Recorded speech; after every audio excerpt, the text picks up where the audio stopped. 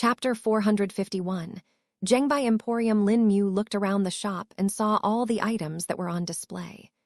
There were spirit tools like shields, seals, weapons, clothes, and even some spatial storage treasure. Lin Mu could sense the faint spatial fluctuations coming from the spatial storage tools and thus recognized them quickly. He looked at the shopkeeper, who had his hands clasped and nodded his head in greeting. "Hi, I would like to buy some spirit tools from here," Lin Mu stated. "Of course, we have a large assortment of spirit tools you can choose from, or if what you need are spirit weapons, we have those too," the shopkeeper said. "I would like a mid-grade communication jade slip first," Lin Mu replied. "Sure, I'll bring one right up," the shopkeeper said and opened one of the drawers to his back. From there, he pulled out a pale green jade slip that was 5 inches long and 1 inch wide. He put it on a display cushion and slid it to Lin Mu. "Here you go, sir. Please check if it is up to your satisfaction," the shopkeeper replied in a professional tone. Lin Mu nodded his head and picked up the jade slip before checking it with his spirit sense. He could sense the formations that were constructed in it and the connections they formed with each other.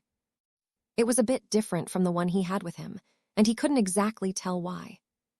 "This one seems to have a self-destruction formation integrated into it. That is why it looks different to you," Zhukang stated. "A self-destruction formation?" Lin Mu asked.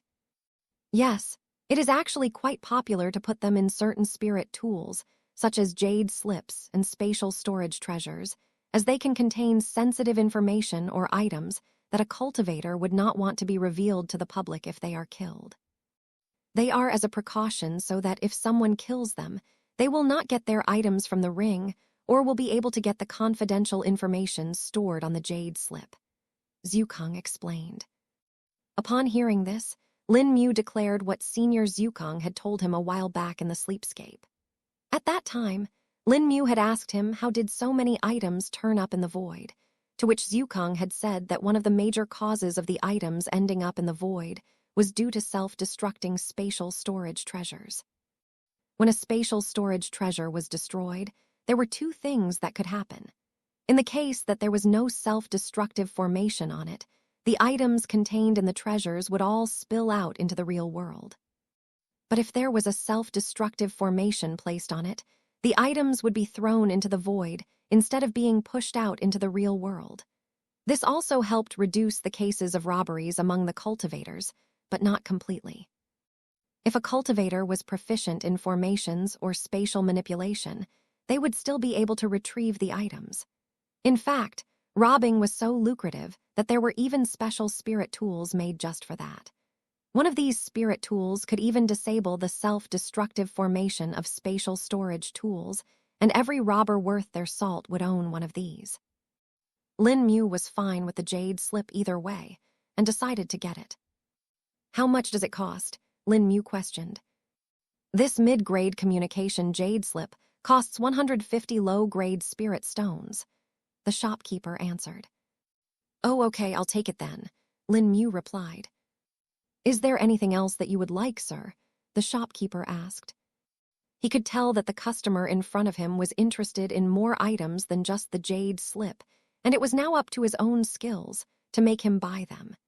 He was, after all, a businessman and needed to use his sales skill to the best. I do want a few more things," Lin Mu said, remembering the things he wanted for Little Shrubby. "But they need to have certain properties which I do not know if you have them," Lin Mu added. "Sir, even if you need something custom-made, we will happily oblige to it. As long as you can pay for our service, we will do our best to please you," the shopkeeper replied, almost in a rehearsed manner. "Can we talk in some place more private then?" Lin Mu asked, showing his reluctance to speak. "Of course, sir, please follow me," the shopkeeper said right away. He could very well sense that Lin Mu was at the peak stages of the core condensation realm. This was not a cultivator he wanted to offend in any way, as core condensation realm cultivators were already considered good experts, not to mention one that was at the peak stage. The man took Lin Mu to a private room in the interior of the shop, away from the customers. A servant also came and served him some tea before the shopkeeper spoke again. "We will not be disturbed here, sir. Please state your requirements," the shopkeeper said. "That's good then. I need 3 more items in addition to the jade slip. I want a spatial storage treasure that can be used by anyone, even a beast. Then I need a durable harness made for riding on a beast, and I also need a custom-made spirit tool that can work as a hand," Lin Mu stated. The shopkeeper had not expected that Lin Mu would be asking for something like this. In his 20 years of experience as a shopkeeper, he had never seen anyone ask for a spatial storage treasure for a beast. As for the harness Lin Mu asked, it was something that could be easily procured from a blacksmith. But the last item on the list was something he would need to ask a spirit tool refiner for. He would not be able to estimate the price himself either, as the complexity would determine that. Chapter 452, Buying the Tools for Little Shrubby, please, let me call our in-house spirit tool refiner, sir. He may be able to give a more accurate answer for this than me, as you need custom tools," the shopkeeper replied. "Okay," Lin Mu said before watching the shopkeeper leave. While he was gone, Lin Mu spread his spirit sense around the shop and observed everyone and everything. While Lin Mu was traveling on the back of Little Shrubby, he had nothing much to do, and as such decided to refine his spirit sense further. In the short span that he had traveled, Lin Mu had already managed to increase the range of his spirit sense to 200 meters. With a range this large, Lin Mu was easily able to scan the entire shop and the people within it. A couple of minutes passed like this, and the shopkeeper returned with another man. This was the in-house spirit tool refiner of the Zhengbai Emporium. Lin Mu had watched them coming here with his spirit sense, and thus knew just the right moment to withdraw his back in. It was likely the shopkeeper and the owner of this establishment would not like Lin Mu spying on them and their customers. They in fact had formations that blocked the perception of spirit sense, placed on their walls. But Lin Mu simply went around them using the doors, which actually did not have those formations on them. It was a flaw in the security, but it was more due to affordable costs, similar to the alluring Wisteria Pavilion. "This is our spirit tool refiner, Refiner Ru," the shopkeeper introduced the old man. "Greetings, customer," Refiner Ru spoke, but could not recall the name of the man in front of them. "Ah, I forgot to introduce myself. My name is Wu Lion," Lin Mu said, corresponding with the name that he had given before to the guards. "So I heard you need some custom spirit tools. Can you please describe them to me in detail?" Refiner Ru asked. "Sure, I need a spatial storage treasure that can be used by anyone, even spirit beasts. A durable harness that can handle a speed equivalent to that of a nascent soul realm cultivator, and a spirit tool that can function as a hand," Lin Mu replied. The spatial storage treasure will need to be modified a bit, but it shouldn't be a problem. For the harness, I can get one made from the leather of a bronze bull, which is one of the best materials we have for it. And for the spirit tool that can function as a hand, I actually have something ready with me," Refiner Ru said after thinking for a minute. "That's good. Can you show it to me?" Lin Mu asked. Refiner Ru nodded his head before withdrawing a hand that was made from metal from his spatial storage treasure. It had multiple moving parts and had the same structure as that of a human hand. The only difference would be the color, as it did not have skin covering it. "How did you have something like this pre-made?" Lin Mu asked curiously. "This is a prosthetic arm that some cultivators use. Not all of them can afford alchemical pills that can heal and regrow their arms, and thus they use these in their stead.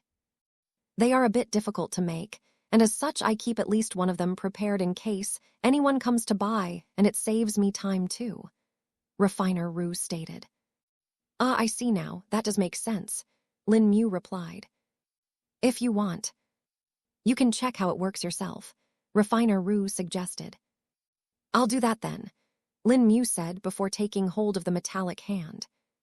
He was intending to let Little Shrubby use it for cooking, as it had a hard time with certain parts of it, like using spices and brushing condiments on meat. Even stirring was something that he found to be problematic. He had ever made something that needed stirring, Thus little Shrubby only found that out when Lin Mu was teaching him to make stews and soups. Lin Mu looked at the metal hand and let his spirit sense enter it. As soon as it did, he could feel a connection with the tens of small joints of the hand and the fingers. He had to control each part individually and took a few tries before he was able to properly move the fingers. It's good. A bit tough but good, Lin Mu assessed before placing it back on the table. Indeed, it takes a bit or practice to get used to, but once you do, it will act the same as a normal arm. Even its durability is quite good due to being made with refined iron essence. The only flaw is that one cannot use most chi skills with it, as that requires meridians, though martial skills should be no problem, Refiner Ru explained. Lin Mu nodded his head and decided to get this hand too. What about the spatial storage tool? When can I get it? Lin Mu questioned. If you are willing to wait for a few minutes, I'll modify a basic spatial storage tool, Refiner Ru answered. Sure, do that.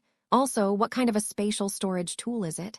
I want something that can be used as a belt, Lin Mu stated. That will be no problem. I have a spatial storage tool that is in the form of a belt, Refiner Ru said before going to get the spatial storage tool. A couple of minutes later, he returned with a brown belt that had a few gems embedded in it.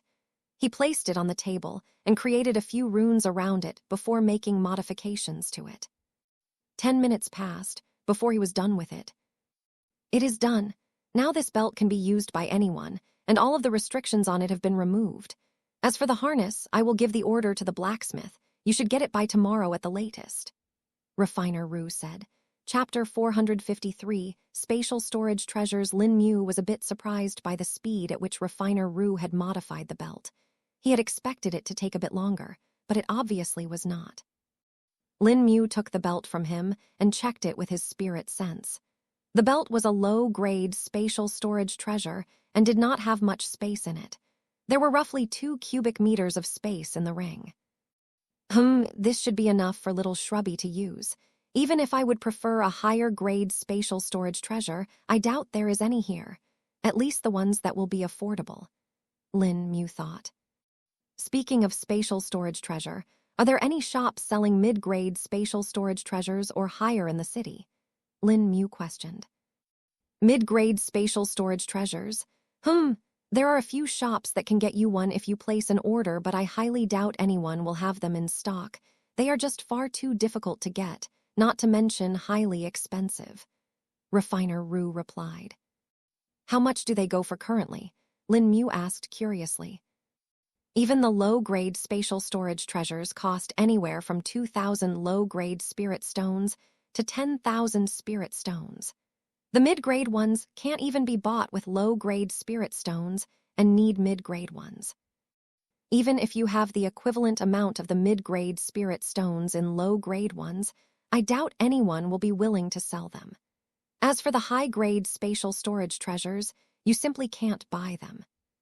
The sects have a monopoly on them because all the refiners that are able to make them are part of the sects. If you want to buy one, you will either need to be part of sect, barter them with a resource that is of the same or higher value, or find one with luck, Refiner Ru answered. Ah, I see. What about the peak grade ones? Have you ever seen one? Lin Mu questioned again.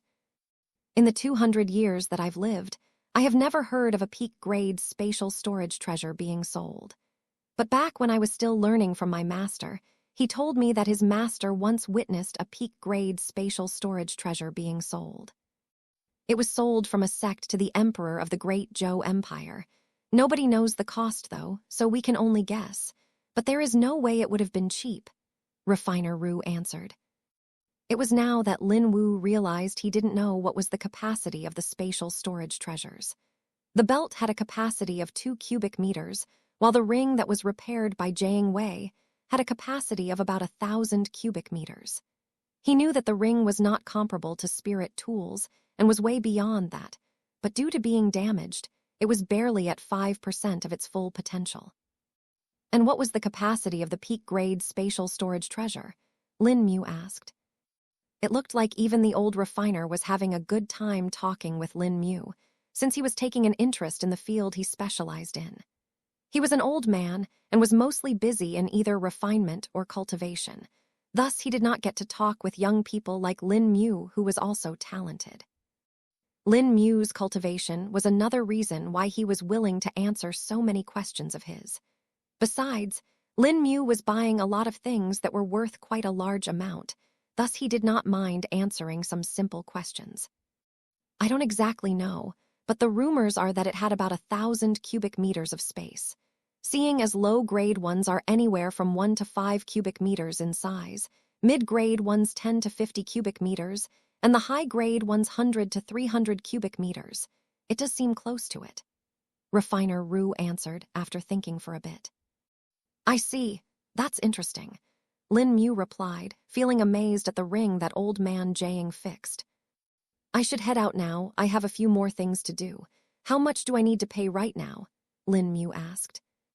The mid-grade communication jade slip is 150 low-grade spirit stones. The spatial storage belt is 2,200 low-grade spirit stones. The harness will be 70 low-grade spirit stones. And finally, the prosthetic arm will be about 1,250 low-grade spirit stones. So the total comes down to about 3,670 low-grade spirit stones. Refiner Rue calculated. That is acceptable, Lin Mu said before taking out a pouch from his ring. Since he could directly move items in his ring without needing to physically touch them, he moved the spirit stones to one of the many pouches he had bought back in Wu Lim City. All the miscellaneous items that he had bought were now coming in handy. The pouch made a low thud as it was placed on the table, and the shopkeeper took it to check it. It's all there. Thank you for your patronage, Sir Wu, the shopkeeper said with cupped hands. I'll contact you on your communication jade slip when the harness is ready. You can take the rest of the items, Refiner Rue said. That'll be good. I'll take my leave now, Lin Mu said before storing the new jade slip and the prosthetic hand into his ring. He did not do the same for the belt, as that would be a clear violation of the common understanding that spatial storage treasure could not be stored in other spatial storage treasures. Lin Mu tied the belt around his waist and left the shop. He casually found an empty area near the mercenary union and stored the belt in his ring there, before heading into the building. Ah, Senior, you're back, the mail clerk said. Chapter 454, Million-Word Transference Formation. Yes, I brought the jade slip. Take it, Lin Mu said. I'll get the transfer started right away, the mail clerk replied. Any estimate on how long it will take? Lin Mu asked. It will probably take about 6 hours, Senior, since there are far too many things, and we lack the manpower too, the clerk answered. I see. That's understandable. Anything you need my help with, Lin Mu offered. No, we cannot inconvenience you, Senior. If you feel like it, you can go and visit some places in the city, or, since you were asking about the library, you can spend your time there too, the clerk replied. I'll do that then. I'll be in the library till then, Lin Mu said before walking towards the library. The clerk left as well, but just as he was about to step out of the hall, he stopped as a thought came to his mind. Does he know where the library is, though? The clerk thought. He should be able to find on his own, I guess. Since he didn't ask me, he should be fine with it. The clerk muttered to himself before leaving for the area where all the information was stored. All right, guys, let's hurry up. The Senior brought the jade slip. The clerk announced to the other 3 people who were working in another large hall that had books and documents kept everywhere. They nodded at his words and got to work. Lin Mu directly went to the library since he already knew where it was due to his spirit sense. The library was rather large, but nowhere near to the library that was in the myriad armament canopy abode. He spread his spirit sense around to check the titles of the books and quickly found a few that interested him. About an hour passed before a thought came to him. Senior, is there any way I can transfer all the information here into the jade slip as well? Like the formation that old man Jiang used? Lin Mu questioned. Well, yes, of course. With your current cultivation base, it should be no problem. I can teach you a formation for that, but it will take you time before you are able to compile all of the information here. Also, I doubt it will fit in the jade slip you have currently. You will probably have to use the new one that you gave to them. Zhukang answered. That should fine. You can just teach me the formation in the meantime. Lin Mu replied. All right then, let's begin, Zhukang said before teaching Lin Mu the formation. The name of the formation was Million-Word Transference Formation. It was one of the many formations that could be used to transfer information from one type of medium to the other, but this was chiefly used for transferring information from physical items like books and scrolls to jade slips. By the time Lin Mu was done learning the formation from Senior Zhukang, 6 hours had already passed, and he was woken up by someone calling him. Senior, we are done, the male clerk announced. Along with him was the female clerk, who was staring at Lin Mu with stars in her eyes. Since Lin Mu was focused on learning from Senior Zhukang, he had been sitting in a meditative pose and had a very tranquil expression on his face. To the female clerk, the moment she saw him, she felt as if it was an immortal cultivating in front of her. In fact, they had actually been done about an hour ago, but she did not allow the male clerk to disturb Lin Mu since he seemed to be busy meditating. Only after an hour passed, and Lin Mu showed no signs of waking up on his own, did she let him call out to him as she guessed that he must have gone deep in his mediation. Lin Mu opened his eyes and looked at the two clerks before nodding. You can give it to me then. I'll spend some more time here. I found a few interesting things in the library, Lin Mu said. Sure, Senior. You can stay here as long as you want, the female clerk said excitedly. Thank you, Lin Mu said before taking the jade slip and taking a quick look through the information. All of the information was sorted according to chronology, and if he wanted, he could even search for something specific. All he needed to do was think, and the jade slip would present the information to him. We won't disturb you any more then, Senior, the female clerk said before pulling the male clerk away, not letting him speak anything. Lin Mu tilted his head in confusion at their strange actions, but forgot about it pretty quickly. The only thing in his mind currently was to transfer the information to the jade slip, now that he had learned the formation. Lin Mu checked to see if there was anyone near the room with his spirit sense, and proceeded after confirming it. Let's begin. Lin Mu took a deep breath. He gestured with his hands and runes started forming in the air. He took out 5 low-grade spirit stones and created a small arrangement with it. His spirit chi linked them together, and a formation circuit was soon formed. Expand, Lin Mu said before spreading his arms wide apart. An illusory formation circuit materialized and spread all over the area of the library. More runes appeared in the air before creating intricate patterns in the air, before the new jade slip came to float right in the middle of them. The books that were kept on the shelves all flew out, and the words that were written on them started to fly out. They moved towards the jade slip and started being absorbed into it. Lin Mu sat down and focused on controlling the formation for the rest of the night. Only when the morning arrived did he stop. Halfway done, chapter 455 Wu Hai, tilde rumble tilde. Lin Mu felt his stomach rumble and realized that he had not eaten for a few hours. Since he had already exhausted most of the energy provided by the meat that he had eaten in the past 2 years, he now needed to eat again regularly. I'll eat first then, I guess, Lin Mu muttered to himself. You need to watch for the changes in the nameless technique of the lost immortal. Who knows what kind of changes it may suddenly present to you, Zhukang advised. I understand, Senior. That is why I don't want it to trigger the hunger by holding back too much, Lin Mu replied. That would be for the best, Zhukang said before going silent. Lin Mu left the library and found the female clerk to be standing nearby. It was almost as if she was waiting for him. Senior, good morning, the female clerk greeted. Good morning. Can you tell me some good places to eat? Lin Mu asked. Although he had the guide, he reckoned asking a local would be better for now, as he did not want to go too far. Of course, there are a lot of good restaurants nearby that you can go to. Let me take you to them, the female clerk said. All right, Lin Mu replied before he was attempted to be dragged by the clerk, only for her to stumble. She rubbed her head in embarrassment and let Lin Mu walk on her own. Damn, he's heavy. He doesn't look that heavy, though, the female clerk thought. It was not that the clerk was weak. Rather, she was decently strong and had a cultivation base that was at the late stage of the qi refining realm. If she wanted to, she would be able to lift a few 100 kilograms of weight easily.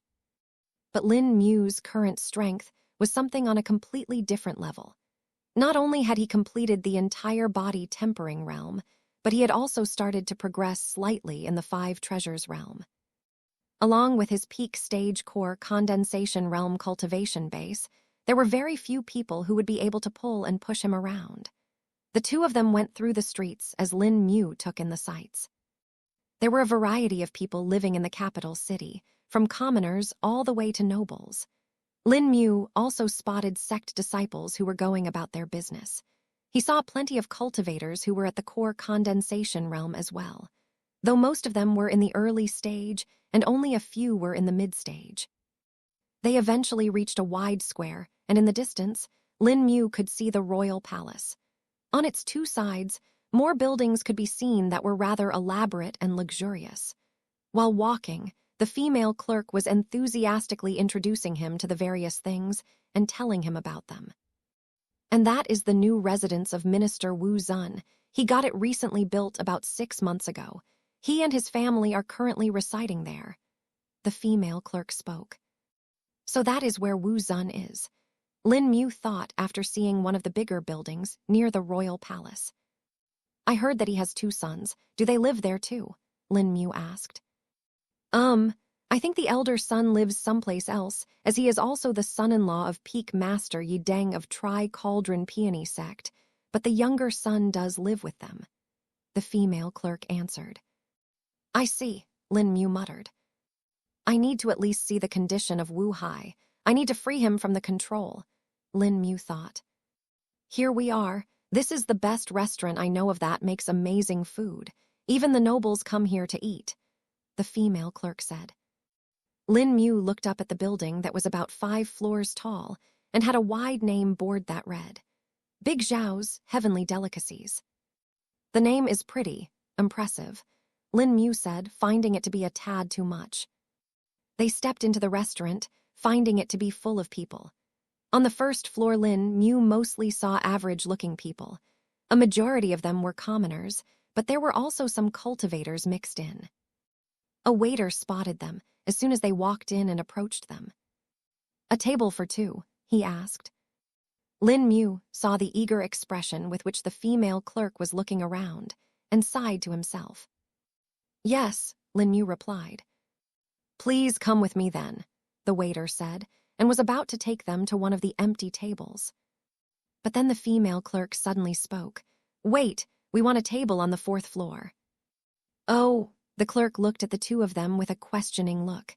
He could tell that the 2 of them were cultivators, but from their clothes, it did not seem like they were affluent enough. This senior is at the core condensation realm, the female clerk spoke. Just as she said this, Lin Mu felt a spirit sense probe nearing him. His eyes darted to the source, and his aura fluctuated, halting the spirit sense in its tracks. He found the spirit sense to be coming from a guard that was standing at the stairs of the next floor. He had a surprised expression on his face and secretly gulped. The waiter seemed to have turned to look at him as well, only to see him nod and gesture something with his fingers. The waiter's eyes went wide too, but he quickly controlled himself. Lin Mu, of course, witnessed the entire interaction and wondered if they had suspected something or not. Forgive me, senior, please come with me. You are eligible to sit on the 4th floor. The waiter spoke and took them upstairs. Lin Mu saw more cultivators on the upper floors, but when he reached the 4th floor, he was shocked to see someone he had not expected. Wu Hai, Chapter 456, Scatterbrain. All the way across the floor, Lin Mu saw a man sitting. The man was dressed in some blue and gold luxurious robes and had a sword at his waist. He was sitting along with a few other people, some of which were disciples of sects. This man was none other than Wu Hai himself, although he looked much different from before. He did not have the same scholarly aura that he used to have, and even his clothes did not seem to suit him that much. Lin Mu quickly withdrew his gaze from them so as to not arouse any suspicion, but his spirit sense was still trained on them. "Is there a problem, Senior?" the female clerk asked, seeing him suddenly stop. "No, nothing. I was just looking around. This place is nice," Lin Mu said, making up an excuse. "I know, right? This is my first time coming up here. I've only heard of how good the food is here. Back when the Union was still populated by everyone, I used to hear the senior mercenaries talk about how the food here was good," the female clerk replied.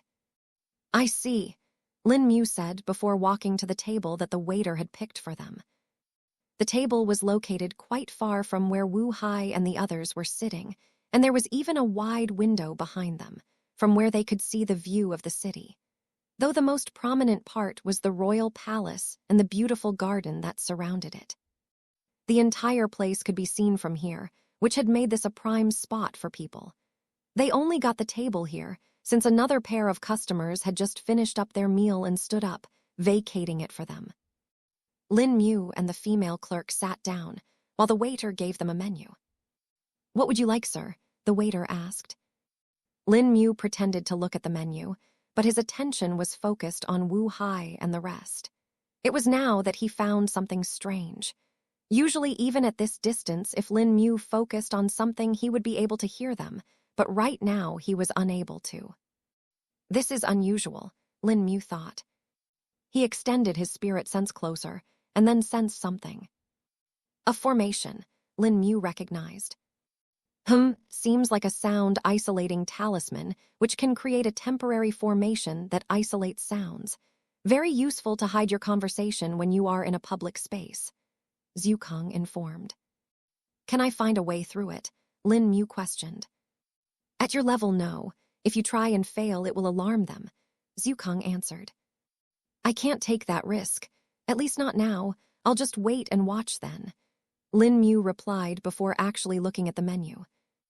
"Have you decided what to get, Senior? I'm gonna get the braised treasure duck," the female clerk spoke. Lin Mu furrowed his brows and looked through the prices that were all written in silver coins or even gold coins. Feeling it a bother to calculate, he just decided to go ahead. "I'll take everything," Lin Mu answered. I'm sorry, everything?" the waiter asked, thinking that he must have heard something wrong. "Yes, get me one of everything," Lin Mu spoke. The waiter's eye couldn't help but twitch upon hearing Lin Mu's words, and he was about to speak, but was then interrupted again. "No, wait, get me one of everything and keep them coming," Lin Mu said before putting a small pouch on the table. Tilda Xing Tilda. The pouch made a clinking sound, and just from the waiter could roughly tell it was filled with coins. Tilda gulp Tilda. He secretly gulped before opening the pouch to take a look, only to find it filled with gold coins. There were about 20 gold coins in it, which were more than enough to buy the dishes a few times over. "As you wish, Senior," the waiter said before swiftly leaving. He was actually scared that Lin Mu may go back on his words and take back his money. This was a lot of money for him, and usually, he would get a share from each customer that he served. It was about 5% of the total cost of the meal, and just from Lin Mu's meal, he was getting an entire gold coin, which was usually what he got in a week. The restaurant was inherently expensive, and as such even the positions such as those of waiters were very lucrative. There were many people among the commoners applying for jobs such as these, and the competition was tough. Lin Mu, though, was completely unaware of the thoughts of the waiter and was just focused on Wu Hai and his current companions. The female clerk, on the other hand, was trying very hard to not look at him awkwardly. Why did he order so much? Is he gonna keep some for later? She wondered. Then she realized another fact. He didn't even think about me tagging along for a meal. Now that I think of it, isn't he a bit of a scatterbrain? She thought. Since the start, while she had found Lin Mu to be quite handsome, he had been acting strange. He didn't mind all the expensive prices. He went and bought a mid-grade communication jade as if it was nothing, and he even wanted all the information that had in the Union, no matter how old it was. Then he went and sat in the library for the entire night. He did say that he has been in seclusion for the past 2 years, so maybe it's related to that. No, wait. He said he's a wandering cultivator, then where would he even go to seclusion at? It isn't like he just went into seclusion in a random cave, did he? The female clerk thought. Unknown to her, all of her assumptions were rather accurate, but the man in front of her showed zero interest. Chapter 457. The restaurant's peculiarity. Lin Mu looked around the floor to see if there was anyone else that was strong or influential here. It didn't take him long to realize that nearly everyone on this floor was a core condensation realm cultivator. The clerk said something about the floors being different, didn't she? Lin Mu thought and looked at her, but then realized another thing. Wait, what's her name? Lin Mu wondered. I just remembered I never asked your name. What is it? Lin Mu questioned. The female clerk was a bit startled by his question, and even she realized that never had he asked her for a name and had just been speaking directly. In fact, now that she thought of it, he had not asked anyone for their names. My name is Tongguo Bing, she answered. Tongguo, that's a rather rare surname. I don't think I've met anyone that had that surname before, Lin Mu replied. Tilda, yes, senior. My surname is indeed rather uncommon. Even I haven't met anyone that had the same surname except for my father, Tongguo Bing said. I see. Oh yeah, tell me more about this restaurant. I saw that they have different floors for different people. What's that about? Lin Mu asked. Oh, that. The restaurant basically gives different privileges to cultivators depending on their cultivation base. The commoners and normal warriors usually sit on the first floor, while some weak cultivators may also join them there. Cultivators that are in the late stage qi refining realm to peak stage can sit on the second floor. Then cultivators who are at the early stage of the core condensation realm to mid-stage can sit at the third floor. Then here at the fourth floor, only those that have a late to peak stage core condensation realm cultivation base can stay. Tongguo Bing answered. I see, but what about the top floor? There's a fifth floor too, right? Lin Mu questioned. The fifth floor is a bit special in that it is reserved for the royalty, or if it so happened a nascent soul realm cultivator, Tongguo Bing replied. Has any royal ever visited here, or even a nascent soul realm cultivator? Lin Mu asked curiously. Not recently, but it does happen sometimes. The last time was about a year ago, I think. It was the prince that visited the restaurant with some of the other young masters of the influential clans, if I remember correctly, Tongguo Bing replied. So royalty, huh? Does that mean the son of a minister will also be qualified to sit on the fifth floor? Lin Mu questioned. Of course, being the son of a minister does make them royalty, though not blood-related, Tongguo Bing replied. I understand, Lin Mu said before his perception moved back to Wu Hai. Why would Wu Hai sit here if he could be on the fifth floor and have more privacy? It couldn't be because of his companions, though, as it seems like it only takes one person to fulfill the condition to let their companions join them. If it was not like that, the restaurant wouldn't make sense, Lin Mu thought. Now that Lin Mu thought about it, Wu Hai's actions seemed to be much strange than before. He didn't know if it was due to him being controlled or something else, but a smart man wouldn't make a mistake like this. If he bothered to set up a sound, isolating formation, then they may have as well sat at the fifth floor that was definitely empty. You should probably observe him for longer, as even I'm feeling it to be strange. Perhaps after they deactivate the isolation formation, you can check him with your spirit sense better, Zhu Kong suggested. Yes, senior. And just as Lin Mu responded, the waiter had returned. But this time, he was not alone and was accompanied by 6 more waiters. The rest of the people sitting on the floor couldn't help but look at the number of dishes that were being carried by the waiters. Each of them was carrying a large tray that had multiple plates and bowls of dishes placed on them. This would not have been unusual if the waiters were going to different tables, but in this case, they were all going to the same table, which only had 2 people sitting on it. No matter how they looked at it, the amount of food was simply too much. Tongguo Bing also noticed the gazes of the people being directed towards them, and felt a bit embarrassed.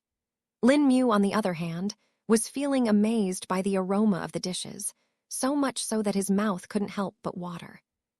"Oh no, don't start right now," Lin Mu said to himself as he could feel a rumble in his stomach.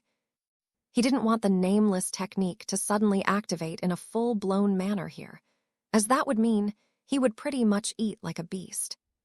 "Here are your dishes, sir. As for the rest of your orders, just gesture to us, and we will bring them as well," the waiter said, after covering the entire table with the platters. "Okay, I'll do that," Lin Mu said before starting his meal. What happened next could only be described as bizarre. Tong Yuobing and the rest of the people on the floor that were watching Lin Mu eat were left dumbfounded. It had not even been 5 minutes before all of the dishes on the table had been swiped clean. Tong Yuobing, on the other hand, couldn't even begin to fathom how something like this could be possible. She was so shocked that she hadn't even touched the food she had ordered. What? What kind of a man is that? How is he even eating that much food? Someone on the floor questioned in a low voice. They knew speaking out loud would be rude, and no one on this floor was someone they could afford to offend willy-nilly. It was now that even Wu Hai and his companions, who were keeping to themselves, noticed Lin Mu, chapter 458, following Wu Hai, someone you know. One of the men that were sitting along with Wu Hai asked. "No," Wu Hai shook his head. He is indeed quite strange. If I had not sensed his peak stage core condensation realm cultivation base, I would have just assumed it was some random cultivator taking advantage of their host. Even his clothes look rather similar to those of the peasants," another man commented. "He's at the peak stage." "What?" a man who was wearing a gray shirt spoke. His body was relatively muscular than the others sitting here, and he had a hammer strapped to his back. He squinted his eyes as his spirit sense spread towards Lin Mu. He didn't directly probe him, though, and merely sensed the faint fluctuation coming from his body. His brows furrowed as he fiddled his fingers. "Anything wrong?" his companion asked after seeing his reaction. "While his spirit chi is quite apparent, I cannot sense the vital energy within him," the man with the hammer replied. "That's normal, though. If you have not directly probed his body, you wouldn't be able to check his vital energy anyway," the companion replied. "I know that, but I am not speaking in that sense. There's this feeling. I can't explain it fully, but it's like his aura. It is that of a predator hiding in his den, ready to attack at the first sight of provocation," the man with the hammer explained. After hearing the words of the man, the rest of them couldn't help but take another look at Lin Mu, who had now finished the second round of dishes and was asking for the next round. "We should finish up here. Master has ordered us to complete the checkup quickly. The next shipment should not be delayed," Wu Hai urged. "Yes, we cannot waste Master's time." The others chimed in and returned to their previous discussion. While Wu Hai's companions were busy in the discussion, Wu Hai secretly glanced at Lin Mu again. "Is that?" Lin Mu was now on his fourth round of dishes, and the people in the restaurant had gotten used to it. They just put him as an anomaly. It wasn't as if there were no cultivators who ate that much. It was just that they were quite rare, and they thus ended up considering him as one of them. As long as Lin Mu was paying the cost of his meal and not bothering them, they had no right to speak about it anyway. Tong Yuobing had also gotten numb to Lin Mu's appetite after the third round and was now eating her own food little by little. Unlike Lin Mu, who was looking to just stuff his mouth, she wanted to enjoy and savor the flavor of the dish she had ordered. The dish was actually quite filling, and all of the dishes they had ordered contained some low-grade spirit herbs and meat of spirit beasts. This could not be found on the lower floors and was exclusive to the fourth floor and above.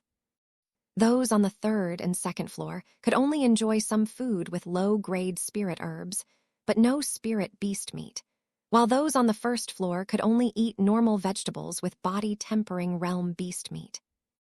Lin Mu ate a total of 5 rounds of dishes and only stopped because he noticed Wu Hai and his group were about to leave.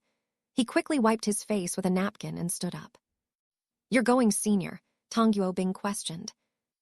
Yes, you can continue eating and if you want to order more, Lin Mu said before looking towards the waiter. There's still more money left in the tab, right? He asked. Ah, yes, sir. She can order more food if she wants. The waiter hurriedly responded. See, now you can enjoy more. I have a few tasks to do, so I'll be heading off, Lin Mu said before leaving the restaurant. Lin Mu had ensured that Wu Hai and his companions were a bit ahead of him, so that they wouldn't find him to be suspicious of following them. Lin Mu's spirit sense was extended fully as he kept an eye on them all. He had known when the companions of Wu Hai and him were looking at him back at the restaurant. He had done this intentionality as he wanted to see if they would be bothered by him, or if Wu Hai would recognize him. Lin Mu got the idea that while the rest of them were a bit interested in him, due to how he was eating, Wu Hai himself had only taken a couple of glances. Spying on people was now quite easy for Lin Mu, as he simply sank into the ground using phase while his spirit sense kept observing them. With his increased cultivation base, it was no problem for him to hide for days on end using phase if he needed to. He simply had a lot of spirit chi. Wu Hai and his companions soon split up and went on their own ways after a short distance, and Lin Mu continued after Wu Hai. He didn't want to give up on him right now and knew from the way they were conversing at the restaurant, he was the one leading them. If he could get Wu Hai, it wouldn't be a problem for Lin Mu to get the rest of his companions either. Lin Mu followed after him for about 15 minutes, after which he had reached a rather empty area. They were currently near the city wall of the southwestern part. This area was a bit less developed than the other parts of the city, but it was still quite better than the northern town. Lin Mu's spirit sense checked the area, but above the ground and below it, but did not find anyone here. This makes it a bit easy for me, Lin Mu muttered and decided to act. Chapter 459, A Teleportation Talisman. But before Lin Mu could proceed any further, he felt strong spatial fluctuations appear in the area. What? Lin Mu internalized shouted. He sensed them and felt them to be a bit familiar. A teleportation formation, but I didn't see it before here, Lin Mu wondered. He used a teleportation talisman. They can be used to teleport to a fixed direction or randomly in any point in a set radius. Zhukang informed. Did he find out that I was following him or something? Lin Mu asked. That seems unlikely. The most probable thing is that their meeting place is someplace secret that can only be accessed by that teleportation talisman, Zhukang replied. I see, but I'm not letting him go this easily, Lin Mu said with determination. Wu Hai disappeared into thin air, but Lin Mu didn't panic. He activated his spatial perception and saw the black dots appearing in the area. He easily caught the one that was moving and knew that was Wu Hai's traveling through the void. Fade, Lin Mu muttered before appearing in the parallel world. Here he could sense the black dot much easily and flew behind it. His speed had increased by quite a bit, and even with the short span that fade lasted, for he was already outside of the city by now. Thankfully, since he had entered the city formally the first time, he didn't need to worry about the formation as much now. Unless someone specifically searched for him at this right exact moment, they wouldn't even know where Lin Mu had gone to. He appeared in the real world after the duration of fade ended and continued after the black dot, which was speeding up now. Lin Mu didn't worry about him missing the black dot, as the trail of spatial traces that it left behind was enough for him to go after. After a few minutes, the black dot was no longer in the sights of Lin Mu, and he had to follow the trail. It took him about 10 more minutes before he reached the end point of the spatial traces. It is a cave, of course. I should have expected, Lin Mu muttered after seeing the location. The cave was located underground and had no entrance from the surface.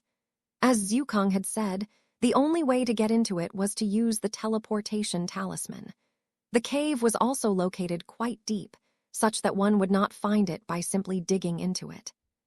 But this was a problem for normal people, and not Lin Mu. Let's see what they are up to, Lin Mu muttered before skiing into the ground. His spirit sense was extended to check for the area, and he quickly found that there were around 20 people in the cave right now. The cave was quite big and divided into halls and rooms according to their uses. Perhaps even Gu Yao may be hiding here, though that seems unlikely. I don't sense that uncomfortable aura here, Lin Mu muttered to himself. Lin Mu found that the people here were wearing a variety of outfits, and it didn't seem like they belonged to any particular organization. They didn't even seem to belong to the Gu Legion. Gu Yao has probably expanded his circle of control to a more vast group of people. I don't think many of them are even being controlled, Zhukang said. What do you mean, senior? Lin Mu questioned. Controlling each and every person would be too much for Gu Yao. The more efficient and manageable thing would be to control the higher-ups and leaders of the organizations. That way, he can simply give orders to their members and make them work for him. They will oblige without thinking much since they are working for their leaders, unaware of what's truly happening, Zhukang explained. But won't they question some things that are straight up wrong, like killing random people? Gu Yao would need them right if he wants to increase the number of people he's controlling, Lin Mu asked. You think too highly of those cultivation sects and other organizations. They won't mind something like this as they do things like these on their own too, though not as often. Besides, if someone really does question them, they can simply frame that person as a traitor or working for the enemy. As for the victims, they can do the same thing. They can just tell their members that the victims were their enemies as well, and that they were secretly working against them. It wouldn't be that difficult for them to fabricate evidence either, Zhukang answered. I see, Lin Mu muttered as a cold look appeared on his face. He focused back on the situation at hand and looked for Wu Hai. He had to be careful not to touch anyone or their spirit sense, or he would be found out. He could tell that there were a lot of core condensation realm cultivators here, and he did not want to start a battle without the proper information. He soon found Wu Hai to be sitting in one of the private rooms and working on some documents. Lin Mu moved deeper into the ground before reaching the room. He did the same thing he had done back at the Tri-Caution Peony Sect's courtyard at the Wu Lim city and spied on him from the top. He slightly popped his head out and watched what was written on the documents. The current shipment of resources will be sent by next week at the latest, and the master should receive it in 15 days. Make sure that all the herbs are properly packaged and do not lose their potency. A shipment of spirit stones will be arriving from the Cloven Sea sect by tomorrow and will join in the main shipment midway. As for the human cultivators, they are to be transported to master in batches of 10 every 10 days. Make sure to have extra stock in case of an emergency. What the hell? Lin Mu exclaimed internally. Chapter 460, Wu Hai is not controlled. Lin Mu had not expected that he would directly find a clue about Gu Yao's whereabouts. He had been prepared to search here for a while, but this was quite unexpected.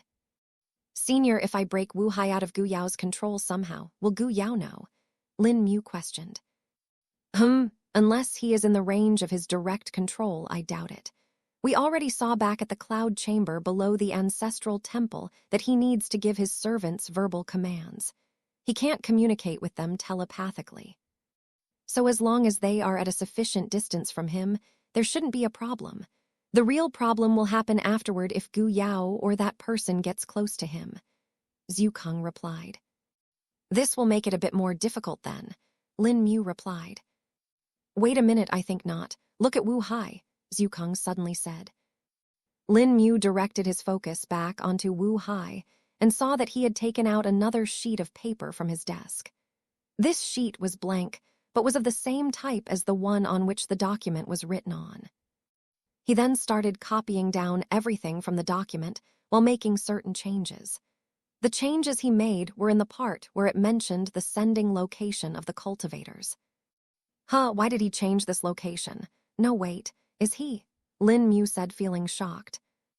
Looks like we didn't have to worry about him as much. He's not in the control of Gu Yao, Zhukang said with a chuckle. But how? Lin Mu wondered. Well, why don't you ask him afterwards and see for yourself? Zhukang replied. Lin Mu nodded his head and decided to wait and watch. He still had his doubts about Wu Hai being controlled and was wondering if this was just something he was doing on his own. After Wu Hai finished writing the forged document, he rolled it up and called a person. "Send this to the next outpost," Wu Hai ordered. "Yes," the person replied before leaving for his task. He activated the talisman, which was actually a bracelet that they were all wearing under their sleeves. Lin Mu had not seen it before, but now he had a clear sight of it. The man disappeared into thin air, and Lin Mu could sense the spatial fluctuations moving farther away. After the man was gone, Wu Hai slumped down on his chair and let out a sigh, rubbing his temple. He didn't even speak a word and just rested his eyes. Seeing them use teleporting talismans had also confirmed another thing for Lin Mu: their links to the northern tribes. As far as he knew, the northern tribes had the knowledge about teleportation formations, and while the people in the Great Zhou Empire had also learned of it, they did not have the same expertise. Making a teleportation formation required skilled formation masters, and making a talisman was even more difficult. Most of them were fixed formations, which made it easier to establish a teleportation channel. If a talisman was used, the point of teleportation would change often, which would lead to the channel changing as well. This would end up using more energy and resources, which would only make the process expensive. To make this process cheaper was something that was lost with the disappearance of the Grand Northern Alliance.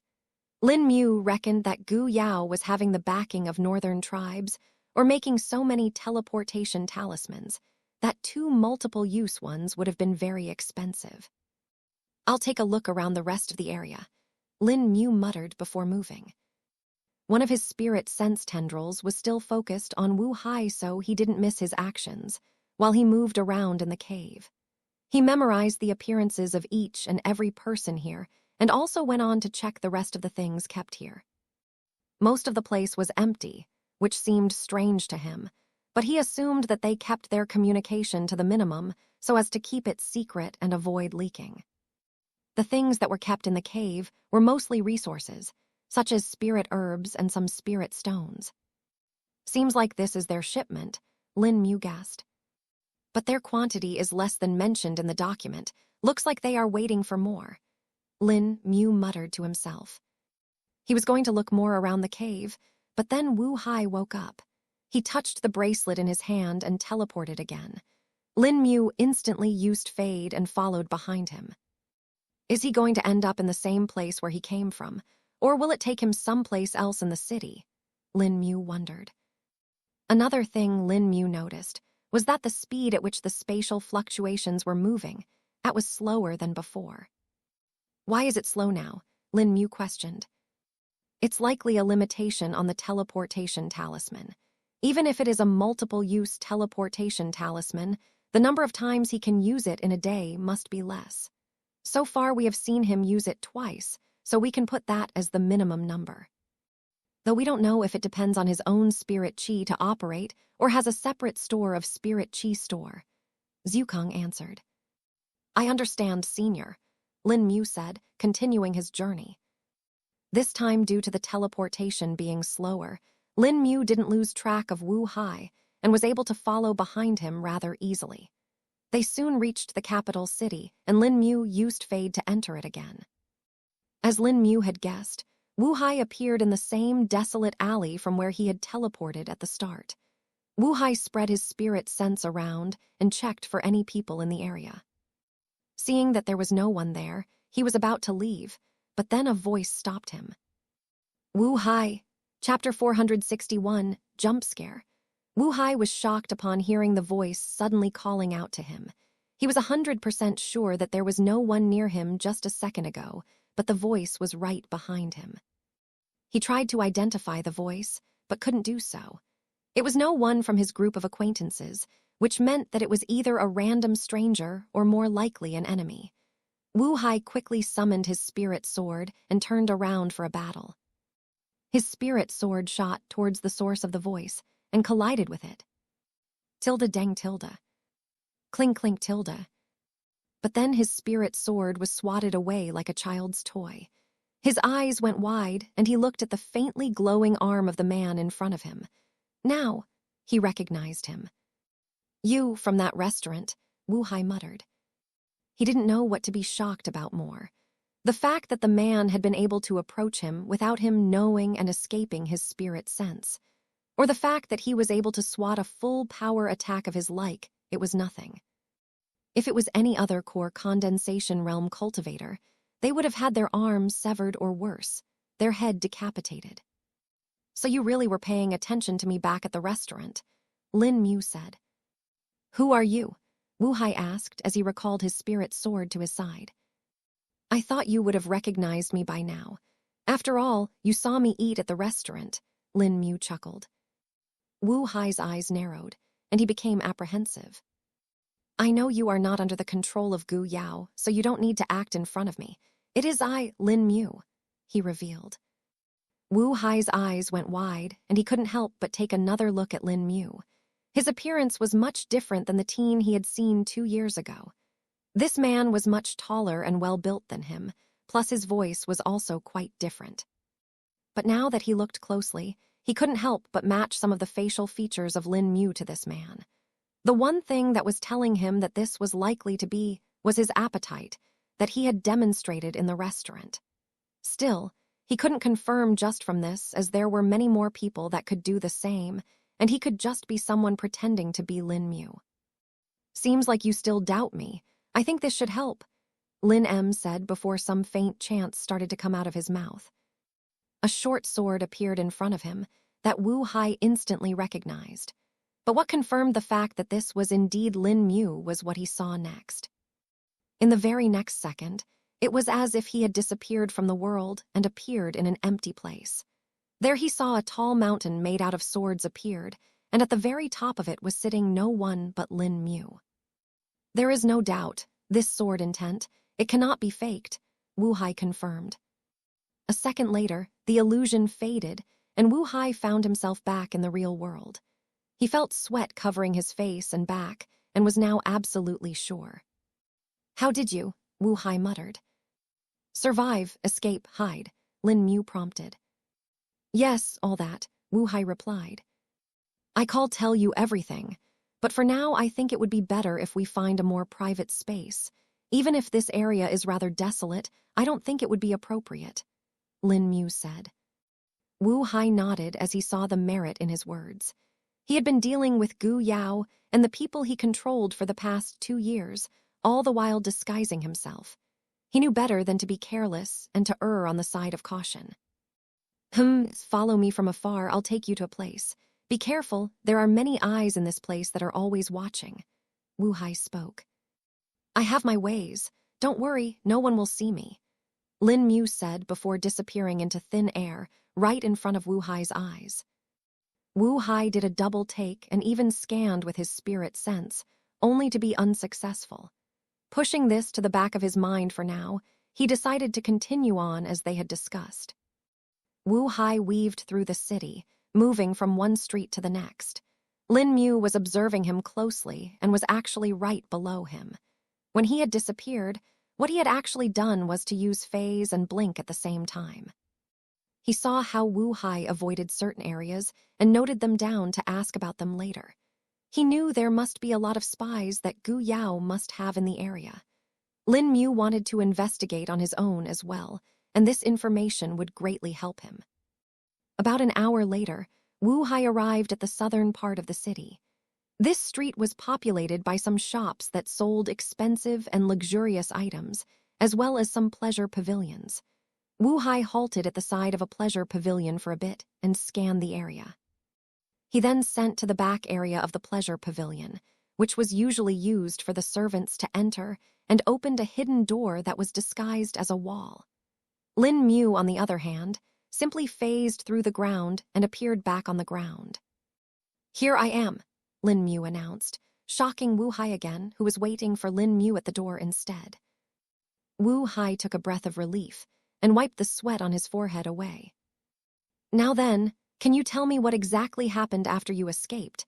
I was quite restrained and thus could find literally no information about you, which now that I think was good. Wu Hai spoke. Chapter 462. Catching up, Lin Mu sat down on one of the sofas that were placed in the room and began his story.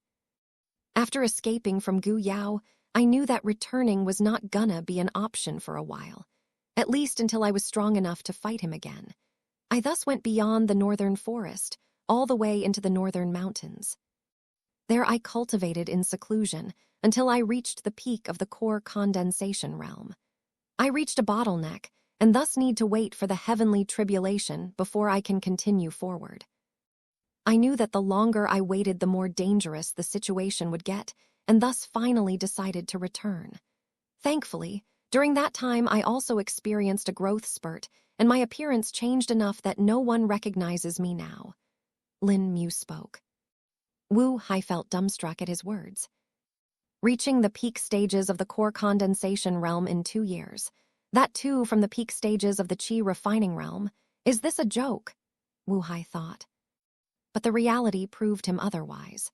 Wu Hai could clearly sense the faint spirit Qi fluctuations that were coming from Lin Mu, and knew for sure that the man was at the peak of the core condensation realm. Wait, how old is this kid? Back then he was barely 16 and now a little above 18, Wu Hai wondered. He couldn't help but compare Lin Mu with the other young geniuses of the great Zhou Empire. The Crown Prince was said to be the youngest person to have reached the core condensation realm at the age of 20. Sure, there were geniuses in the top sects that were able to do the same at an even younger age, but there was no one like Lin Mu. Not only had he broken through to the core condensation realm, but had also reached the peak, and was now literally only restricted due to the heavenly tribulation. Wu Hai had no doubt that if the tribulation came right now, Lin Mu would come out on top to become a nascent soul realm cultivator. This was a terrifying thought that even he did not dare to think of. He couldn't help but remember the fact that Lin Mu's master was someone that was beyond the immortal ascension realm. Xiukong, he called him, Wu Hai remembered. I see, that's rather good. At least you had some gains in these 2 years, Wu Hai said with a sigh.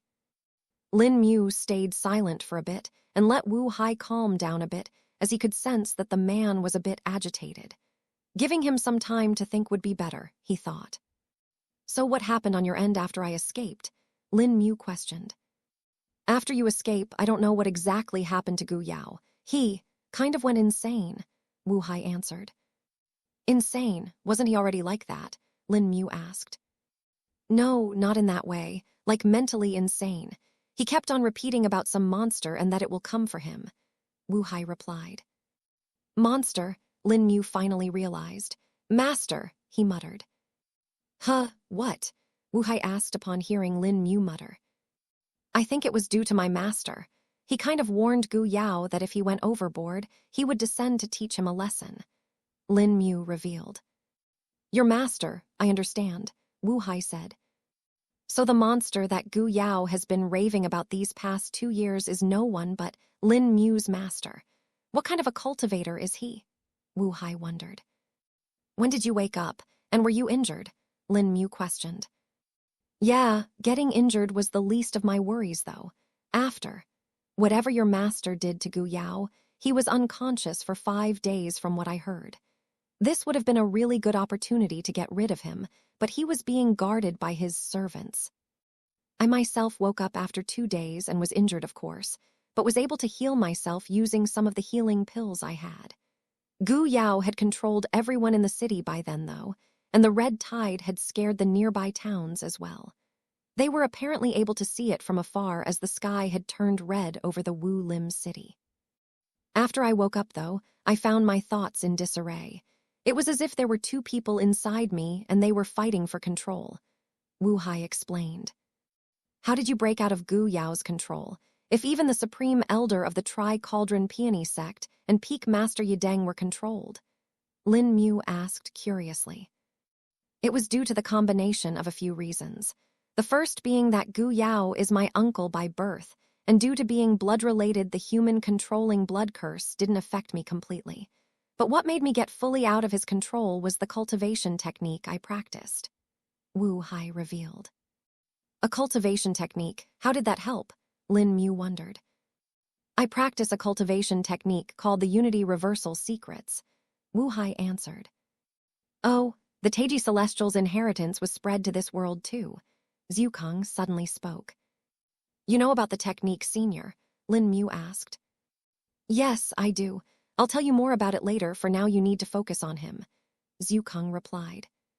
But what truly helped me hide that I was free from Gu Yao's control was my assimilated bloodline, Wu Hai added. You have an assimilated bloodline? Lin Mu asked, feeling surprised. Did you know this, Senior? Lin Mu asked Zhukang. No, even I didn't sense it on him.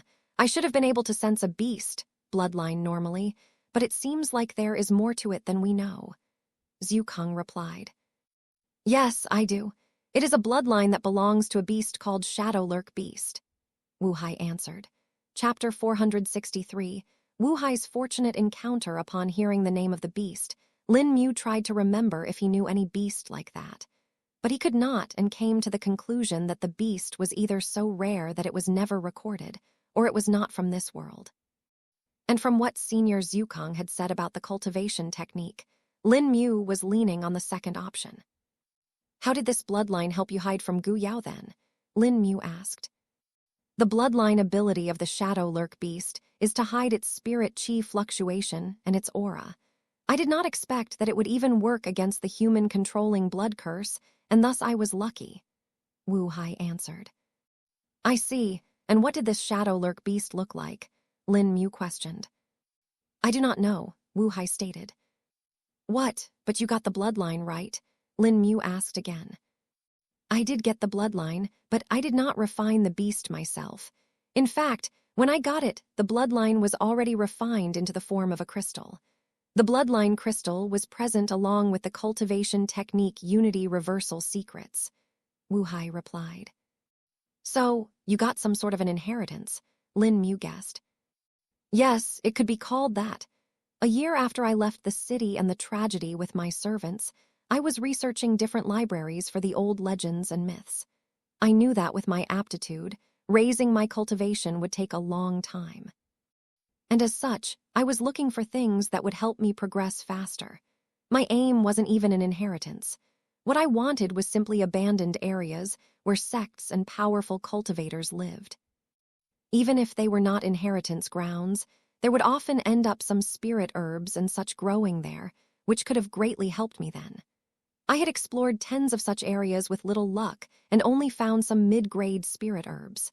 While it did help my cultivation a bit, it was nothing substantial. Then one day, I came upon an old letter that was torn and greatly damaged. This letter told about a treasure box which was sent by an old cultivator to his friend.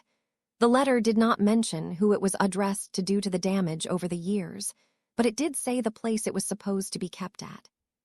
Coincidentally, the location mentioned in the letter was just slightly off from the route we were taking back then.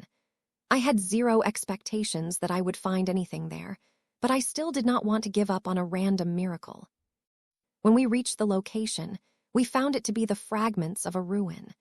There were barely any traces of it left over the ground, and one could not even tell that this once used to be the abode of a cultivator. My team and I spent time excavating the area and eventually found a random box. Now I didn't know if this was the treasure box that the letter was talking about, as it looked nothing like a treasure box. It was a simple rectangular box that was the size of an incense box. I thought there may be some formations or such on it, but there were none. It was simply a two-part box that easily opened by lifting the lid. But inside it, I found a small jade slip and a bloodline crystal. Upon seeing the bloodline crystal, I instantly knew I had lucked out. Even if the jade slip didn't have anything much, just the bloodline crystal would have been potentially very valuable if I sold it. But when I checked the contents of the jade slip, I was shocked even more. The jade slip contained the cultivation technique, unity reversal secrets, and also explained what the bloodline crystal was. I kept on reading more and found out that both the cultivation technique and the bloodline crystal were sent by the original owner to this cultivator, so that he could analyze it. I decided to try out the cultivation technique and found it to be much better than the one I used to practice. In less than a year, I had reached the peak of the chi refining realm. 2 years later, I broke through the core condensation realm and then decided to assimilate the bloodline crystal. At that time, I was in a rather complex situation, and it was better for me to hide my cultivation, and as such the bloodline crystal was the obvious choice. It took me a couple of days before I finished assimilating it and gained the ability to hide my spirit chi fluctuation and aura. I continued cultivating and learned that there was much more to this technique than I had originally thought. And then recently, I reached a conclusion that the technique I got was incomplete. A cultivation technique that was able to help me progress so fast was incomplete. I tried to look for the complete technique, but never found it. I even tried to trace the original sender of the letter, as I assumed that he probably had the entire technique and had thus sent a part of it to his friend so that he could analyze it. Wu Hai explained. Lin Mu heard the entire thing carefully and could come to a few conclusions of his own. Whatever the technique was, it was likely that even its original owner was unaware of it and did not practice it on his own. But seeing as how powerful and effective the technique was, the original owner must have also been an expert, so as to have been able to obtain the technique and even a bloodline crystal. He did not know if the bloodline crystal was refined by the original owner or had been found by him, but either of those options would open up a lot of things to consider. It's definitely the inheritance of the Taiji Celestial, or rather, a fragment of it. Zhukang suddenly spoke. Chapter 464, Gu Yao's influence. Upon hearing the name of the Taiji Celestial again, Lin Mu couldn't help but want to know more, but knew that this was not the right time for it. I understand how you got through it now. How is your Wu Tang, since you said those related by blood would be able to resist it? Lin Mu questioned. Wu Tang was much more injured by the time I woke up and had been taken away by the disciples of the Tri-Cauldron Peony sect to heal. Unlike me, he did not have the unity reversal secrets and thus was unable to break out of the control. But now that I think of it, that was probably for the best.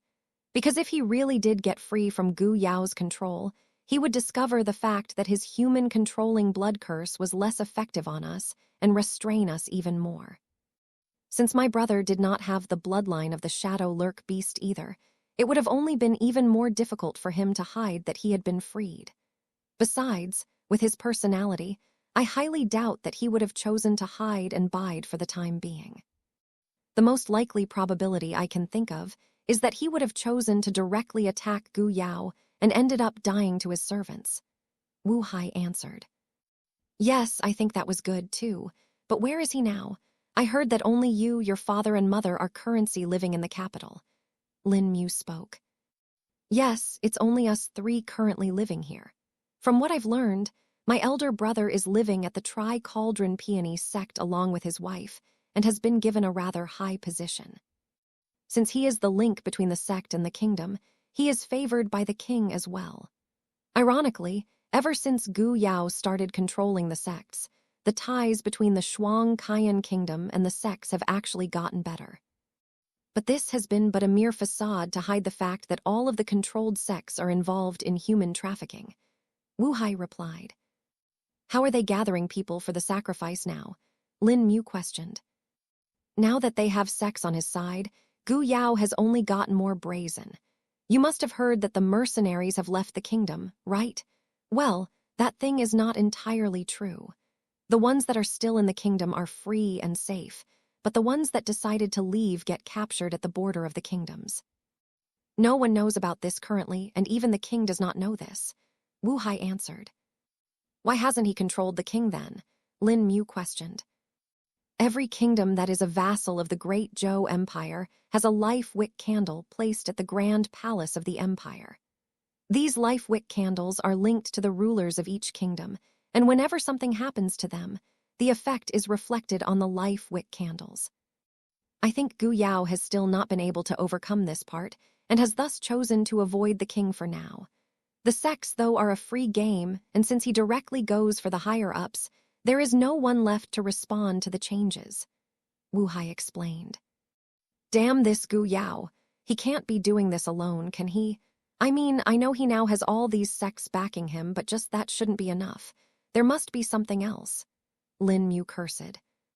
Of course there is. I was doubtful of this as well at the start, but then as I spent more time getting involved in his plans, I discovered the most obvious culprit, the northern tribes.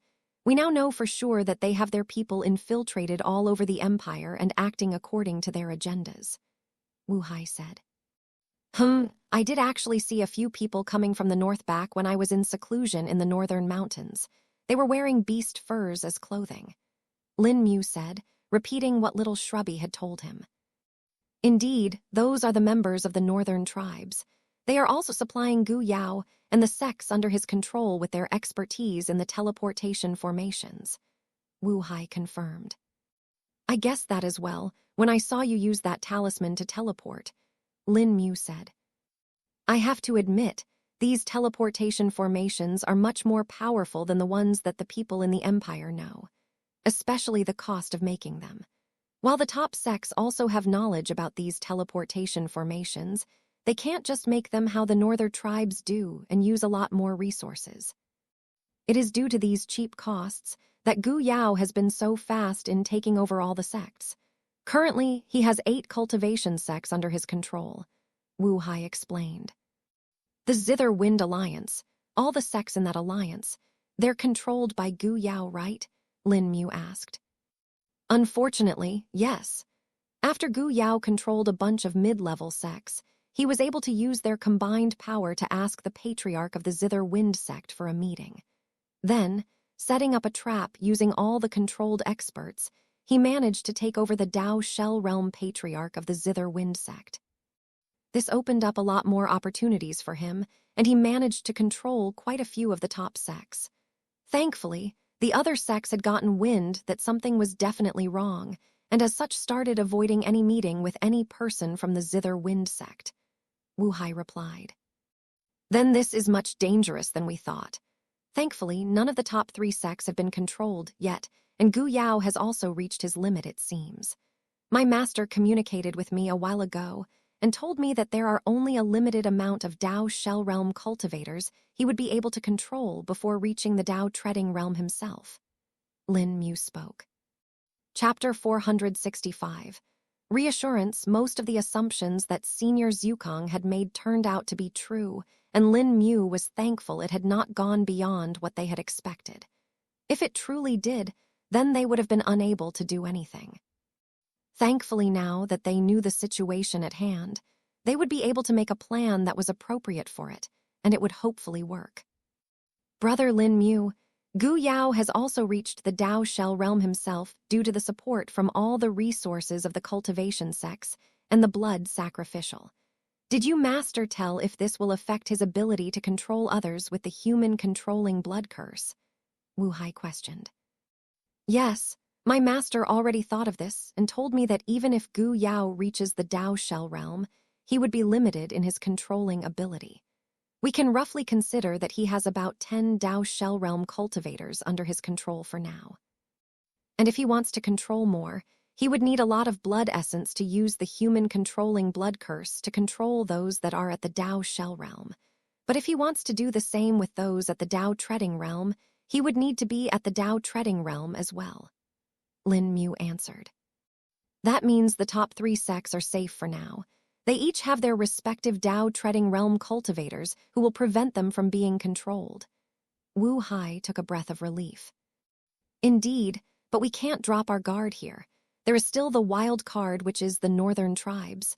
What more information do you have on them? Lin Mu asked. Honestly, I don't have much.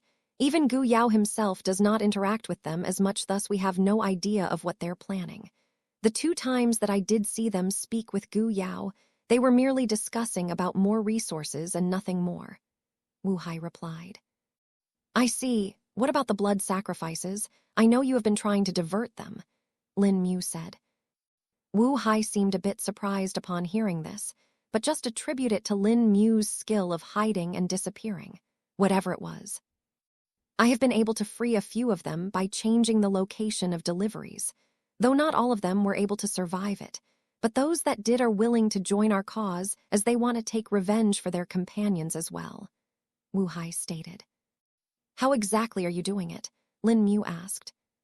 Well, I simply make it so that the sacrificial cultivators are delivered to a fake location and taken by someone who is disguised as one of Gu Yao's servants. They then pretend to take them. But this does not always work, and the ones delivering discover it. Me and the others have been able to kill those that find out, thankfully, to stop this information from getting out. We were able to hide the fact that there are traitors within the ranks. By telling Gu Yao, the cultivators freed themselves somehow and escaped to that location. We pretend that we reached that place to capture them, and that is how we justify the change of delivery location. So far, the success rate is about 30%. A lot of cultivators still end up reaching Gu Yao, as I am not the only one handling these deliveries. There are other servants of his that do the same for other regions, and they still deliver them. Even I can't do it too often, as Gu Yao may end up discovering it. Wu Hai explained. Lin Mu nodded his head and knew this was the best Wu Hai could do for now.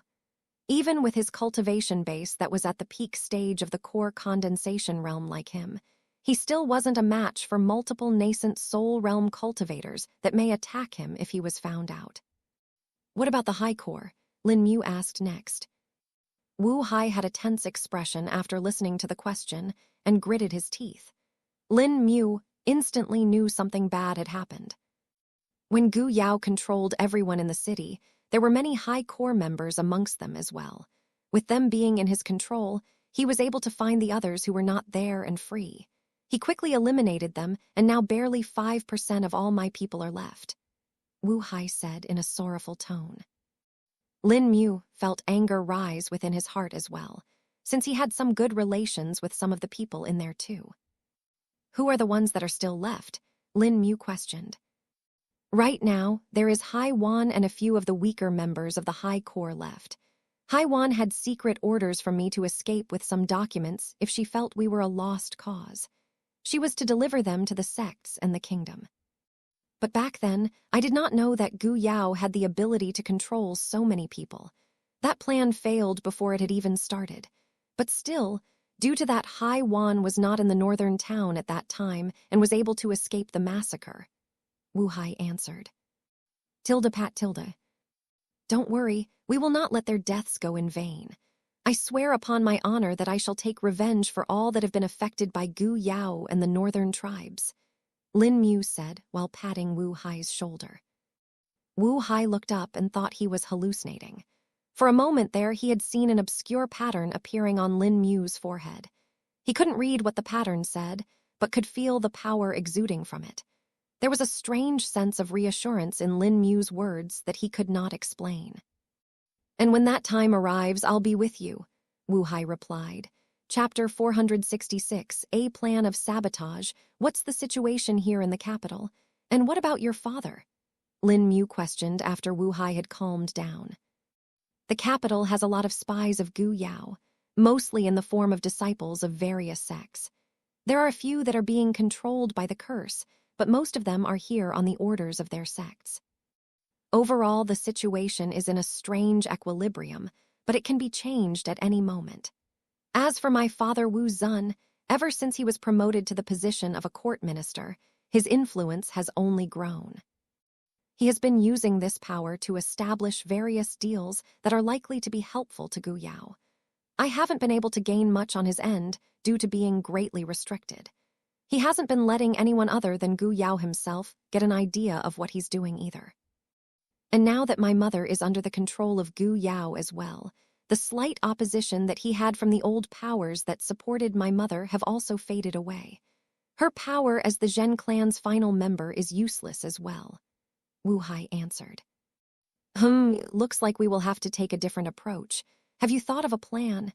It doesn't matter if it is not possible now, we may be able to change that in the future, Lin Mu asked. There are indeed some plans that I made. I reckon that since we are unable to directly oppose Gu Yao for now, the most I could do was to delay his rise. I was sabotaging his supply chains and saving the sacrifices, but that hasn't been that effective. Another thing that I wanted to do was to alert the top sects to his existence. This would have been easy since they already knew the northern tribes are acting up, but his hold over the other sects is far too much to do it efficiently. I tried something like that, but it was stopped by his servants before the proof could even reach the top sects. Wu Hai replied. Crippling his supply chains may really be the way. I doubt Gu Yao will be able to hide the fact that the various elders of the sects are being controlled for long. Like you said before, the top sects were already suspicious of the many sects that were joining under the Zither Wind Alliance. That means they have some idea but don't exactly know what it is. We just need to delay Gu Yao long enough that the top sects figure it out on their own. Or perhaps, Gu Yao may even get desperate and make some big mistake which would reveal him. Even if he has Dao Shell Realm cultivators under him, it will still be difficult for him to go against the Dao-treading realm elders of the top sects, not to mention their ancestors, who will definitely awaken if things go really bad. Lin Mu analyzed. Wu Hai thought over it and found it to be quite valid. This could work, but we will need a lot of people if we want to do this, and doing that, while staying hidden, is a Herculean task. Wu Hai said. What are the particular points for which we will need so many people? Lin Mu asked curiously. Well, since we want to delay him, we will need to hit the root of his power, the sects themselves. Without the resources, he will not be able to do much. But to do this, we will have to get to the sects themselves. Unless we have insiders there, this will be close to impossible. Wu Hai replied. Lin Mu held his chin and pondered for a few minutes before a few ideas came to him. So, as long as someone can get into the sects and get rid of their resources, it will work, Lin Mu said. No, not like that. If we really do get rid of all their resources, we will only be crippling ourselves in the long term. We still have the northern tribes to worry about. If the sects don't have the resource in the time of need, even if we get rid of Gu Yao, we may end up losing the war. Besides, if only one sect's resources disappear, the others will be alerted and they will amp up their defenses. We would need a coordinated operation that targets all of them at the same time. Wu Hai replied. Lin Mu once again thought for a bit before speaking. The problem is with the other sects finding and increasing security, right? Then, as long as the gap between all the attacks is short enough, will this work? Lin Mu questioned. It may work, but it will have to be very fast, like barely a gap of a day between each attack, maybe a bit more if we're lucky, Wu Hai answered. After hearing these words of Wu Hai, a new plan instantly started formulating in Lin Mu's mind. There were a few variables in this, but Lin Mu reckoned that as long as a little bit of luck was on his side, he truly may be able to accomplish this. A determined expression appeared on Lin Mu's face, which made Wu Hai a bit surprised. I think I may have a method that can be done to make the plan work, and the best thing is we don't even need more people, at least not for the part of crippling Gu Yao's supply chain. Lin Mu spoke. What is it? Wu Hai asked hurriedly. All right then, listen carefully, Lin Mu said before beginning his explanation. At first Wu Hai was confused, but the more he listened to it, the more shocked he got. The methods that Lin Mu was suggesting were absolutely insane, and he would have thought them to be straight-up suicide. But Lin Mu's explanation clarified it for him. This, amazing.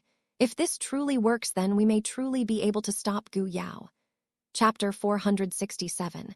Completing the recording, Lin Mu and Wu Hai discussed the plan for about 2 hours more before they were able to clarify the more fine points of it. They had separated their duties of the plan and now knew what they needed to do. Wu Hai will be taking care of the background tasks of the plan, gathering information about the resource and shipments, while Lin Mu will be the one who was actually going to attack them. Where is Hai Wan, though? Lin Mu asked, feeling curious. He had heard from Wu Hai that Hai Wan was safe, but he didn't know where she was or what she was doing. She is currently working as an attendant in one of the shops of Tri-Caution Peony sect. She can hide there and also gather some information, Wu Hai answered. That does seem good for the plan, Lin Mu replied. Indeed, once we get this started, we will need to be quick. We can't let Gu Yao or his allies get a whiff of this, Wu Hai said. Of course. Thankfully, with the people you are saving, we will get more people to gather intel. As long as I have the information, I'm confident of doing it, Lin Mu stated. Good, I'll contact you when I have enough details, Wu Hai replied. Lin Mu registered Wu Hai's communication jade slip with his and could now contact him at any time without needing to meet him. The two of them split after this, and Lin Mu went back to the library at the Mercenary Union branch. Lin Mu knew that even if Wu Hai was going to gather the information, he still needed to do some parts on his own. Obtaining the information from the library would also be helping him in the long term, and as such was quite important. But while he was going towards the Mercenary Union's branch, he felt his communication jade slip vibrate. He held it and realized that it was Refiner Ru contacting him. All your items are ready. You can come to collect them any time you want, he said. Lin Mu changed his direction and decided to directly go to the Zhengbai Emporium to get the harness that he had commissioned to be made. Greetings, Senior Wu Lion, the shopkeeper spoke upon seeing Lin Mu. I'm here for the harness, Lin Mu spoke. Of course, we have it ready, the shopkeeper said before going to the other room and returning after a minute. He had a dark leather harness in his hand and placed it on the counter. Please see if it is up to your standards, the shopkeeper said. If you want changes to be made, we can do them, he added. Lin Mu saw the harness, which had multiple straps that firmly secured against the body of a beast.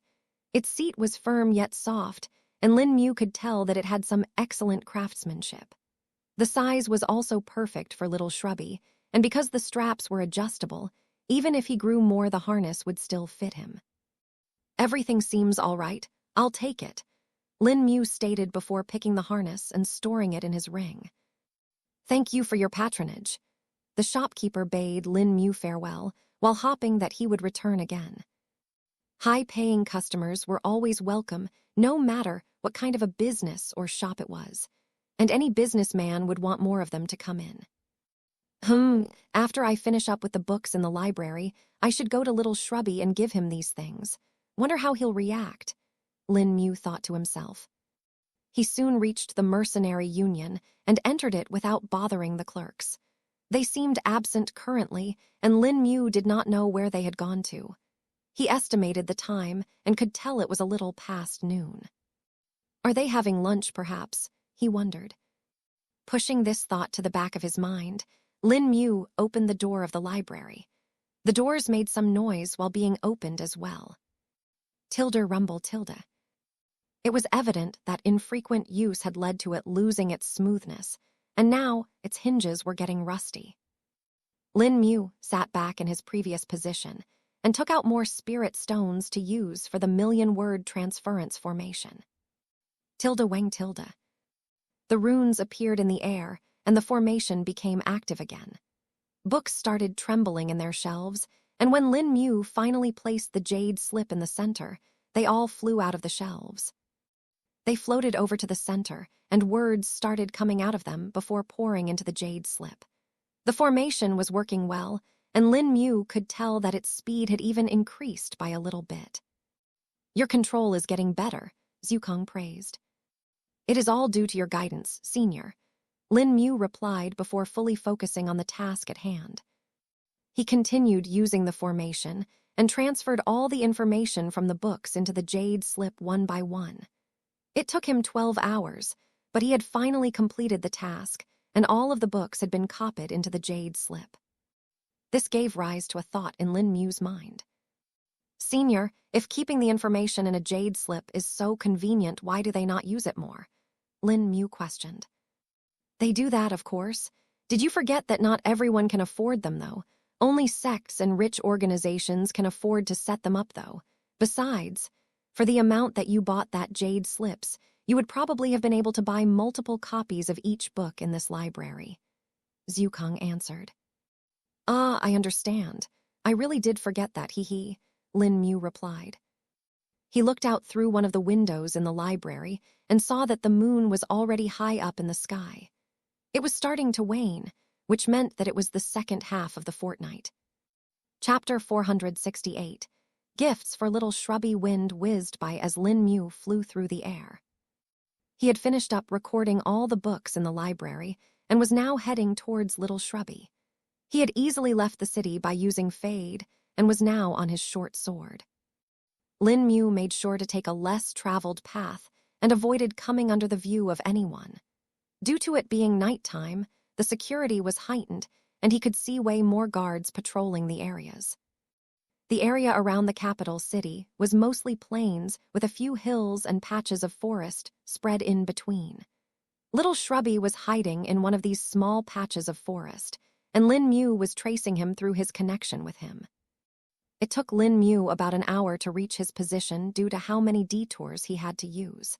It was not like he could use fade either, as sometimes a cultivator would randomly come in his path. Even with his spirit sense spread, Lin Mu could only travel a short distance of 200 meters, which was simply not enough. If he tribally wanted to, Lin Mu could travel over a kilometer in the short span within which the skill fade was active. With no other choice, Lin Mu ended up taking multiple detours and finally reached Little Shrubby. He contacted the beast through his link and waited. The thick and tall bushes trembled before Little Shrubby appeared from them, his gray-yellow eyes shining under the moonlight. "Are you done with the work in the city?" Little Shrubby asked. Lin Mu sniffed and could smell some smoke nearby. "Were you cooking?" Lin Mu questioned. "Yes, I was about to start, but then I heard you," Little Shrubby answered. "Oh, perfect then. I have something you can use," Lin Mu said before taking out the items he had gotten for Little Shrubby. He placed the prosthetic hand, the harness and the spatial storage belt on the ground. "What are these?" Little Shrubby questioned, having no idea about them. Lin Mu then went on to explain the purpose of each item, and the more Little Shrubby listened to it, the happier he got. "Yay, now I can cook even better," Little Shrubby exclaimed in joy. But this could only be heard by Lin Mu. For others, this was just the growl of a beast coming from a forest. "Don't make too much noise," Lin Mu warned. "Okay," Little Shrubby immediately became calm. "If you want to use the hand, it will take you a bit of practice, but I think you should be able to use the belt rather easily," Lin Mu said. He then explained how to use them before putting the belt around Little Shrubby's neck. Since the belt was a spatial storage tool, it had a size adjustment function. After Little Shrubby branded it with his spirit sense, the belt automatically shrunk to fit him properly. Now it looked like the belt was custom-made for him and even suited him, as the gems embedded in the belt gleamed under the moonlight. "Let me put on the harness, and then you should be able to store it in the belt and put it on your own," Lin Mu said. Little Shrubby purred in acknowledgement and let Lin Mu put on the harness. There were multiple straps on it, and once they were all secured, the harness was proselyte set. Lin Mu climbed onto it and tested it. "Now try running, we'll see how it works," Lin Mu spoke. "Okay," Little Shrubby replied before starting to run. Having learned from the last time, Little Shrubby started slowly and got faster as Lin Mu directed him. Soon they were running at the fastest speed that was possible for Little Shrubby, and the wind flowed through their hair. "All right, this is enough. We shouldn't go too far, let's return," Lin Mu said. Little Shrubby did a flip midair and change his direction at breakneck speed. This was something he could not have done before when he was carrying Lin Mu, as it would just end up throwing him off his back. But now, with the new harness, it was safe for Lin Mu to sit normally, as the straps would keep him secure. Plus, he was able to grip onto the seat as well. With the same speed they had gone, they had returned. Lin Mu felt it to be a rather refreshing experience and thought that this was a rather good investment. "Now that we are done with the harness and the spatial storage belt, you should try storing it," Lin Mu suggested. "I'll do it," Little Shrubby replied and willed it.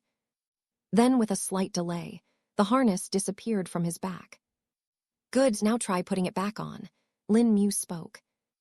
Little Shrubby sensed the harness in his belt and successfully withdrew it. Since the harness was stored in the position where it was equipped, it appeared back in the same state. This way, it made it convenient for Little Shrubby to put it on and store it whenever needed.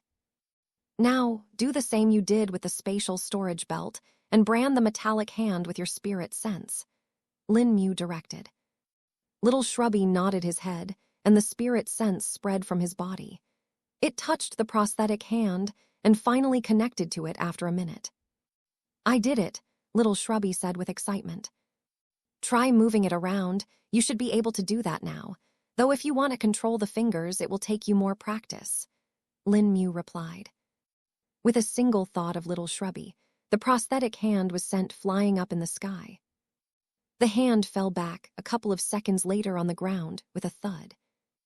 "You're gonna need more practice," Lin Mu said as he was reminded of his own time, when he had first used his short sword and split the tent apart. Chapter 469. The wait for the operation Lin Mu helped little Shrubby gain better control of the hand for a few hours before he was finally able to use it. Though controlling the fingers was still hard for little Shrubby, as it had never used them before. For Lin Mu or anyone that had a human-like hand, it would have been easy to control them as they were used to it. But for a beast like little Shrubby, it had never done the same, and as such, it was hard for it to learn. It would be the same for humans if they were given an appendage they were not familiar with. For example, if a tail was given to Lin Mu, he would have a hard time learning to use it too. It took the entire night before little Shrubby was able to gain a basic ability to move the fingers. Its grip was either so strong that he snapped the utensils when he tried to hold on to them, or so weak that they simply fell from the hand. Still, little Shrubby was not hard-hearted and was actually excited. This was like a new toy to him, and he was having a great time playing with it. "This should be enough for now. The more he uses it, the better his understanding will be," Zhukang spoke, reminding Lin Mu that it was close to dawn now. "It does look like it, Senior. I guess I should return now," Lin Mu replied. Lin Mu bade farewell to little Shrubby and returned to the city. What he did not know was that a few cultivators would get reports of strange noises coming from a patch of the forest and visit it. But what they would find there is handprint, and palm prints along with trees and rocks that had been destroyed. The matter finally ended with them declaring that it was just some cultivator practicing his techniques and thus causing all the noise. They also found some campfires set up that were extinguished along with some bones and scraps of cooked meat, which only assured them further that it was indeed some human cultivator who had taken a break here. Such a thing was not that uncommon as a few wandering cultivators would pass by and take a halt here. Not everyone would visit the city, and some didn't like to socialize with others that much. Lin Mu had returned to the Mercenary Union branch and had just decided to stay at the library for the time being. He had told Wu Hai about this, and he told him that it was actually a great idea for him to stay there. Not many people favored the Mercenary Union now, and not even the guards would think to check there. This made it the best place for Lin Mu to stay, as apparently there were a lot of spies in all the inns and hotels of the city. Even though he looked completely different from before, it was still better if his new identity stayed hidden for as long as possible. This would only be beneficial to their plan and would prolong the time it took for the sects to find out more about him when they started their plan. Lin Mu was told to wait for a few days before he got the information from Wu Hai, and thus had not left the city.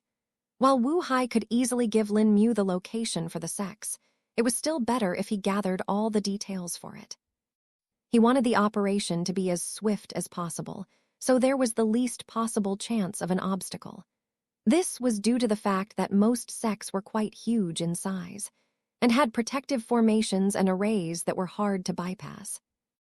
Any intruder that was able to enter a sect would only get lost in them. Or worse, killed. If it was not so, any Tom, Dick, or Harry would like to steal from the sects. After all, they were no less than a bank if one considered the sheer amount of fortune that was piled in there, both monetary and in the form of resources. The clerks of the Mercenary Union also did not mind Lin Mu staying at the library, not to mention that had taken quite a liking to him now. Apparently, after he had left the Big Zhao's heavenly delicacies to follow after Wu Hai, the female clerk Tongguo Bing had taken the rest of the credit and bought more dishes for her fellow clerks. This had made the clerks favor him a lot, and they felt like they were cheating Lin Mu instead, as he had already paid more than was actually worth to stay in the library. They didn't mind it even if he stayed there for a year, as there wasn't anyone coming to the mercenary union anyway. About a week had passed since the meeting with Wu Hai, and Lin Mu talked with him every day through the communication jade slips. The plan was coming together nicely, and Wu Hai reckoned that in a month they should have enough to start their very first operation. Lin Mu wanted it to be quicker, but even senior Zhu Kong told him to be patient, as things like these could be very dangerous. Stealing from sects was considered a great crime, that too at the level which they were going to do. It would not be rare for the elders of the sect to personally hunt him down. Not to mention, since they were all being controlled by Gu Yao, the response would likely be even harsher. Lin Mu was already prepared to fight nascent soul realm cultivators in the future. He only had the experience with Gu Yao, and he was probably one of the strongest nascent soul realm cultivators, and if he took him as a standard, Lin Mu had confidence in holding out against one. Now to just bide our time, Lin Mu muttered to himself as he finished reading another book. Chapter 470. Lin Mu's obstacle in cultivation. Lin Mu had learned quite a few new things while Wu Hai gathered intel for their mission. He learned the locations of most of the sects of the Great Zhou continent, and except for those that were internationally hidden, he now knew how to get to them. Some part of this he learned from the records that he had taken from the mercenary union, and some from Wu Hai. He was also getting inputs about the current situation of all the top sects, and learned that they were officially getting divided into different alliances, except for the top 3 sects. Soon there will no longer be the top 10 sects, but the top 4 and the 2 great alliances. The 4th sect, which was at the bottom of the top 10 sects, had now become a hot commodity, and both the Zither Wind Alliance and the Long Cloud Alliance were fighting over it. Lin Mu asked Wu Hai more about this Long Cloud Alliance and found that it was being led by the Long Cloud sect, which was the previous number 4 sect in the top 10 sects. Lin Mu wanted to know if Gu Yao had any control over this alliance, and learned that while he had some spies in them, they were still free. This relieved Lin Mu a bit, as they may be able to reel them in as allies in the latter part of their plan. But both Lin Mu and Wu Hai knew that would be quite difficult, as both of them were not qualified to talk to them if one considered their cultivation bases. At the very least, they would have to be at the nascent soul realm to be able to accomplish that. Wu Hai had told Lin Mu that while he was at the peak stages of the core condensation realm, he was still far from the nascent soul realm.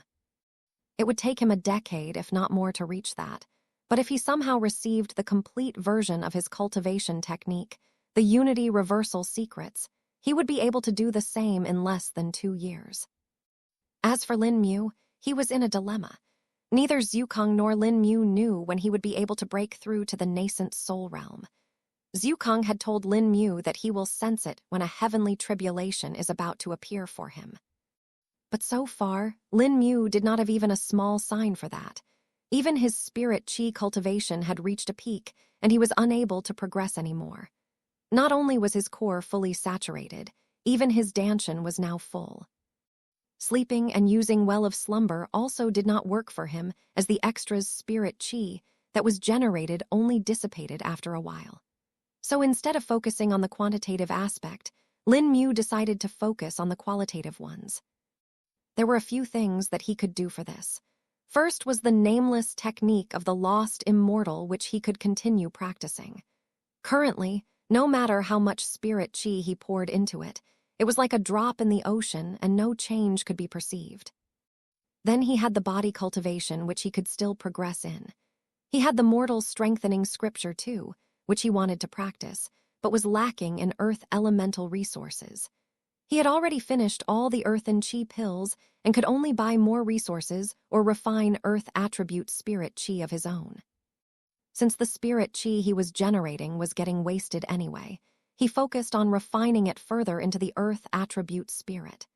Since he was already in the 2nd stage, the use for spirit chi was quite diminished, and he would need earth elemental resources to progress further. But Lin Mu could still use the earth attribute spirit chi to progress his 5 treasures realm cultivation. Since he was using the earth attribute spirit chi, the 5 treasures organ that he could refine was his spleen. Lin Mu diligently practiced it and continued to refine his spleen with the earth attribute spirit qi. It was now that he truly learned what the pace of cultivation was like for most people. He was progressing at a snail's pace, and even after a week of practice, he had not even seen 0.01% change to his spleen. It looks like the mortal strength in scripture really isn't made particularly for 5 treasures realm cultivation. The progress is disappointing. Do you have something else, Senior? Lin Mu questioned. No, I don't, sadly. Either you will have to continue with this, or find a better technique on your own. Even the reason why I knew of this technique was because it was far too widespread in many worlds. And since I didn't really need any cultivation techniques myself, I didn't bother to collect them either. Zhu Kang explained. Seems like it is time to go and buy some resources then, Lin Mu replied before leaving the mercenary union. He was now heading towards one of the shops that sold alchemical pills and resources. This was the same shop that was run by the disciples of the Tri-Cauldron Peony sect and where Hai Wan was working as an attendant. It was located quite far from the mercenary union and as such took Lin Mu some time to reach. He would have directly used phase to move underground, but he also liked to listen to the passerby people's conversations. He had been getting some really interesting information from this and was thus getting habituated with it. This was a sort of an entertainment for Lin Mu, and he didn't even know why he was liking it. But it still helped him relax a bit, which was strange as he didn't even know he was stressed. Just like this, while listening to the words of commoners, Lin Mu came to stand in front of the shop. Chapter 471. At the pill shop, the shop was relatively big and had the name board on its entrance. It simply read Tri-Cauldron Peony Sect Alchemical Supplies. Every shop that was run by the Tri-Cauldron Peony Sect had the same name no matter the city it was located in. This made it easy for people to recognize it, not to mention the prestige that came with the name. It directly increased their value, which in turn brought in more customers, which Lin Mu could witness easily. The shop was filled to the brim, with customers and clerks were running around at the back, rushing to fulfill the orders. Though there was one person who caught Lin Mu's attention. It was a woman who was helping the shopkeeper in selling the pills and other resources. This woman was a mature beauty and had a cold face. A lot of customers couldn't help but take a second look at her. Lin Mu instantly recognized her to be Hai Wan. He walked in and directly went to the main counter. There were multiple spirit sense probes spread around in the shop, and the disciples of the Tri-Cauldron were on guard for any crime that may occur in the shop. Thus Lin Mu's approach was quickly detected, not to mention the fact that he had not hidden his spirit qi fluctuation. He was deliberately letting them spread in the area. Lin Mu had long since figured out that just doing this let him establish an authority and saved a lot of time for him. As long as people saw his cultivation base, they would not dare underestimate him and would respect him. This made things easier for him. Hai Wan too noticed him when he appeared in the shop and almost stumbled. She had already heard the report that Lin Mu had appeared from Wu Hai and that his appearance had changed. He had described it to her, but she was still shocked upon seeing him. This is not a little change. He does not look the same at all, Hai Wan thought to herself. It was still unbelievable to her that the boy of 2 years ago was already at the peak stage of the core condensation. She herself had spent a decade to reach the peak of the qi refining realm, because of which this fact was nothing short of a miracle to her. If Hai Wan had noticed him, then there was no way the shopkeeper had not done the same. This man was at the early stage core condensation realm disciple of the sect, and could even be considered to be as a junior elder. The man instantly sprouted a businessman-like smile on his face as he cupped his hands in greeting. "What can I do for you today, Senior?" the shopkeeper questioned. Hai Wan and Lin Mu both looked at each other briefly, but none of them spoke a word to each other. "I'd like to buy some pills and herbs, please," Lin Mu replied in a friendly tone. "Of course, Senior. Our shop has everything that can be supplied by the Tri-Cauldron Peony sect, and we give a guarantee for our quality. What would you like in particular? Or if you would like to browse, I can give you our catalog too." The shopkeeper replied swiftly, in a practiced manner. "A catalog would be perfect. Lin Mu said. He did not want to say that he would like anything that was rich in earth attribute spirit chi, or was based on that, as it would probably draw some strange gazes and maybe even suspicion. Besides, Lin Mu had also learned a few things from the lost immortal's memoirs about buying things. He had learned that it was best to not let the merchant know of your exact requirements, or there was a great chance that he would try to bargain for a higher price. Getting a catalog would ensure that the merchant had a less chance of finding out, and besides that, the prices on the catalog would also help him verify the actual cost. Very well, here is our catalog of alchemical pills, and this one is for spirit herbs. The shopkeeper spoke as he placed them in front of Lin Mu. Lin Mu started with the pill catalog, as he knew they would contain a higher amount of earth attribute spirit chi due to being concentrated during refinement. Though on the other hand, they would also be a lot more expensive than just the base spirit herbs. There were about 50 pages in the catalog for the pills, and each page had around 5 to 10 pills on it. Lin Mu used his spirit sense along with his vision and quickly read through the entire catalog in 5 minutes. It didn't take him long before he was able to pick out pills that filled his requirements, but he didn't state them to the shopkeeper right away. Instead, he chose to look at the herb catalog too. The herb catalog was much bigger than the pill catalog, having over 100 pages in it. Various herbs with their properties, prices, and uses were described on each page, and Lin Mu took his leisure time reading these. The shopkeeper instructed Hai Wan to keep Lin Mu company while he attended to other customers. This was exactly what the two of them wanted, and Hai Wan accepted the task. "Are you really here to buy pills and herbs?" Hai Wan asked, feeling a bit apprehensive. "Yes, I do need them. And on the other hand, I also wanted to check up on you. I've heard all that happened in the past and wanted to see how you were doing," Lin Mu replied. Complex emotions appeared in Hai Wan's eyes, but she quickly suppressed them before letting out a sigh. "We should ideally avoid as much contact as we can. Even though the controlled are unaware of him right now, we don't know if they will find out due to some luck." Hai Wan spoke. Chapter 472. Hai Wan, the attendant Lin Mu, observed the other people with his spirit sense before speaking. "I know, and the reason I'm buying the pills and herbs is also due to our mission. I need them to prepare for it beforehand. They will help me increase my abilities," Lin Mu replied. "I see. Well, you can just tell me the actual requirements that you have. No need to pretend anymore," Hai Wan said in a knowing manner. "Well, I guess this will make things easier for me too. What I need are pills and herbs that are either rich in earth attributable spirit chi or are made from ingredients that contain it," Lin Mu said. "That's a rather broad categorization. There are a lot of pills and herbs that fit into that," Hai Wan spoke. "Show them to me," Lin Mu replied.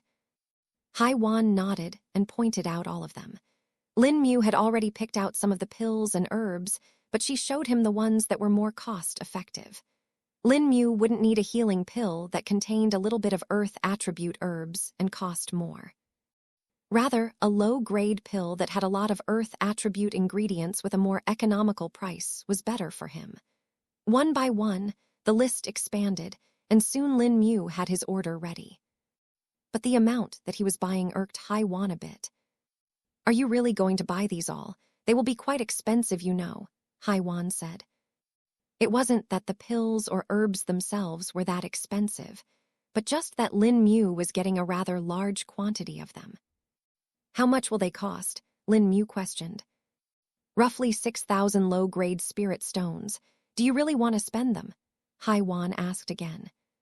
She knew that Lin Mu wanted them for his cultivation, but she didn't know if it was a worthwhile exchange. Spirit stones were a lot more versatile and could be used in pinch to restore one's spirit chi stores. Lin Mu thought over it and indeed found it a little wrong. He had a rather large capacity of spirit chi and didn't know if he would be needing to resort to it during an emergency. It was now that an idea occurred to him. "Wait, they take other resources in exchange too, right?" Lin Mu asked. "Yes, they do. You can use resources of equivalent value to buy things as well," Hai Wan spoke. I have something that I can use then, or rather a lot of them, Lin Mu replied. What is it? Haiwan asked curiously. Spirit apples, Lin Mu revealed. Spirit apples? Haiwan asked, feeling a bit confused. While they were indeed quite valuable in terms of normal currency, if Lin Mu wanted to buy using those, he would need a rather massive amount of them. Yes, let me show you. Lin Mu spoke and withdrew one of them from his ring. Haiwan took the immaculate-looking spirit apple that had glossy skin and the perfect shape. But when she touched it, she could instantly feel the spirit of qi that was contained within it. How is this possible? Haiwan said, feeling surprised. The spirit apple that Haiwan had in her hand contained as much spirit qi, a low-grade spirit stone. The entire reason why the Northern Town's mayor, Wu Zun, was so rich was due to them. Spirit apples could be produced in large numbers, and each of them cost a single gold coin. But they were still not comparable to spirit stones, and contained much less spirit qi than them. They were more affordable to the rich and affluent, and thus could be eaten regularly as a staple. How many do you have? Haiwan questioned. If the spirit apple had the same amount of spirit qi as a spirit stone, it could be of nearly the same value. I have about 30,000 of them, and all of them have the same quality, Lin Mu answered. They will perfect then. You can just sell them and get more spirit stones in exchange, Haiwan replied. Lin Mu nodded his head and found it to be reasonable.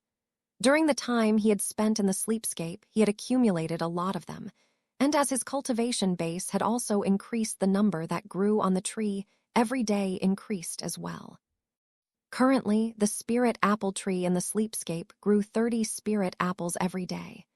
Lin Mu himself did not have as much use for them, as his speed of cultivation was much faster, and he wasn't even using the basic qi pills now due to the well of slumber. Back then, the spirit apples were not as potent as they are now. They had increased in quality along with his cultivation base and were now comparable to spirit stones, although their value would still be slightly low. But that was not of much importance to Lin Mu, as the tree produced 30 of them for literally no cost. His original plan in the past was also to sell these spirit apples for money, but since he had been given a lot of it by old man Jiang, he didn't really need to do that. They had been accumulating in his ring since then, and had reached quite a high number. Let me talk to the shopkeeper and try to get a good price for you, Haiwan said. That would be the best. He wouldn't know that we know each other and should agree with it. Lin Mu replied. Haiwan nodded and went to talk with the shopkeeper. The man was certainly surprised, but the offer and asked to see the spirit apple himself to assess the quality. After confirming the truth, he decided to give his permission. Both of them approached Lin Mu and asked him to go to a private room with them, to which Lin Mu gladly obliged. He didn't want others in the shop to know about it, anyway. Chapter 473, More Spirit Stones. The private room was quite similar to the one from Zhengbai Emporium, and had some basic things in it like a table, some cushions, and a tea set already prepared. Lin Mu did a quick sweep of the room with his spirit sense, just to check for assurance, and found it to be normal. This was something Senior Zukong had taught him. At first, Lin Mu was doubtful for the reason behind it, but then he learned them very well from the memoirs of the lost immortal. There were often ways that shops and merchants used to trick customers. Some of them were the use of befuddling formations that dulled the mind and allowed the merchant to get higher profit. There were also incenses that could do the same, and Lin Mu had already encountered them in the alluring Wisteria Pavilion. Here, though, he found everything to be normal, and thus he calmed down. Please take a seat, Senior, the shopkeeper spoke. Lin Mu sat down, and so did the shopkeeper, but Haiwan stood at the side. So, Senior, I see you have some spirit apples to sell. Could you show them to me so I can appraise them? The shopkeeper asked. Sure, but I think we'll need a bit more space than this, Lin Mu said. More space?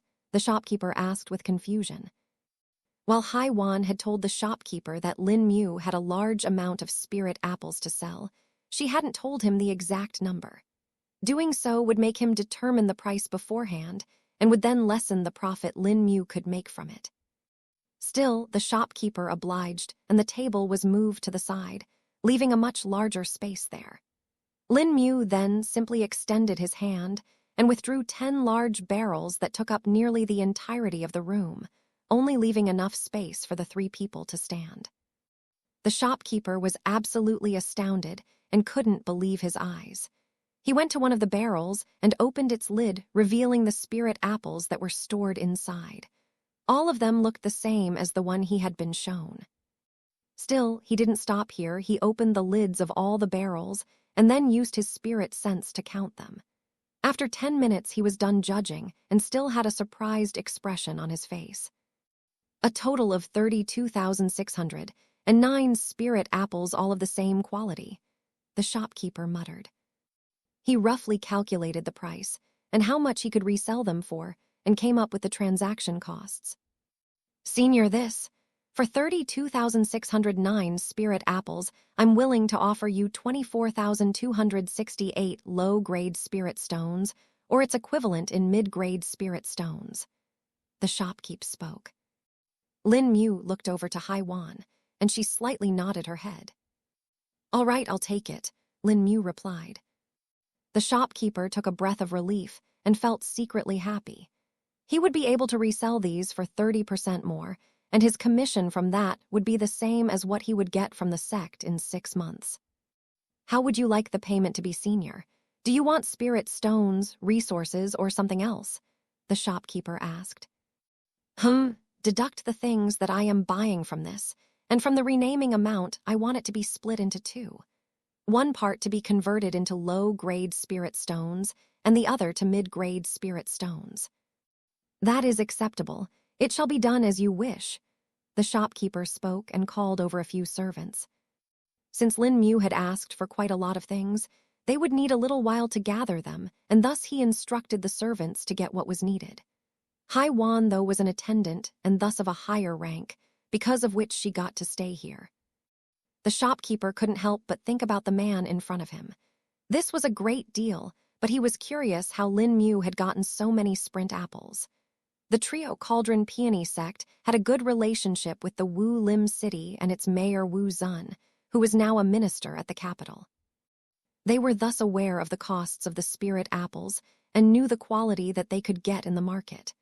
But no matter how he looked at these, they seemed to be of a much better quality than what they could get. Does he perhaps have a different source? But then the climate to grow the spirit apples and the soil would also be needed, and that is not available any place else than near the northern forest. The only other way would be to make a specific orchard that is isolated and enriched for the optimum growth of the spirit apple trees. That is the only way by which the spirit apples can get to such a good quality. Getting the saplings is not that difficult, but setting up an orchard like that, it is no easy task. The shopkeeper thought to himself. Unknown to Lin Mu, he had become a mysterious figure with a good backing in the eyes of the shopkeeper. The man himself was an elder of the Cauldron Peony sect, and thus dealt with things related to alchemical pills and spirit herbs all the time. He knew very well how they were grown and how to take care of them. Became of this, the conclusion he reached was so different than reality. Still, there was no way he could have known the truth either, and even if he did, there was a great chance he would never believe it. After all, in the entire cosmos, only 4 people before Lin Mu had ever been the owners of a garden of karma. A servant poured them some tea while they waited for the items to arrive. Chapter 474. Progressing the mortal strengthening scripture, it took the servants about 30 minutes before they were able to gather all that was asked by Lin Mu. 7 servants walked in, each carrying a large box with them. They placed these one by one, and the shopkeeper presented them to Lin Mu. In the first box, which had the best quality, the mid-grade spirit stones were kept. The box had a preservative formation placed on it as well as a protective formation that prevented the contents from getting damaged when the box was moved. The second box was similar and had low-grade spirit stones kept in it. The third and fourth box had an assortment of pill bottles which were ordered by Lin Mu. The The final 3 boxes all contained various spirit herbs and resources that were either of the earth element or contained earth attribute spirit chi. Lin Mu checked them with his spirit sense and found them to be as they were described. Haiwan also gave her approval secretly, and Lin Mu confirmed the transaction before storing all of the boxes in his ring. Thank you for your patronage, Senior. Please do come again and feel free to contact me if you need any more things, the shopkeeper said, and even registered his communication jade with Lin Mu's. Lin Mu simply bade him farewell before returning to the library in the mercenary pavilion. Now that he had all the resources, there was nothing stopping him from getting stronger than before. After Lin Mu was gone, though, the shopkeeper's expression turned serious. No longer it was that of a jovial businessman, instead of that a sly cultivator had appeared. Haiwan, did you get any idea of his background? The shopkeeper questioned. No, Elder. He didn't speak anything in excess, and only things related to the transaction were discussed between us. I tried to get him to reveal more after I found out how much he was willing to trade, but was unsuccessful. Haiwan replied with a straight face.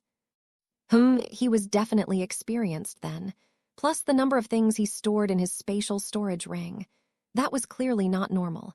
I reckon it was a high-grade spatial storage treasure, or there is one way he would have that much space. The shopkeeper spoke. Do you need me to ask the disciples to keep an eye on him? Haiwan asked, her expression getting slightly dark. The shopkeeper deliberated over it for a while, before shaking his head. No, at least not for now. But if he does come again and another transaction like this happens, be sure to inform me. Maybe I'll be able to get more information that way, the shopkeeper replied. As you wish, Elder, Haiwan said while secretly holding a jade slip in her hand. Back at the library, Lin Mu had already taken out the boxes that contained all the herbs and other resources. He had asked the clerks not to disturb him for the time being and locked the doors. The clerks agreed with him right away and didn't mind it. It was not like anyone went to the library these days anyway. What should I start with first, Senior? Lin Mu questioned. Begin with the things that have the least amount of earth attribute spirit chi, and then progress to higher quality items from there. The mortal strengthening scripture develops tolerance to the same amount of resource after a while, and thus it's better to do it this way, Zhukong advised. All right then, Lin Mu said before opening the first box. This box contained spirit herbs rich in earth element spirit chi and were of various types like flowers, grasses, stalks, roots, etc. He picked up what looked like a knotty root and put it in his mouth before chewing it. This is bitter, Lin Mu complained before swallowing it. As soon as he did, though, the medicinal properties of the root started spreading from his stomach, and he quickly guided it according to the method of the mortal strengthening scripture. The brown layer appeared on his skin once again and had the stone-like patterns on it. The glow of the brown layer flickered as more and more earth elemental spirit chi was being supplied to it. Lin Mu was closely observing it and was wondering what the difference was between the earth elemental spirit chi that he refined himself and the one that was obtained from the herbs. After observing it for a while, he couldn't really find any difference between them. Why doesn't the mortal strengthening scripture progress then? Lin Mu wondered. Soon the absorption of the chi was complete and the glow stopped. Lin Mu picked up another herb before eating it and repeating the process. Little by little the thickness of the brown layer was increasing, and after a couple of hours it had reached a thickness of an inch. The stone-like patterns were now more apparent, and a heavy feeling could be felt from the layer if one looked at it. By now, Lin Mu had emptied out half of the box of spirit herbs. Eventually, the brown layer started flickering, and then a sound was heard. Tilde crack tilde. The surface was covered in cracks, and it was as if the brown layer was now collapsing. Lin Mu did not panic, though, and let it happen. Tilde crumble tilde. A minute later, the cracks spread even further and the entire layer started crumbling. Once it was gone, an even brighter light was emanated from Lin Mu's body. It made it hard to see him, but soon it started to condense onto his body. The light kept on getting smaller and smaller, until an even coat was formed all over Lin Mu's body. From head to toe, Lin Mu was now glowing in a brown light that seemed to be more clear than before. Eventually, the light faded away, and in its place another brown layer appeared, but this one had different patterns than before. Instead of a stone, there were now plate-like patterns on it. Chapter 475. Third stage of the mortal strengthening scripture. Lin Mu took a deep breath as he looked at the new layer of armor that had now formed on his skin. This was the third stage of the mortal strengthening scripture, and it had taken half a box of the earth elemental herbs for him to reach it. The stone-like patterns had now disappeared, and it was as if Lin Mu was wearing a brown plate armor. Lin Mu couldn't tell how much the difference had increased by, but could sense the dense earth attribute spirit chi that was packed into it. He tapped on the armor layer and found that his arm easily passed through it, and it was as if it didn't exist. Only an attack would cause it to harden. Lin Mu muttered to himself before raising his hand and punching his other hand. The sound of collision could be heard as his arm hit the brown armor layer. It easily defended against it, and Lin Mu felt nothing, but knew that the power in the attack was enough to break the bones of a chi-refining realm cultivator. Well, that didn't take as many resources as I had expected. I still have a lot more left for the next stage, Lin Mu said. Don't forget the requirement only increased exponentially after each stage. You may barely be able to reach the fourth stage with all this here, Zhukang replied. Lin Mu nodded his head before meditating for a bit and optimizing his condition.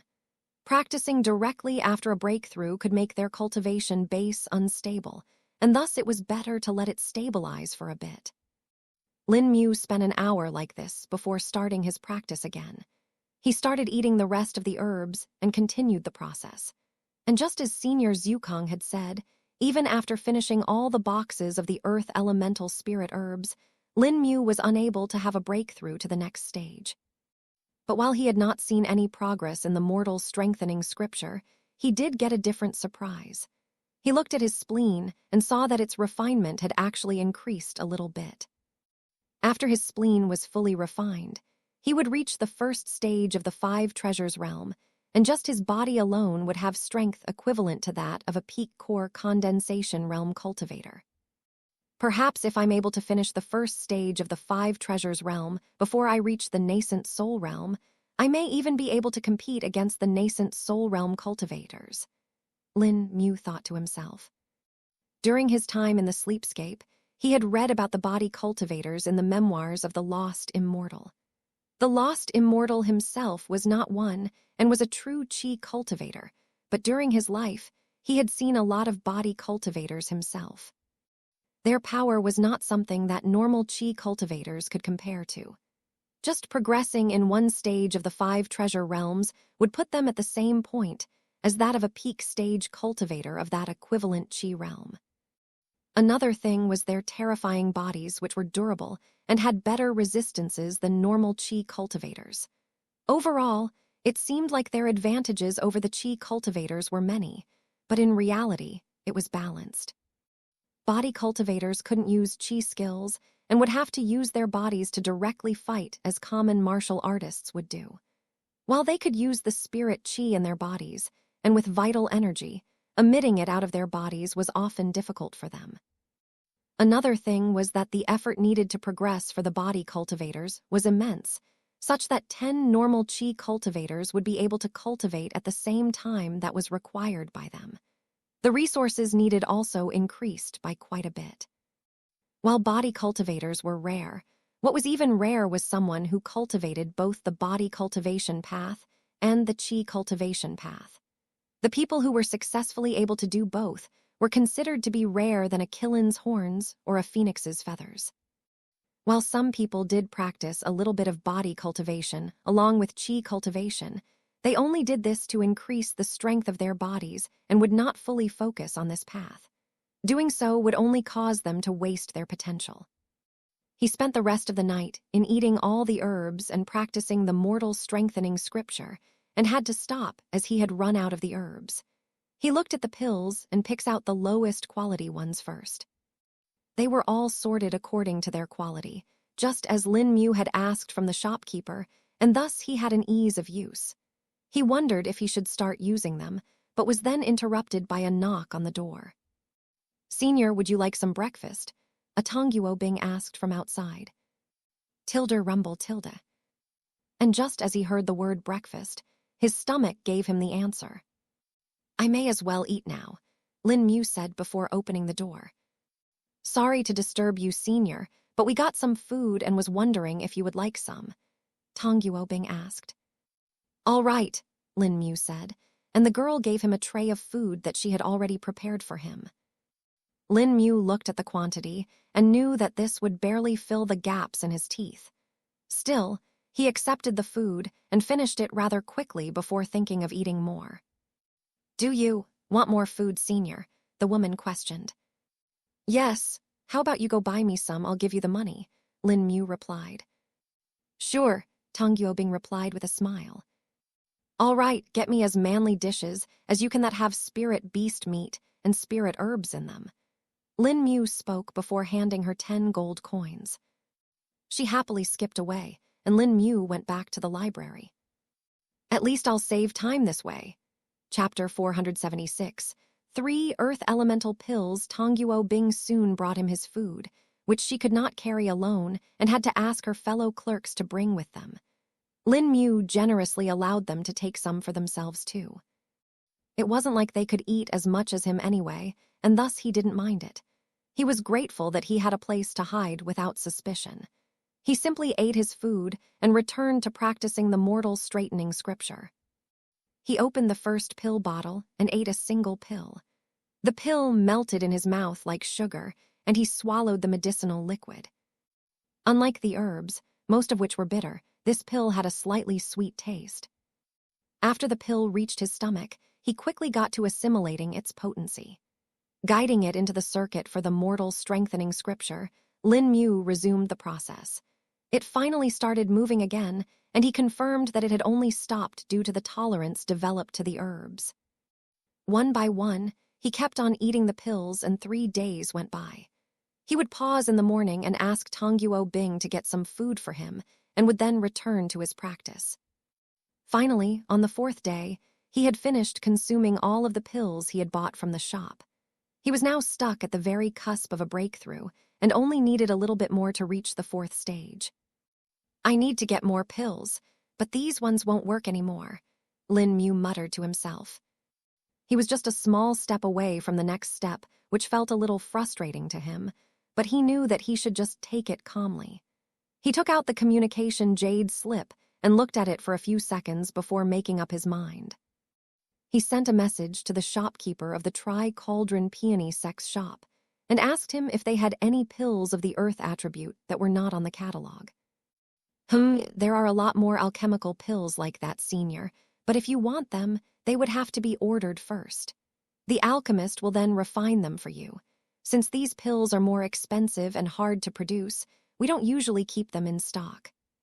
If you come by, we can discuss which specific pill you want," the shopkeeper explained. Lin Mu didn't go there straight away, though. He first consulted Hai Wan and Wu Hai about his situation and asked if such pills could be available in other shops. He got the same answer from both of them, that he had already taken all of the common pills of the earth element. If he needed more of them, he would have to commission an alchemist to refine the pills for him. He also asked them if it was fine if he got them made from the Tri-Cauldron Peony Sex shop. While Hai Wan was a bit apprehensive about this, Wu Hai said that he will suppress any excess information about him getting out from the city, if it so happens. Right now, Lin Mu was not under any kind of surveillance, so he was fine. Hai Wan had been recording what the shopkeeper had said after Lin Mu had left, thus Wu Hai was aware about this and had acted in the background while keeping an eye on the actions of the Tri-Cauldron Peony sect. Thankfully, the shopkeeper had not gone overboard and had not sent anyone to spy on Lin Mu. This meant that the man was still fine to speak with and buy from. Thus, having reached a decision, Lin Mu went to the shop where Hai Wan was already waiting for him at the door. "The shopkeeper has asked the alchemist to be ready for your arrival. According to your requirements, he has picked out a few pills which can be refined. You can choose which one fits your fancy, Hai Wan informed. Thank you for this, Lin Mu said before walking in with her. Greetings, Senior Wu Lion, the shopkeeper said. The alchemist is waiting in the private room. Please come with me. This time a bigger room was taken by them, and a middle-aged man was sitting in the room. Lin Mu sensed his cultivation base and found that he was also at the peak of the core condensation realm. In fact, he seemed to be even slightly higher than that. The pseudo-nascent soul realm. He's waiting for his heavenly tribulation too, Lin Mu muttered to himself. Lin Mu was in the same situation as the man, but in his case, he had no idea when it would be coming. While the other pseudo-nascent soul realm cultivators knew the time would take for the tribulation to arrive. Not to mention their understanding of spirit chi was also better than other core condensation realm cultivators. So this is the person who wants to commission a pill? The alchemist asked. Yes, this is Senior Wu Lion, the shopkeeper introduced. Lin Mu cupped his hands in a salute before sitting at the table. So what kind of a pill do you exactly want? I was told that it needs to be an earth elemental one, but that is a rather vast categorization which includes many pills with healing properties, defensive properties, offensive properties, and much more, the alchemist asked. Lin Mu thought over a bit and figured out what he wanted. I want an earth elemental pill that is used for cultivation and has the most amount of earth attribute spirit chi, Lin Mu replied. A pill for cultivation would be more expensive. The costs to refine it would include buying the herbs and then the refinement itself, the alchemist spoke. I'm fine with that, Lin Mu replied straight away. Okay, then there are 3 pills that I can refine of that type. The first is the dark soil pill, the second is the 5 earths pill, and the third one is the earth resurgence pill. Chapter 477. Alchemist Bilao Lin Mu was interested in these pills and tried to see if there was information about them in the records he had collected till now. He quickly found the information about it and knew that these pills were not common at all. These were actually pills that nascent soul realm cultivators would use, and refining them was a difficult task too. Not to mention that the ingredients required for them were hard to get as well. If Lin Mu were to compare any of these 3 pills with the other pills, then he could say that any one of these pills was more potent than all of the other pills combined. But wait, if this is a pill used by nascent soul realm cultivators, how is he going to refine it? Lin Mu wondered. He knew that some alchemists that were more talented could do so, but seeing one in this world was rare. Even Lin Mu had only seen such people in the memoirs of the lost immortal till now. You can still try asking. Who knows, this person may really be talented at it, Zukong spoke. Lin Mu reckoned that there really wasn't any drawback to this, and thus decided to go ahead with it. I'm fine with all 3 pills. If you can refine them all, it would be good, but I don't know how long that will take, Lin Mu spoke after thinking for a bit. Lin Mu had a probable deadline and would have to leave the city when Wu Hai was done gathering information. There were about 10 days left, but it could be delayed.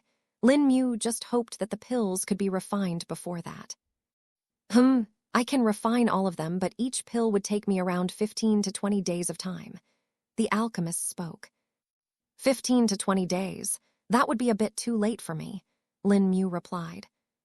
Well, the reason why it is taking me so long is because these pills are meant of nascent soul realm cultivators, and I'm still not there. I can still refine them, but to make sure I don't fail, I need to take it slow and carefully. Though there is a way by which I can speed up the process, but this will only work for one of these pills, the dark soil pill, the alchemist replied. Oh, you can do that. How many days it would take you if you use that method? Lin Mu questioned. Lin Mu was fine with even just 1 pill, as he reckoned it would be enough to push him into the 4th stage of the Mortal Strengthening Sutra. Senior Zukong had already told him that reaching the 5th stage was incredibly difficult and would take a massive amount of resources to do so. Lin Mu would be content and his defenses would increase by quite a bit even if he was just in the 4th stage. He had not tested his defensive ability to the full extent when he reached the 3rd stage and knew that it would only be good if it progressed further. I can shorten the time required to refine the dark soil pill to 10 days if I use some catalysts, but this would involve using multiple mid-grade spirit stones and would only increase the cost of the pill. For a comparison, you would be able to get 2 dark soil pills for the price of this one. The alchemist replied. I see, Lin Mu responded before thinking over it. Currently, he didn't really care for the spirit stones as much if he couldn't convert them to his personal strength. While they would be helpful in replenishing his spirit chi in the time of need, if he didn't bolster his abilities now, it would not make it worth when he went on the mission if he just ended up getting hurt or worse, dying. So do you still want to buy them? The alchemist asked again.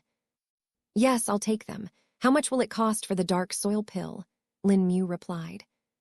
It will cost 250 mid-grade spirit stones. The alchemist replied.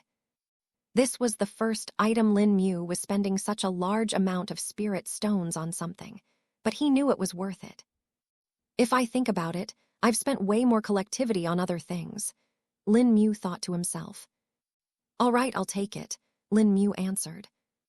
He then took out a pouch filled with the exact number of spirit stones and handed them to the alchemist, who looked at the pouch apprehensively. He counted the spirit stones and was surprised. Did he already prepare before this? Seems like he was pretending to not know the price of the pills, huh?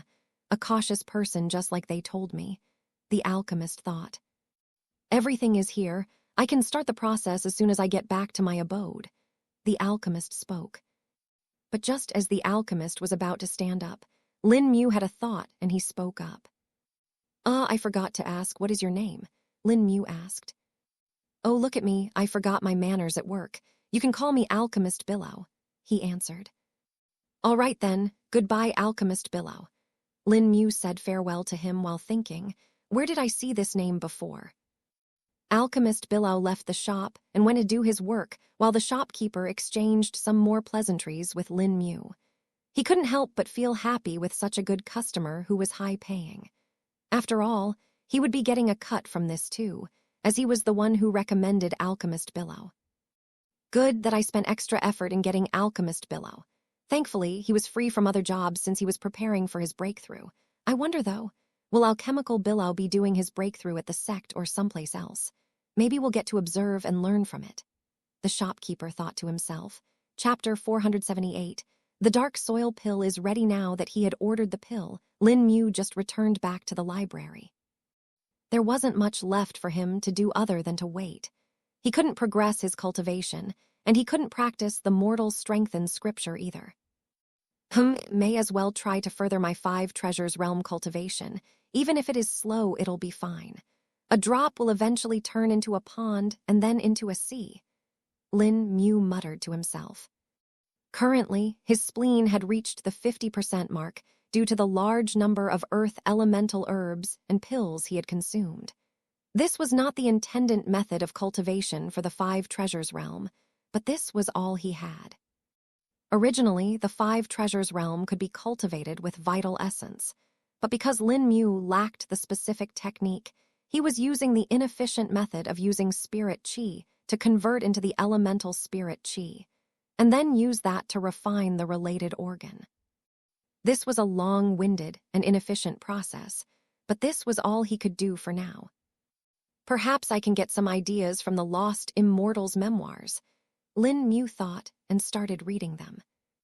Back in the ring, Zhukong was observing Lin Mu while thinking about some things. He's going to need a proper body cultivation technique soon if he wants to progress it, but finding it in this world seems close to impossible. I should have paid more attention and collected techniques in the past, Zhukong muttered to himself. He then looked back at the altar in the center of the ring and thought a bit more. Will you be interfering this time? I wonder, Zhukong thought. The 10 days passed in the blink of an eye and Lin Mu just continued his routine in that time. In that time, he had been able to find some clues to the 5 treasures realm from the lost immortal's memoirs, but none of them were useful in his situation.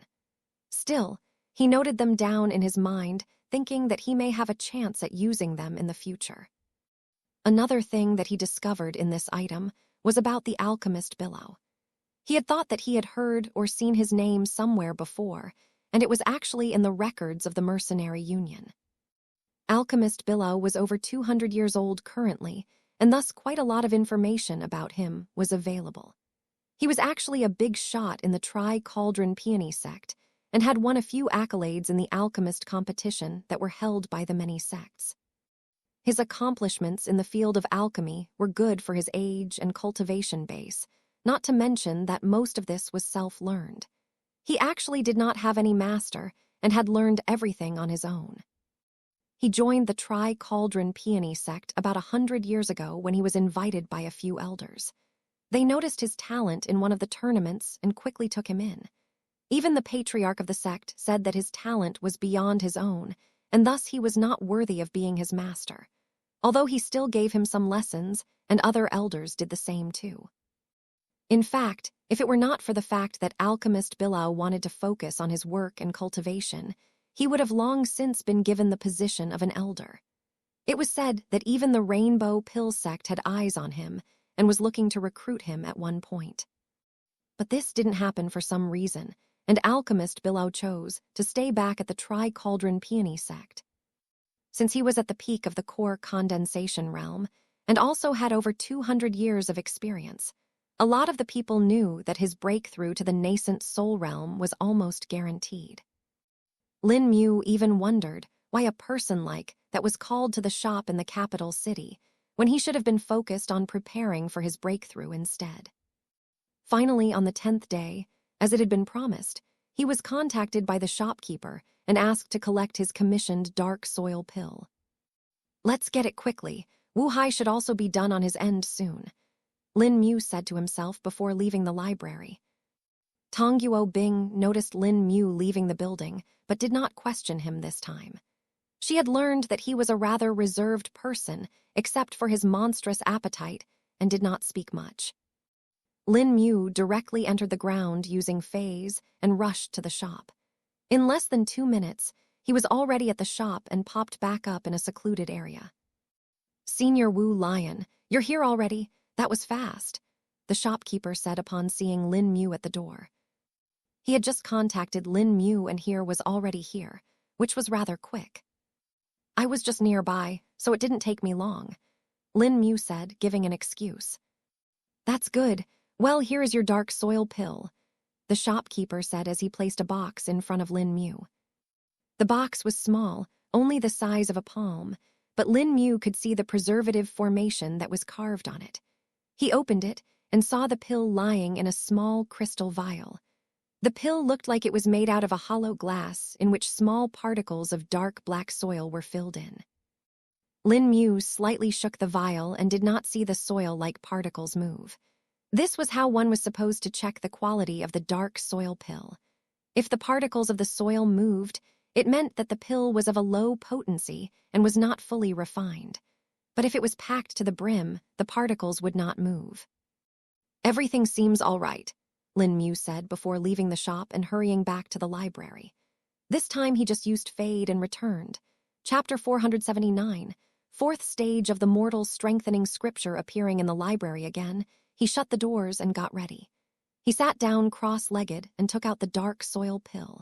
Its glassy exterior glittered in the sunlight that was coming from one of the windows. After looking at it for a moment, Lin Mu put it in his mouth, swallowing it down. Unlike most of the other pills which turned into liquid when put in mouth, this one stayed solid. Even when it was in his stomach, it stayed in the solid form. Why is it not showing any effect? Lin Mu wondered.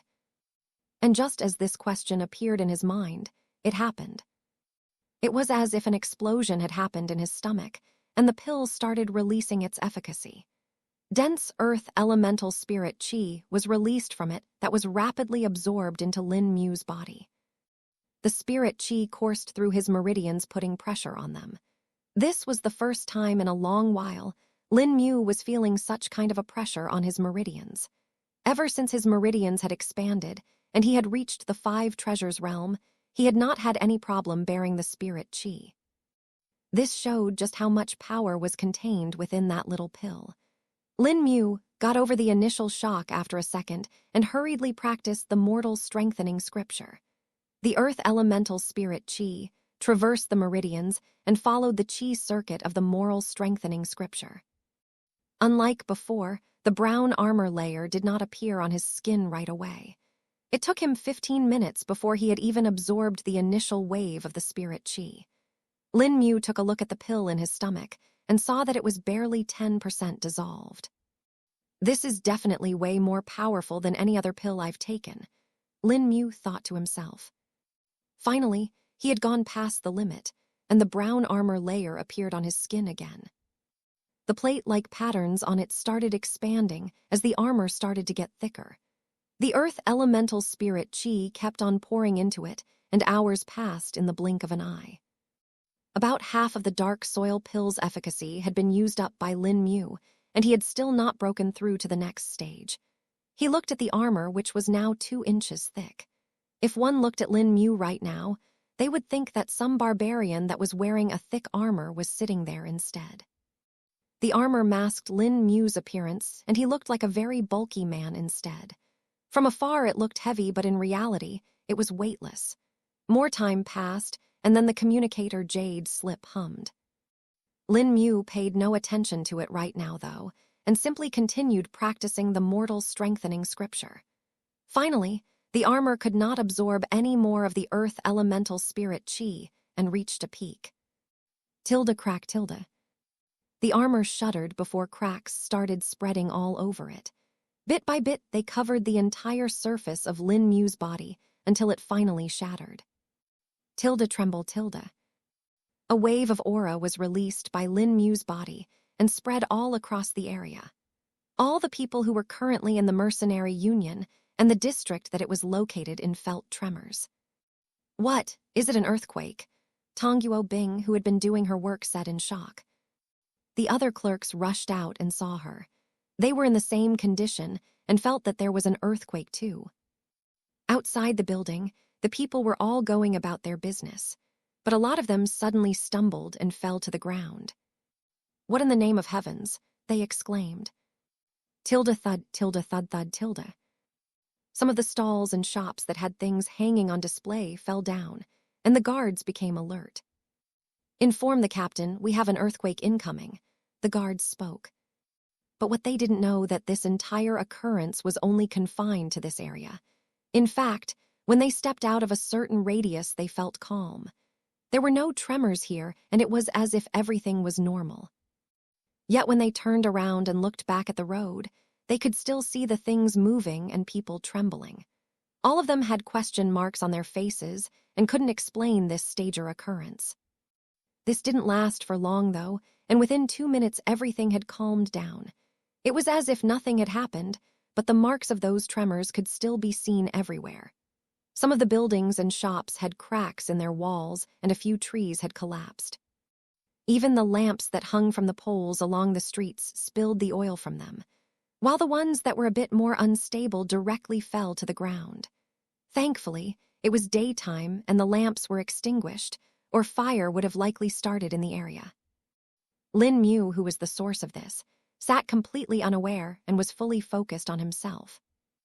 A new layer had appeared on Lin Mu now. This one did not look like armor and rather like scales. They were brown and were attached to the surface of his skin. Each skill was symmetrical and about 2 centimeters in diameter. Now it didn't look like Lin Mu was wearing an armor. Rather, it looked like he was wearing tight lizard skin clothes instead. His robes that he was wearing had been shredded in the process of the previous armor expanding, and now Lin Mu was left sitting, wearing tattered rags.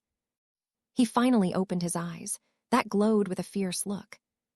I succeeded, Lin Mu muttered to himself before taking a look at his body, which had changed once again. He touched the layer, which was rather springy instead of stiff like before. But this was not all, as when he took a look inside his body, he received another surprise. Chapter 480, Unexpected Progress. Lin Mu saw that while the dark soil pill was still not fully absorbed, and the mortal strengthening scripture had reached the 4th stage, his spleen had actually gotten more refined as well. This was unexpected to him, as it was not a minor increase either. It was about 75% refined, while previously it was at 50%. Just a single pill had helped him increase it greatly, which was shocking, and it had not stopped increasing either. Lin Mu estimated that the pill still had about 30% of its efficacy left, and thus kept on absorbing more and more of it. The effect of it was apparent, and the refinement of his spleen sped up. But while this was happening, Lin Mu was wondering how it was happening. This was not possible due to the mortal strengthening scripture, as it was not this efficient, and neither did he had a technique for body cultivation. How can this be possible, Senior? Lin Mu questioned. I don't know either, Zhukang said before turning to look at the altar in the center of the ring. He thought that it was the altar's doing, but it seemed to be calm and no change could be seen in it. If not you, then what? He's not even using vital essence for refinement, Zhukang wondered. Just keep on doing what you're doing. If this is happening, then you better take advantage of it. Use up all the earth elemental spirit chi you have stored if it still continues, Zhukang advised. Yes, Senior, Lin Mu said before cutting off the connection and stilling his mind. All that existed for him was his body and the spirit chi in it. Time passed, and it was nighttime now. A knock was heard on the door of the library, but no one answered it. Outside the library, a woman who was wearing a veil was standing. Along with her, another younger woman was standing as well. Is Senior Wu Lion fine? Tong Yuobing asked with concern. The entire city had become alert after the news about the earthquake spread. But this became a strange mystery, as only one district of the capital was affected, while the rest of the city was safe and calm. The news reached the king, and he sent out his men to personally check what was happening. If it was not an earthquake and was contained to a single district, that meant something was wrong there. He was worried that some kind of an enemy may be attacking them from the ground, and this could be the sign of that. If this happened a few years ago, the advisors of the king would have said that he was being paranoid. But with the advent of the northern tribes and the situation with all the sects, there was no chance that could be taken. Caution was key in these moments, and they definitely did not want to make a mistake that would cost them their dynasty. The king's men who had been sent to the district were still surveying it and were trying to find the source of the tremors. He's fine, just deep in cultivation, Haiwan replied after withdrawing her spirit sense. I see, Tong Yuobing said, but unknown to her, beads of sweat dripped from Haiwan's forehead. Haiwan looked back at the library's door and let out a breath of relief. What kind of a technique is he practicing now, that mountainous aura? Haiwan thought. She then turned to the clerk and spoke. It was good that you did not disturb him. He is in a sensitive period, and thus it's best we leave him alone. Ah, I see. Senior is indeed very talented, Tong Yuobing said, slight awe visible in her eyes.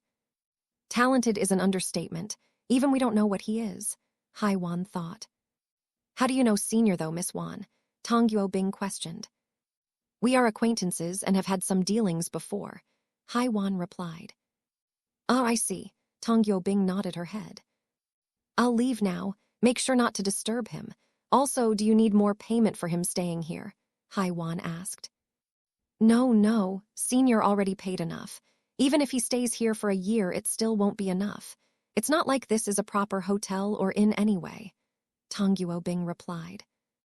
All right then, I'll take my leave for now, Haiwan said before leaving the building. After she went out, though, she took out a communication jade slip and contacted someone. How is he? What was the problem? Wu Hai questioned. He's having another breakthrough, Haiwan answered. Another breakthrough? He's at the peak stage of the core condensation realm, Wu Hai exclaimed. No, it does not seem like that. Rather, it is some kind of chi technique's breakthrough. His aura is monstrous right now. I could barely look for a second with my spirit sense before I had to withdraw it, Haiwan explained. That's better. If it really was a breakthrough, the heavenly tribulation would have altered every sect and power in the area, and there is no doubt that Gu Yao would have detected it too, Wu Hai spoke. Indeed, I think the tremors today were related to that too. They may have been caused by him, Haiwan replied. I see. Return to your post for now. It's better you are not seen there. The king's men are surveying the area and would probably come to check up on the mercenary union too, Wu Hai suggested. Yes, my lord, Haiwan said before leaving the area. Back at one of the places that were near the grand palace of the Shuang Kaiyan kingdom, two men dressed in luxurious clothes were sitting. Did you find out about the tremors? The older man questioned. No, father.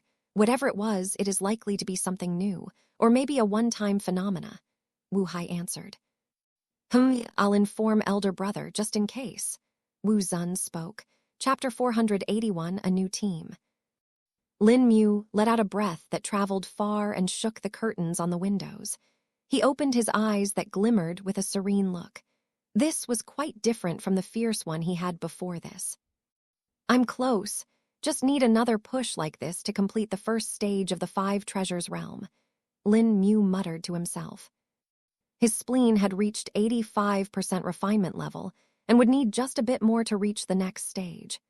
Once he finished the first stage, just his bodily strength would be equivalent to that of a peak stage core condensation realm cultivator. If he was able to do this before reaching the nascent soul realm with his spirit chi cultivation, he would probably have the strength of an infant stage nascent soul realm cultivator just from this. Not to mention since then, Lin Mu's Danshin had a larger capacity than others, and his core was also bigger. His overall strength would still be higher than that of an infant stage nascent soul realm cultivator. The foundation that Lin Mu had built until now and the slow progress he had taken was now close to showing fruit for him. Lin Mu looked at the jade slip, which had a message left in it. So it's time. I didn't miss it though, Lin Mu said. A message had been left in the jade slip, which was from none other than Wu Hai. He had now gathered enough information that Lin Mu could continue their mission. He had contacted for about a meeting tomorrow. No, wait. How much time has it been? Lin Mu questioned. A day has passed. The meeting should be soon, Zhukong answered. I should head out then, Lin Mu said before standing up and using fade. Disappearing from the real world, Lin Mu traveled in the direction of the pleasure pavilion. He was using phase at the same time and appeared in the ground below it. Since the distance traveled was rather large, Lin Mu couldn't use his spirit sense to keep track of it. But as long as he knew a general direction, he could travel far and just appear in the ground. This was another workaround he had figured out by now and would use until he was able to increase his spatial perception. He had also not had the chance to use his newly acquired 5th skill, Meld, due to being inside the city. Not only did it have a massive drain on his spirit chi, but it also created some large spatial fluctuations. While these faded away quickly, there was still a chance someone in the city could detect them. Lin Mu rose up from the ground and blinked to the alley behind the pleasure pavilion. This was where the entrance to the secret room was located and where Wu Hai had asked him to come. His spirit sense was spread around to keep a track of what was nearby, just in case something unsavory happened. Lin Mu could already see that there were people in the room. He counted 6 people in the room, including Wu Hai and Haiwan. 6 pairs of eyes trained at Lin Mu upon seeing the door open. They looked alert, but didn't seem to be in an offensive stance. Sorry I got a bit late, Lin Mu apologized to the people. It is fine, Brother Lin Mu. We know you were undergoing a breakthrough. Haiwan came to check up on you, Wu Hai replied. She did. Ah, I see, Lin Mu said. Since we have everyone here, we can start now, Wu Hai said after taking a look around the room. I can now officially introduce you all to Brother Lin Mu. I believe you all know who he is, Wu Hai spoke. The 4 new people nodded at his words before speaking. Indeed, how can we not? Had it not been for him, perhaps we would have all been dead and this empire would have perished in the future. An old man spoke. Lin Mu looked at him and could not recognize him. This is Jin Ku. He used to be a mercenary but has retired since then, Wu Hai introduced.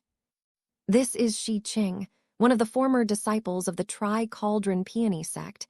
She is the one who has provided us with a lot of information. Wu Hai spoke. Greetings, Sister Shicheng, Lin Mu greeted. Lin Mu had not expected that Shicheng would be a former disciple. How did you leave the sect, though, Sister Shicheng? Lin Mu questioned. Back when the Red Tide happened, I was there to witness it. I saw how Gu Yao attacked everyone and controlled them. At that time, I was heading to the Wu Lim city to deliver an emergency missive to the Peak Master Yi Deng, and was at a distance from the city. As soon as I saw it all, I barely managed to escape the area. I deliberated on returning to the sect, but Gu Yao's servants had acted quickly and started capturing the other people. Since the Supreme Elder was also controlled, I didn't think it would be a viable choice to return to the sect. This turned out to be correct, since the sect changed its behavior quickly after that day. Gu Yao's roots had already spread deep by then and knew I would have to do something else. Shicheng expanded. I see, it is indeed quite unfortunate, Lin Mu acknowledged. He then turned to the third person, who was a young man with a scar on his face. He was wearing rough clothes and looked no different from a peasant. But Lin Mu could sense his cultivation base and knew that he was at the peak stage of the core condensation realm like him. And who I this? Lin Mu asked. I am Shuang Zedong, the man introduced himself. Shuang Zedong, isn't that? Lin Mu said, feeling like he recognized the name. Indeed, this is the former crown prince of the Shuang Kaiyan kingdom. Chapter 482, 2. Broken Men. Lin Mu had definitely not expected to meet the former crown prince here. He recognized the name as he had heard that a few times before. The last time he heard about a prince was from Tongguo Bing, who had told him that the prince came to the Big Zhao's Heavenly Delicacies restaurant with the other young masters of the noble clans of the city. He had thought that this was the none other than Shuang Zedong, but it turned out to be false. How did you become like this, if you're not the crown prince who is now? Lin Mu questioned, feeling shocked. The crown prince is none other than my second brother now, Shuang Zedong spoke. Second brother? You had a brother? Lin Mu questioned. Till now, he had not heard that the king had another child from the queen. He knew that there were more children from the concubines, but not from the queen. He is not my blood brother, rather the son of my father's favorite concubine. He schemed against me and assassinate me with the assistance of Gu Yao, but Lord Wu Hai managed to save me. Shuang Zedong spoke. What? But the assassination of a prince would have been great news if it happened, Lin Mu said. Indeed, but the current crown prince managed to convince father that letting such news spread would be bad for the current morale of the kingdom. Instead, they fabricated a story of how I have entered seclusion to focus on cultivation and have given up on my position of the crown prince, Shuang Zedong explained. This, utterly ridiculous. How can the king be so stupid? Lin Mu said, feeling enraged. Lin Mu's thoughts about the aristocrats and nobles were already in the negative since before, and now this was only infuriating him more. I don't know either, but our best guess is that the concubine had managed to charm the king so badly that he does not question his own actions, Shuang Zedong spoke. Wu Zun also had a hand in this and supported the current crown prince's rise to his position, Wu Hai added. Hearing the answer only made Lin Mu angry, but then he forcibly calmed himself down. He swore to himself he would take them down one by one. I believe I should introduce myself now. The final man who was remaining in the group spoke. I am Nameless, one of the elders of the Gu Legion, he revealed. Lin Mu raised his brows as he looked at Wu Hai for answers. He is another person who has been aware of the Gu Legion for a long time. In fact, he knew about them before me and had the same aim as me to decimate them, Wu Hai spoke. Then why did you join the Gu Legion? Lin Mu questioned, still not feeling safe with the man. My family was exterminated by the Gu Legion as well. Back then, I was a wandering cultivator and had been away from them for a long time. But when I returned, I found them to all be dead, and only skeletons were left behind in our house. All 20 members of my family were dead. It took me a couple of years before I was able to find out who the culprits were. I originally wanted to kill them and die in the process, But I realized that it was not just my family who was their target. Many more had been affected, and more would be coming in the future. Unlike my family, they did not have people to avenge them, and thus I took it upon myself. I researched more about the Gu Legion and found out that they had a lot more power than I had expected. Knowing that I would not be able to kill them all myself, I had to take a different approach. Eventually, an opportunity presented to me, and I infiltrated the Gu Legion. I rose up the ranks and managed to sabotage the plans of the Gu Legions. Although I was not always successful, Nameless explained. He was the one who actually managed to hide the existence of the High Core for so long. Nameless would kill the members who found out about the High Core. All these years I wondered if I was just lucky, but it turned out that I had a hidden ally all this time. Wu Hai added. You are an honorable man, Lin Mu praised. He couldn't imagine what the man would have gone through all these years. Knowing that the killers of his family were with him, yet not being able to act and wait patiently. If it were Lin Mu in his place, he probably would have lost his patience a long time ago and slaughtered them all. Now that the introductions are all over, I believe we can get started. Brother Lin Mu will be the one who's going to execute the main part of the plan, while we all will be supporting him. Wu Hai spoke.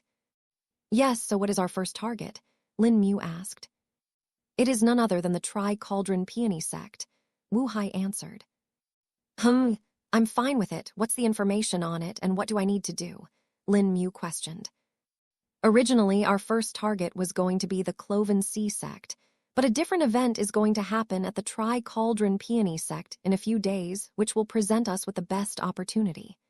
Wu Hai answered. And what is this event? Lin Mu asked. One of the disciples of the Tri-Cauldron Peony sect will be undergoing his nascent soul realm breakthrough. There is going to be a ceremony, and the people will be observing a tribulation platform for it. The person who is undergoing the heavenly tribulation is one of the talented alchemists of the sect, Alchemist Billow. Wu Hai revealed. Alchemist Billow? Lin Mu exclaimed, recognizing the name. This was the very person who had made the dark soil pill for him. Chapter 483A Plan for Infiltration. Lin Mu remembered when he had met the man. His cultivation base was at the very peak of the core condescension realm. He had expected that he could have been in the pseudo-nascent soul realm, but now this had confirmed it for him. Yes, I believe you've met with the man before, Wu Hai said. Yeah, Hai Wen was there too. I bought an alchemical pill from him. Lin Mu answered, and Hai Wan nodded her head in acknowledgement.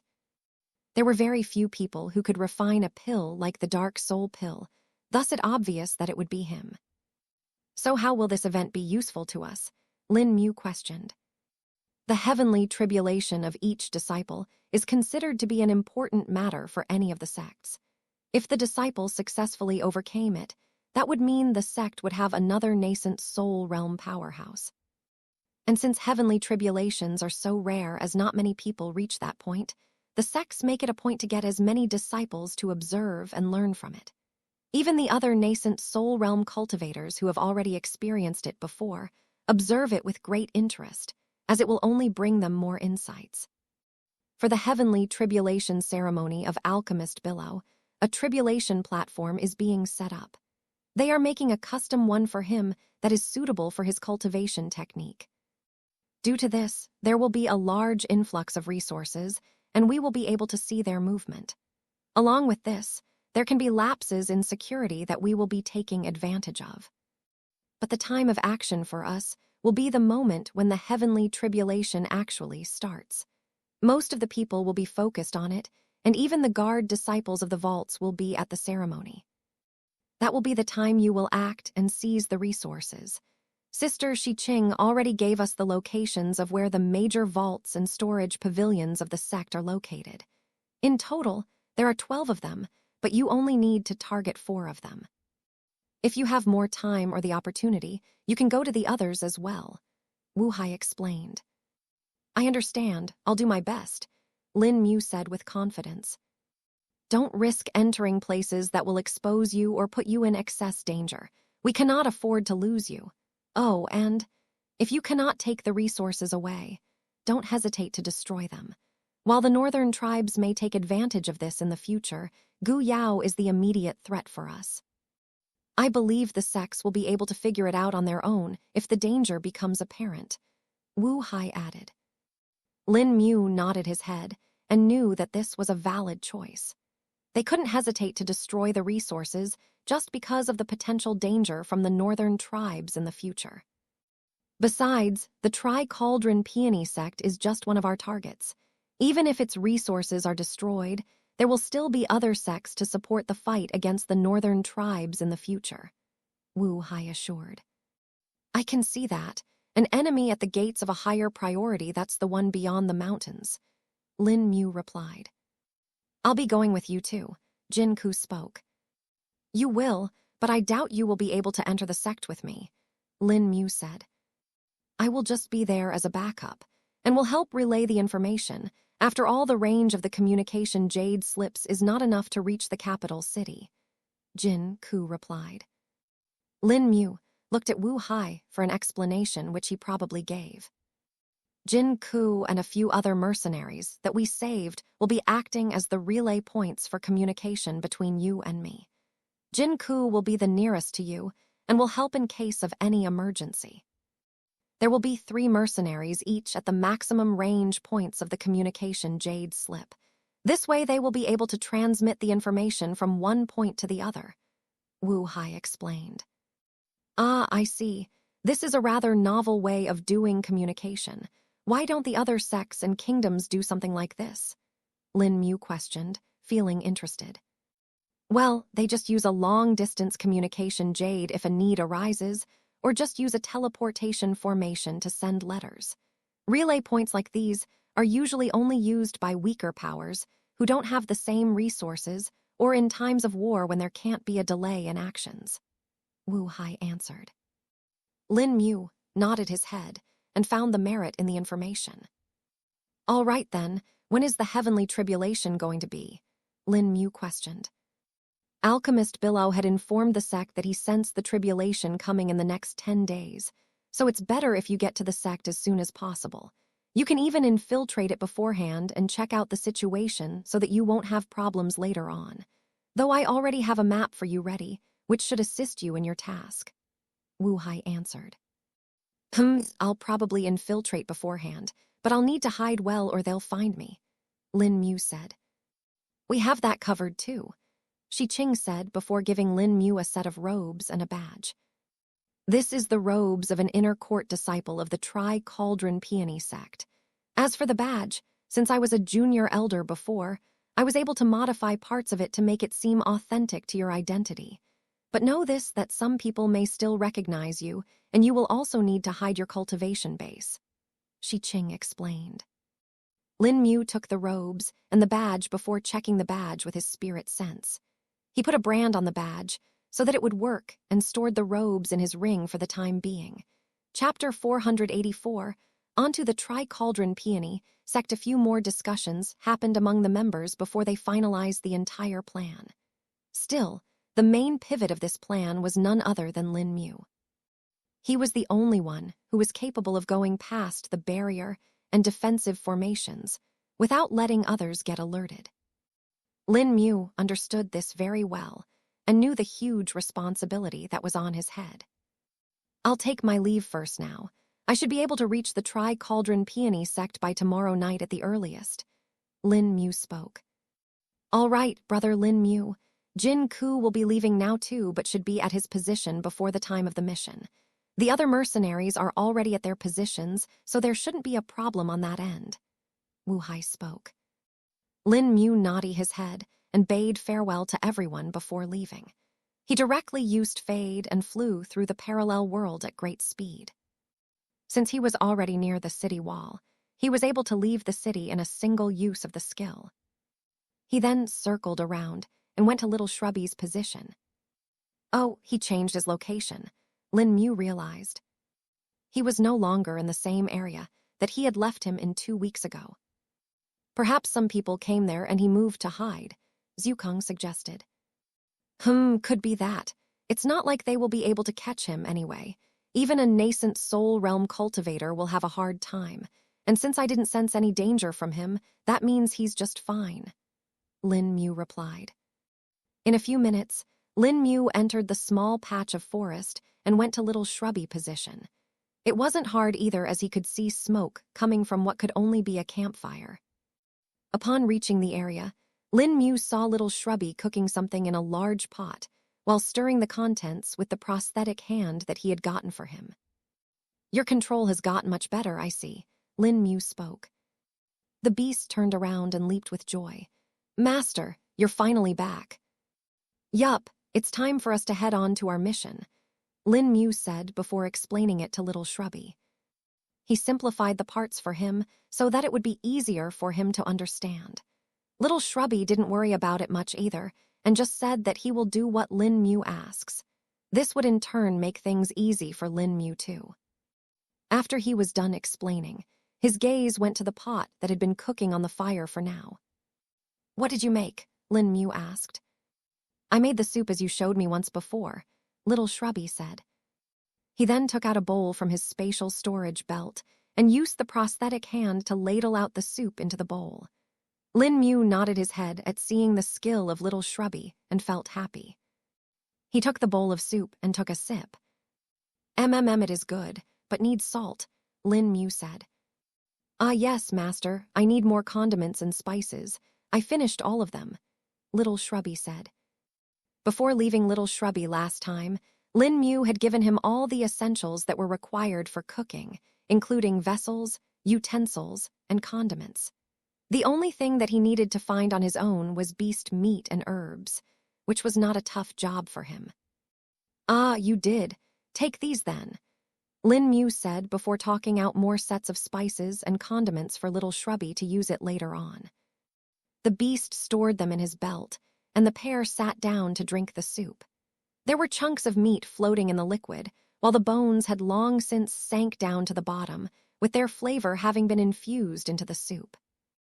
In fact, had it not been for little shrubby's presence, it was likely that the nearby animals and beasts would have already become greedy from the aroma of the meat.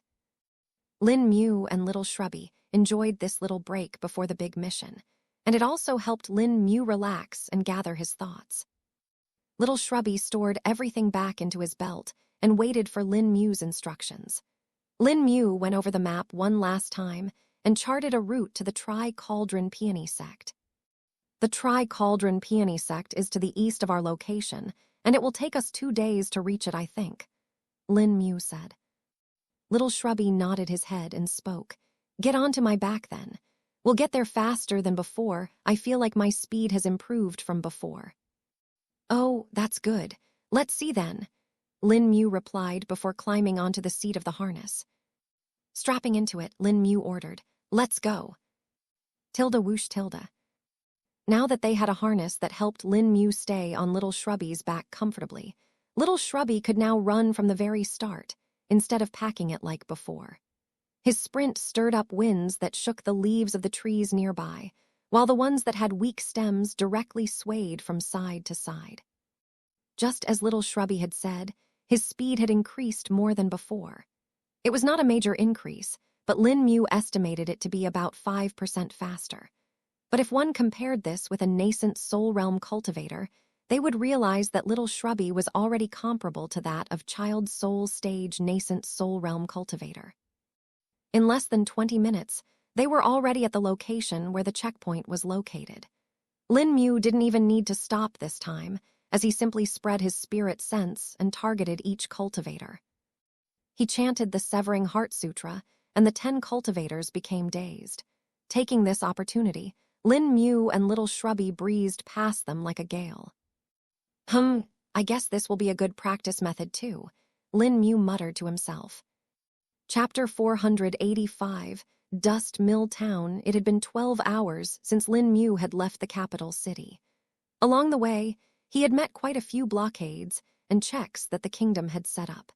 He now saw the reality of how much the kingdom was anxious about the northern tribes. A few bandit groups had also risen up in the recent months to take advantage of the presence of northern tribes.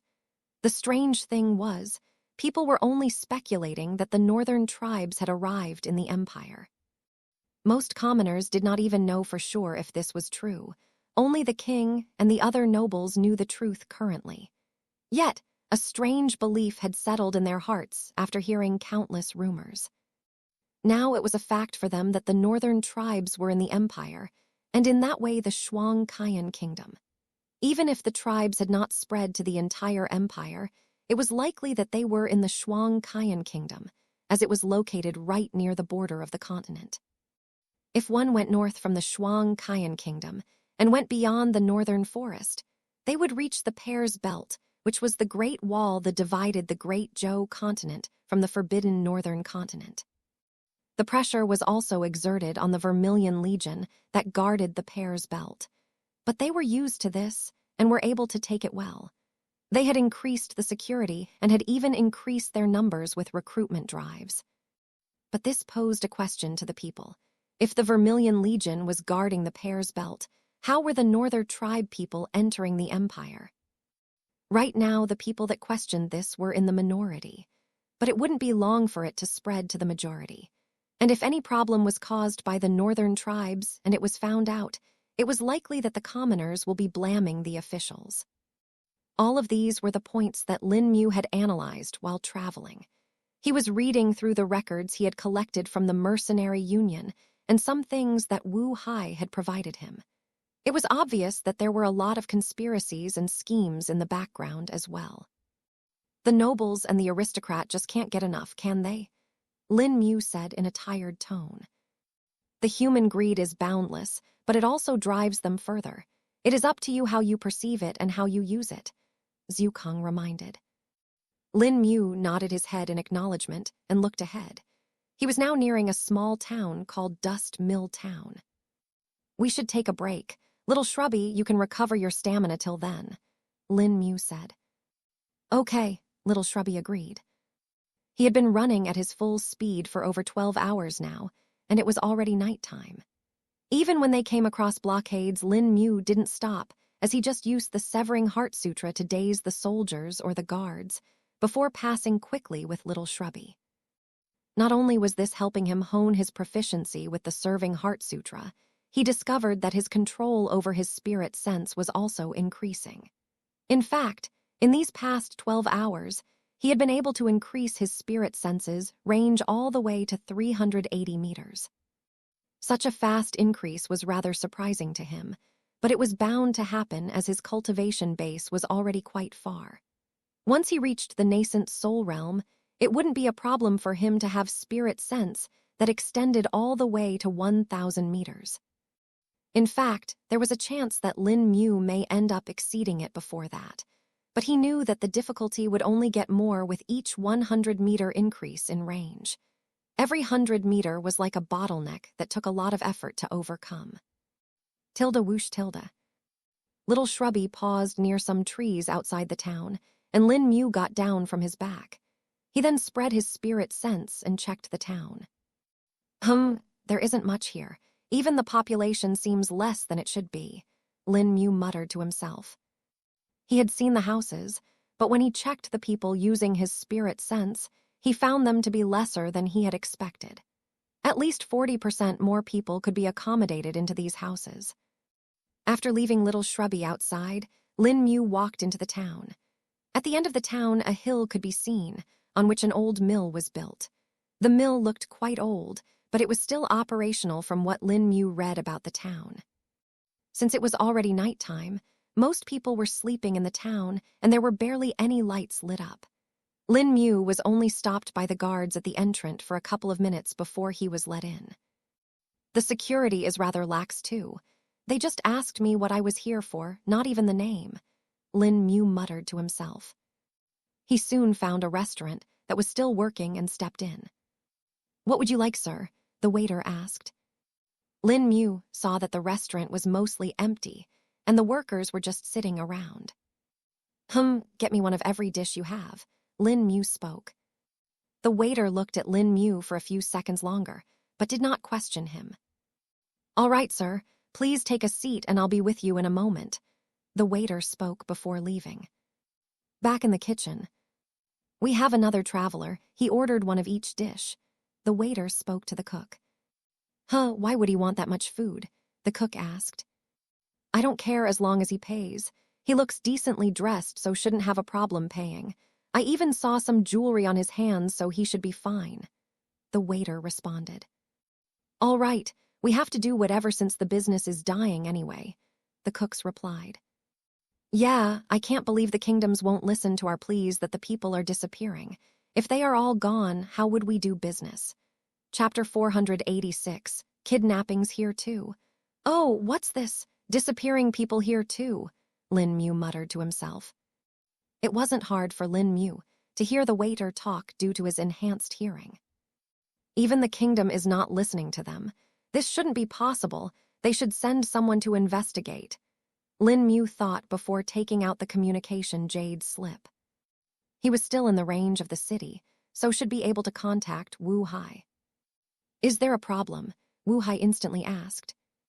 He knew that if Lin Mu was contacting him in the middle of his travels, there was bound to be something wrong. Another town with people disappearing, the Dusty Mill town. Lin Mu replied. That's not right. We have no reports of this, Wu Hai replied. I overheard the people in the restaurant talk about it. Besides, I took a look over the town. The number of people is really less than there should be. Lin Mu explained. Did they ask for the guards to investigate? Wu Hai questioned.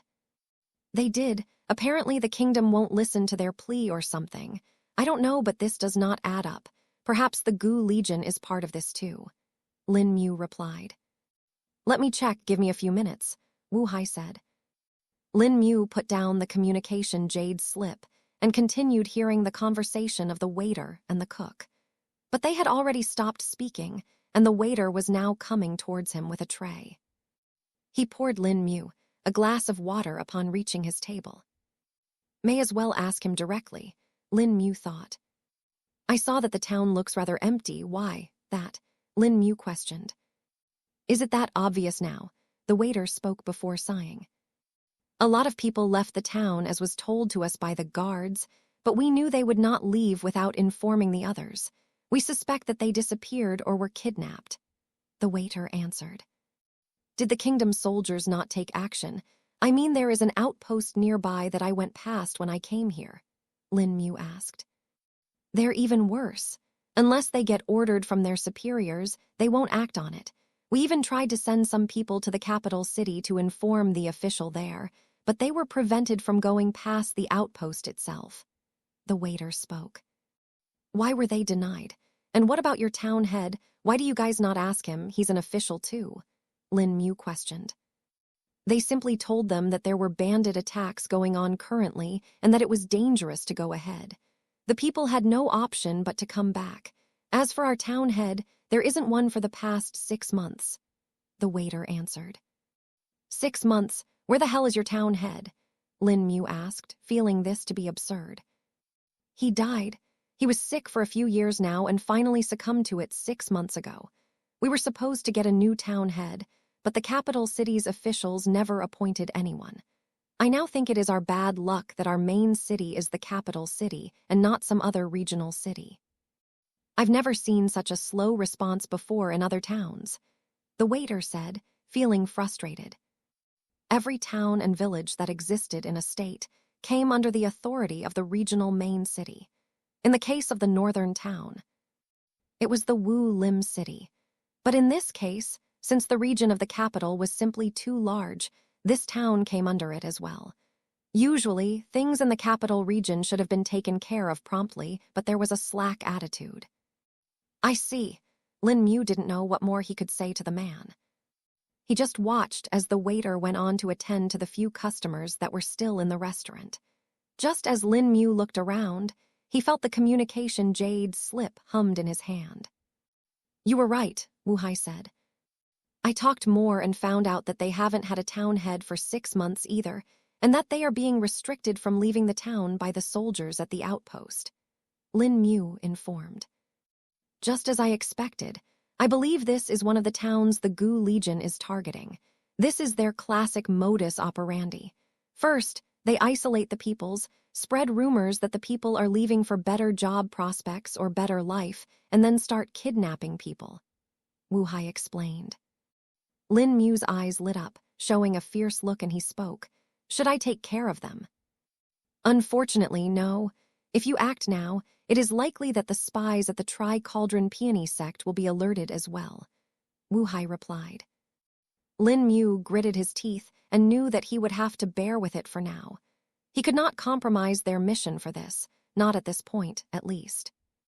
All right, Lin Mu replied after a short period of silence. Don't worry, I'll send my men there. They should be able to stop the next kidnapping, and once that happens, we'll blow the whistle to the king. He will definitely have to act at that point. Wu Hai spoke. An idea popped into Lin Mu's mind upon hearing Wu Hai's words. That's right, we can use this as an opportunity. Make the king aware of the actions of the Gu Legion and their reach. If we bear everything to the people, he will have no option but to act on it. Lin Mu said. Yes, that can work, Wu Hai replied. I'll investigate a bit more and see where they are hiding here, though I think I may already have an idea about that, Lin Mu replied. Okay, feel free to do that.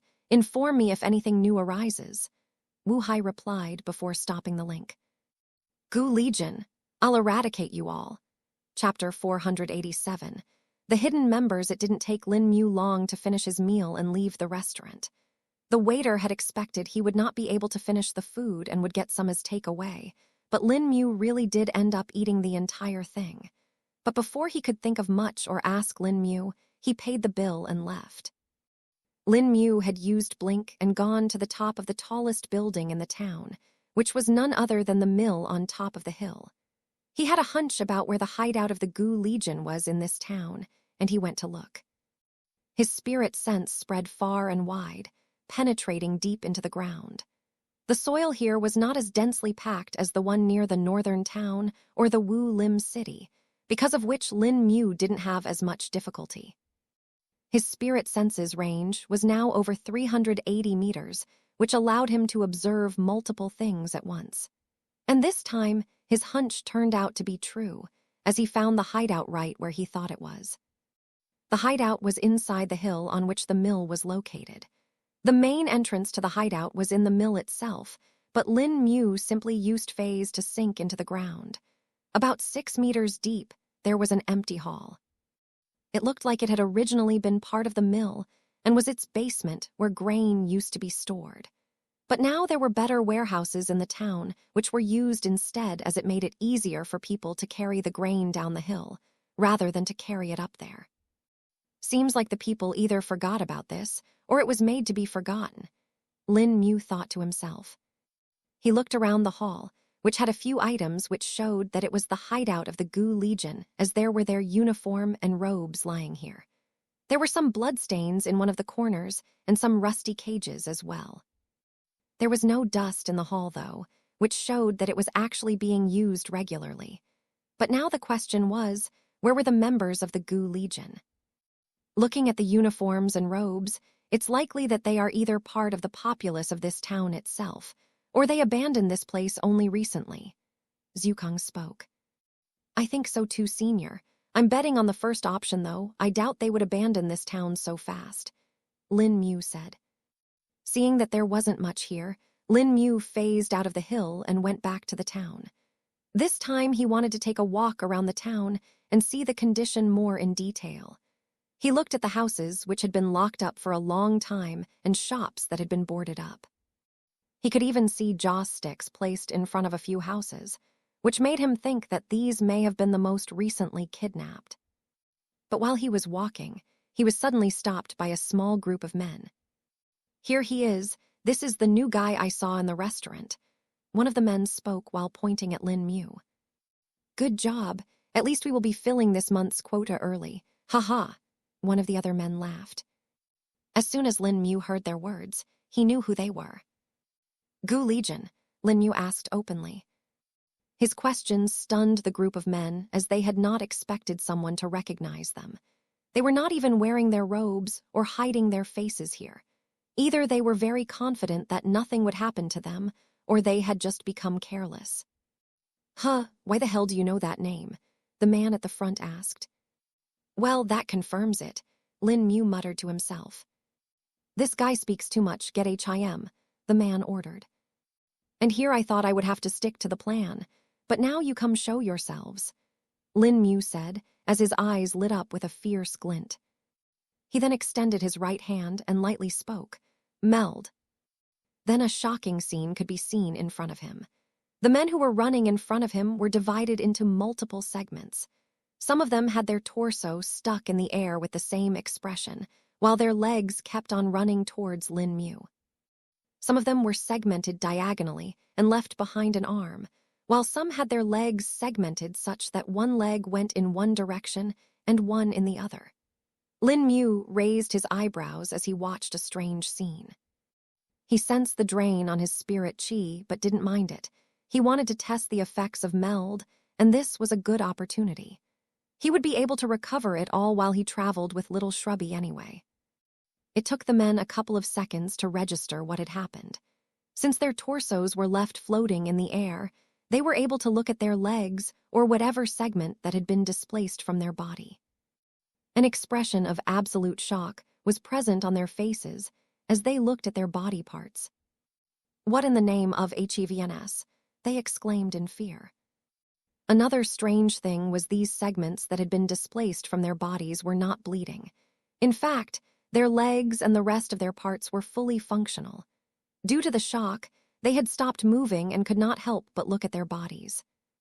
One of them sensed their leg and tried to lift it, and it actually did even though it was a few meters ahead of their body.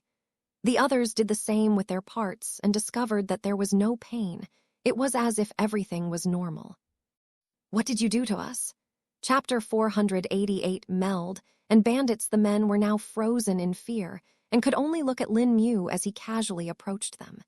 He bent and looked at the underside of their torsos and the bottom parts of their bodies. Interesting, very interesting," Lin Mu said. "This is rather unexpected, this level of spatial manipulation." "Amazing," Zukong said. "Indeed, Senior, but the drain on spirit chi, it is still quite a lot. And it hasn't stopped either. The longer I keep this state, the longer it keeps on draining," Lin Mu replied. "Well, let's see what happens when it stops," Zukong suggested. The members of the Gu Legion could not see who Lin Mu was talking to, and it terrified them.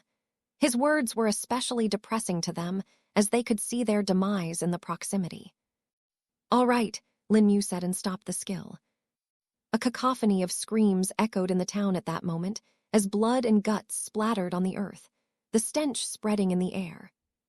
The stray dogs smelled the scent of the blood and howled in excitement, while the people of the town tightly closed their doors and windows, fearing that if they went out, they may suffer the same fate as what those voices did.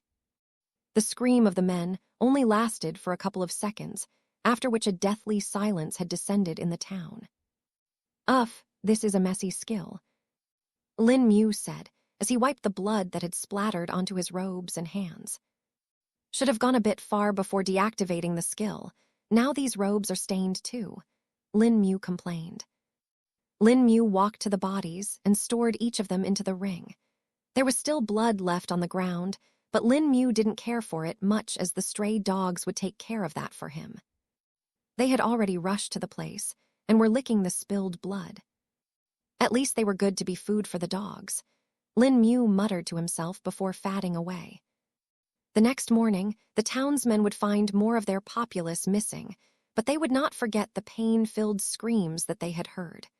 A legend would be born from this day onwards of a being that swallowed men whole, not even leaving blood behind. But the person behind this, Lin Mu could not care less. He simply contacted Wu Hai to tell him what had happened.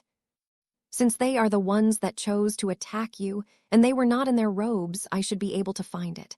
I'll frame it as if they attacked a cultivator that was beyond their strengths and were killed. Won't be the first time something like this has happened, so we should be fine," Wu Hai said. "All right, at least there won't be any kidnappings in the near future there," Lin Mu said. "Master, you're back already?" Little Shrubby asked. "Yes, I was done early," Lin Mu replied. "Blood, more enemies there?" Little Shrubby asked. "Yup," Lin Mu said as he rubbed the beast's head. They rested there for another hour before Little Shrubby was ready to go. Lin Mu got onto his back, and the duo sped away like the wind. Hours passed by, and they traveled across the lands. They encountered several beasts in the forests nearby, and some of them were even at the peak stage of the core condensation realm. Lin Mu didn't fight them, though, as it was much easier for him to just use the Severing Heart Sutra and quickly pass from the side. He didn't want to delay anymore, and seeing the situation in the dust mill town had only made him more impatient.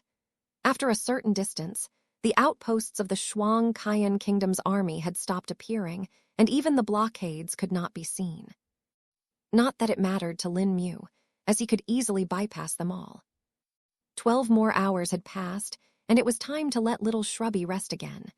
They found a spot in the forest, and Lin Mu got to cooking this time. Finding a couple of early-stage core condensation realm beasts, Lin Mu skinned and cut them.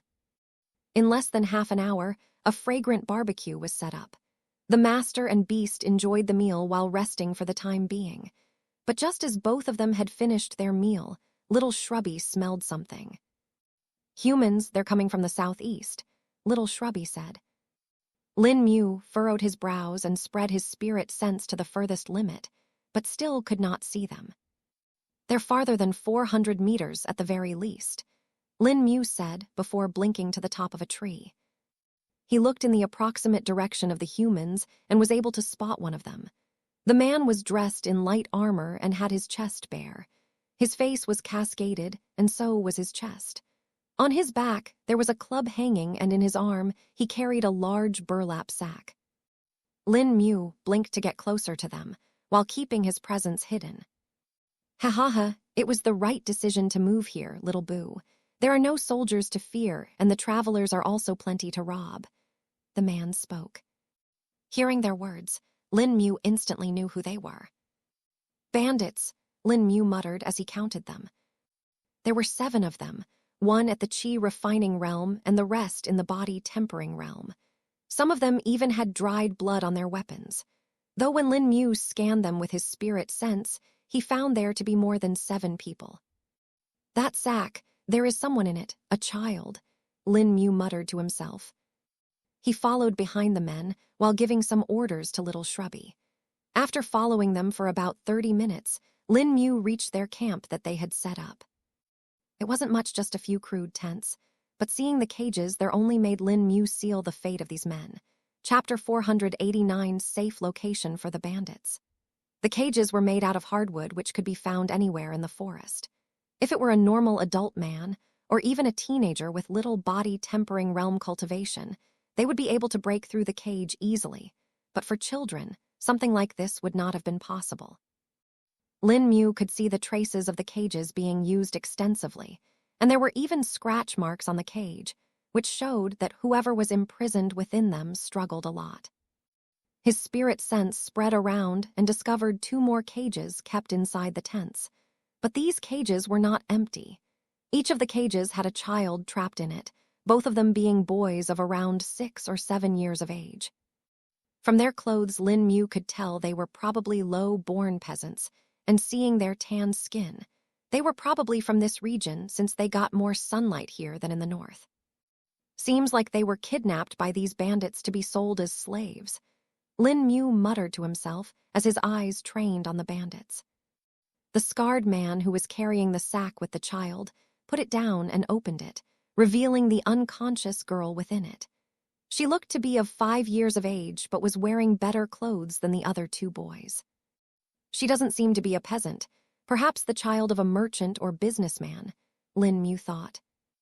Lin Mu did not act right away, as he wanted to know what these bandits did with the other children. Even if he could save these 3 children right now and kill the bandits, he would be missing out on the information about the other children. He could also interrogate them, but obtaining information that way would be a bit inefficient. Whereas just by eavesdropping on them, he reckoned, he should be able to obtain plenty of clues to the whereabouts of the others. Today was a good haul, we'll get a good price for this girl. Look at her, she got better skin and face. In a few years she'll be worth 10 times her price. The scarred bandits spoke. You're right, though when will those people be coming to buy next?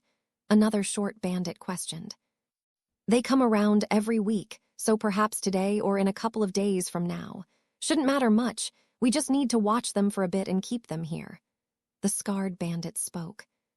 Who would have thought the safest place for us to hide would be near the territory of a cultivation sect? Another bandit spoke.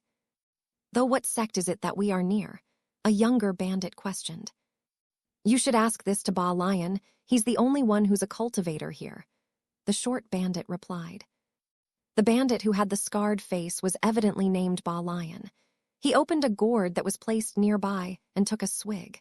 The pungent smell of cheap and crude wine could be felt coming from it. Ah, Tilda good wine. The cultivation sect.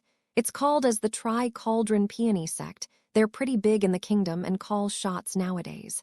Apparently, even the king heeds their orders and they have great sway among the other sects too. Ba Lion answered. Why would they allow us to function here then? I mean, aren't the sects righteous? The younger bandit asked curiously. The short bandit slapped the back of the younger bandit's head, while the other bandits chuckled in delight. Whose side are you on, little Bo, huh? You're gonna jinx us if you say things like that, the short bandit said. Bah, what do you know, those sects are just like us, all dirty. They're just better at hiding it, but behind their masks they're all the same. Ba Lion spoke. Now don't spoil the mood and get the food. I'm hungry after all that work. Get some of that money and buy more stuff tomorrow when you go out, and don't forget to get the wine I like. Ba Lion spoke. The other bandits also made requests of what they all wanted, while the little Bo did his best to remember it, though it looked like he was having a hard time. One of the bandits looked at the kidnapped girl and spoke. Look, she's waking up. Put her in the cage too, the bandit ordered. Little Bo couldn't do much but to listen to the orders. He was new here, and just like any junior, he would have to do menial tasks for his seniors till another junior came in. He couldn't do much other than to just grit his teeth and do his work. At least he was getting good money from banditry, much more than he did when he worked at his old man's farm. He picked up the girl and locked her inside one of the empty cages outside. Once he returned back, he was sent to prepare the food while the rest of the bandits lazed around. Lin Mu's eyes narrowed as he checked the distance between the bandits and the cages where the children were held. Confirming that the distance was sufficient, Lin Mu decided to act. He sank into the ground using phase and appeared below the group of bandits. They were completely unaware of him and were joking around when suddenly a squelching sound was heard. Exilao, the bandits shouted as they suddenly saw the legs of a bandit pretty much explode. The bandit named Xilao cried in pain. Xilao was sitting at the very back, and hence the rest of them had not seen what had happened. But they didn't have to wonder about it for long, as it happened another time. And again. And once again. What the hell is that? Ba Lion exclaimed, not knowing the cause. I think I saw a hand, another bandit said while stammering. What? Ba Lion questioned again. A hand came from the ground. Chapter 490, Interrogating and Rescue. Just as the bandit had spoke, his legs were grasped by two hands which then pressed hard, crushing the legs to minced meat. Argh! The bandit cried in pain as snot trailed down his nostrils and his body fell to the ground, writhing in pain. Who are you? What are you? Ba Lion shouted in shock. But now Lin Mu had broken the legs of nearly every bandit, and only Ba Lion and little Bo were left. Upon hearing his question, a voice appeared. Me, the voice said before a person emerged from the ground. I am your death. Lin Mu's leg moved like a whip and hit the legs of Ba Lion, severing them instantly and knocking his body away. Tilda crash Tilda. The legless Ba Lion crashed into the tents as he groaned in pain. All the bandits that Lin Mu had fought were weak compared to him, being in the body-tempering realm, except for Ba Lion, who was a cultivator, and at the early stage of the chi-refining realm. Leader Ba-Lian, little Bo shouted upon seeing the scene. He had rushed back upon hearing the pain-filled shouts and was greeted by a horrifying scene. Tilda Shing Tilda. A sword suddenly appeared next to little Bo's neck, which made him freeze in place. Take another step and lose your head.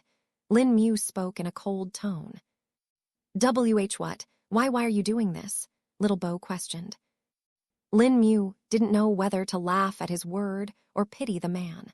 Such a question was ridiculous if he considered his position. I don't think I need to answer that.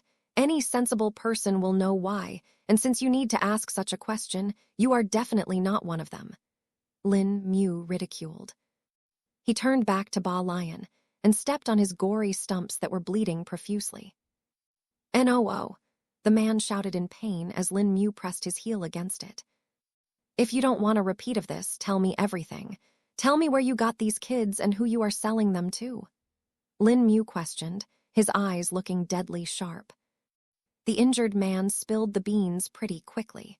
What Lin Mu had done was enough to reduce a grown man to a crying child. There was no way he could hold up against the threat. Lin Mu finally learned how all these bandits were actually working. Ever since the kingdom set up multiple army outposts and blockades, these bandit groups had to move to the outer regions of the kingdom that were either less protected or were under the authority of a local power like the cultivation sects. Usually, these powers would exterminate criminals like these bandits on their own, but for some reason the Tri-Cauldron Peony sect didn't. The bandits didn't know the exact reason for it, either. It was either out of ignorance or arrogance about the fact that no bandit group would dare to operate in their territory. As for the kids, the bandits had simply taken them from the carriages that passed by. A lot of people had been moving to the southern kingdoms ever since the news about the northern tribes had spread. Their numbers were in the minority, but they were slowly growing little by little. So what they said about people migrating in the dusty mill town wasn't entirely false. It's just that they are moving from other towns, and the ones in the dusty mill town were being specifically targeted. Lin Mu thought.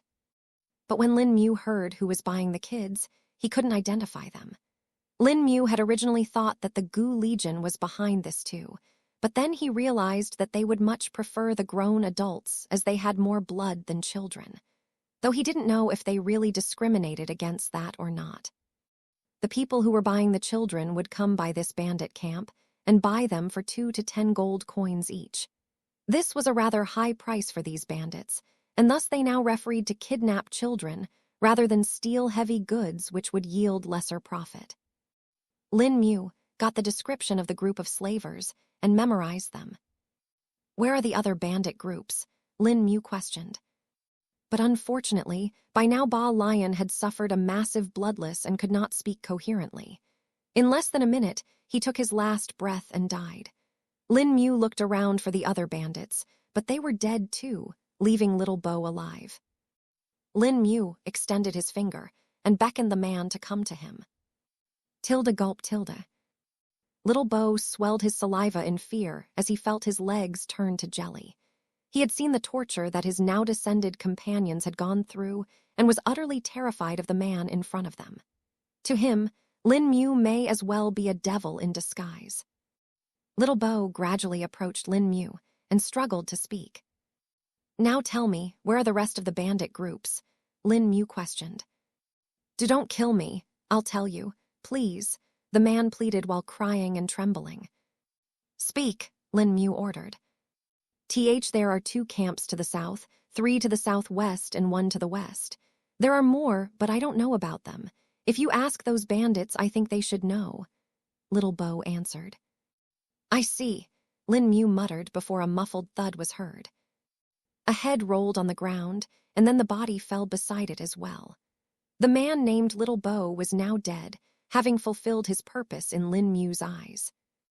Lin Mu went to check up on the condition of the kids and found them to be relatively well. They had some minor scratches and bruises, but they were not in a bad condition. Lin Mu could tell that they had been dosed with some tranquilizing herb and found it in one of the collapsed tents. "I think it's better you leave them sleeping," Zhukong suggested. Chapter 491 Test Subjects. Yes, it would be best if they don't see the current scene," Lin Mu said as he looked around. He took out the communication jade slip and contacted Wu Hai. "I need your assistance," Lin Mu spoke. "What happened this time?" Wu Hai asked while holding the bridge of his nose. For some reason, trouble seemed to either follow Lin Mu around or he went looking for it even if he did not aim for it. They had been waiting for him to reach their first goal, but Lin Mu had been interrupted twice now. Bandits kidnapping children near the territory of the Tri-Cauldron Peony sect, Lin Mu said. I'll send the men there, Wu Hai replied. Oh, I just want them to take the children. I'm gonna go ahead and wipe out the bandits, Lin Mu said before putting the communication jade slip away. Why, T-Psi this boy, Wu Hai muttered before contacting his men that were in that region. Lin Mu was carrying the other jade slip, which showed his location, thus the men Wu Hai sent wouldn't take long to reach. Little Shrubby, come here, Lin Mu said through his link. Tilde whoosh tilde. The trees rustled, and in less than 5 seconds, Little Shrubby was standing in front of Lin Mu, his paws having sunk into the ground due to the speed at which he had moved. Watch these children. If any bandits like these come to take them, kill them, and if men wearing clothes such as this come, let them take them, Lin Mu said before showing the uniform of the High Corps. Just watch from afar and hide. Act only when needed, Lin Mu added. Okay, Little Shrubby said before disappearing into the bushes. Lin Mu nodded his head and went to the cages before breaking them and taking out the kids. He put them together in a more comfortable position and put a mild healing pill in each of their mouths. This should be enough for them, Lin Mu said before blinking away. A few minutes later, Lin Mu was at the location of the next bandit camp. This one was bigger than the one he had seen before, and there were even more cages here. But unlike the previous one, they were all empty. Lin Mu sank into the ground and sneaked closer to listen to their conversations. They were relatively mundane as most bandits would talk, but Lin Mu didn't get anything of particular importance from them. These ones don't have any people kidnapped as of now. But they do sell them as well. Better get rid of them as well, Lin Mu thought before blinking to the top of a tree. Lin Mu was currently revealed to all of the bandits if they looked up. But since they were busy in either talking or doing other tasks, they did not notice. This should be a good chance to test Meld further, Lin Mu said before closing his eyes. Meld was much more difficult to use than the other 4 skills, and when he had used it on the Gu Legion members in the Dusty Mill town, his control had been rough. That was the reason why all the Gu Legion members had been cut in different manners. Lin Mu's weaker control over Meld was also the reason why he did not test it on the earlier group of bandits. He was worried about hurting the children, and thus did not want to take a risk. The targeting area of Meld was irregular and was hard to maintain. If the target it was used on moved, their body would be split into different parts, depending on how Meld was used. Thus Lin Mu looked at the bandits, who all felt a chill go down their spines. Meld, Lin Mu muttered. For a second there, it was as if everything had frozen as the bandits felt scared. But then they recovered and looked around. What the hell was that feeling? One of them questioned. Yeah, it was like some beast was staring at us, another bandit turned around to say. But then, what the fuck? Second inning, looks at your waist, a bandit shouted in shock and pointed at him. But when this bandit moved his hand to point at him, his hand detached and desolated to a different position. The bandits all became startled. Of course, since they were scared, they all moved, and some part of their body detached from them. One of them even lost his head, which was now floating in the air while his body ran around like a headless chicken. Lin Mu watched all this closely and focused on his spatial perception. It was still not good enough, and he could barely sense the borders of the target area of Meld. It was like different chunks that attached to some part of the target, and controlling it was quite hard. Lin Mu also had a difficult time controlling how many of these chunks were used at once. He reckoned that this could have been the reason behind him requiring such a large amount of spirit chi to use the skill. If I'm able to use it on a singular target, I should be able to reduce the consumption of spirit chi, Lin Mu thought to himself. Currently, Lin Mu could use meld about 6 to 7 times before his spirit chi would be entirely depleted.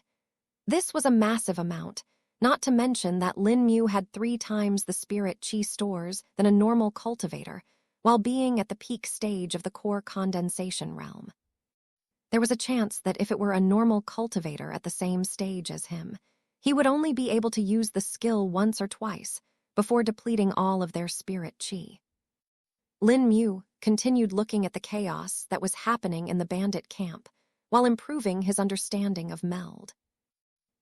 I'll need more test subjects, Lin Mu muttered to himself. Chapter 492, Exterminating Bandits. Lin Mu eventually discovered that the more the targets moved, the more difficult it got to control the skill.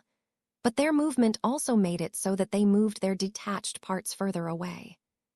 The bandits were all screaming in terror at seeing their body parts detaching. Some of them even tried to pull on them and found that they could actually still be moved. One of the bandits who had his hand detached tried to put it back and found that even while detached he could move it. The bandits felt like they were in some nightmare and could not get out of it.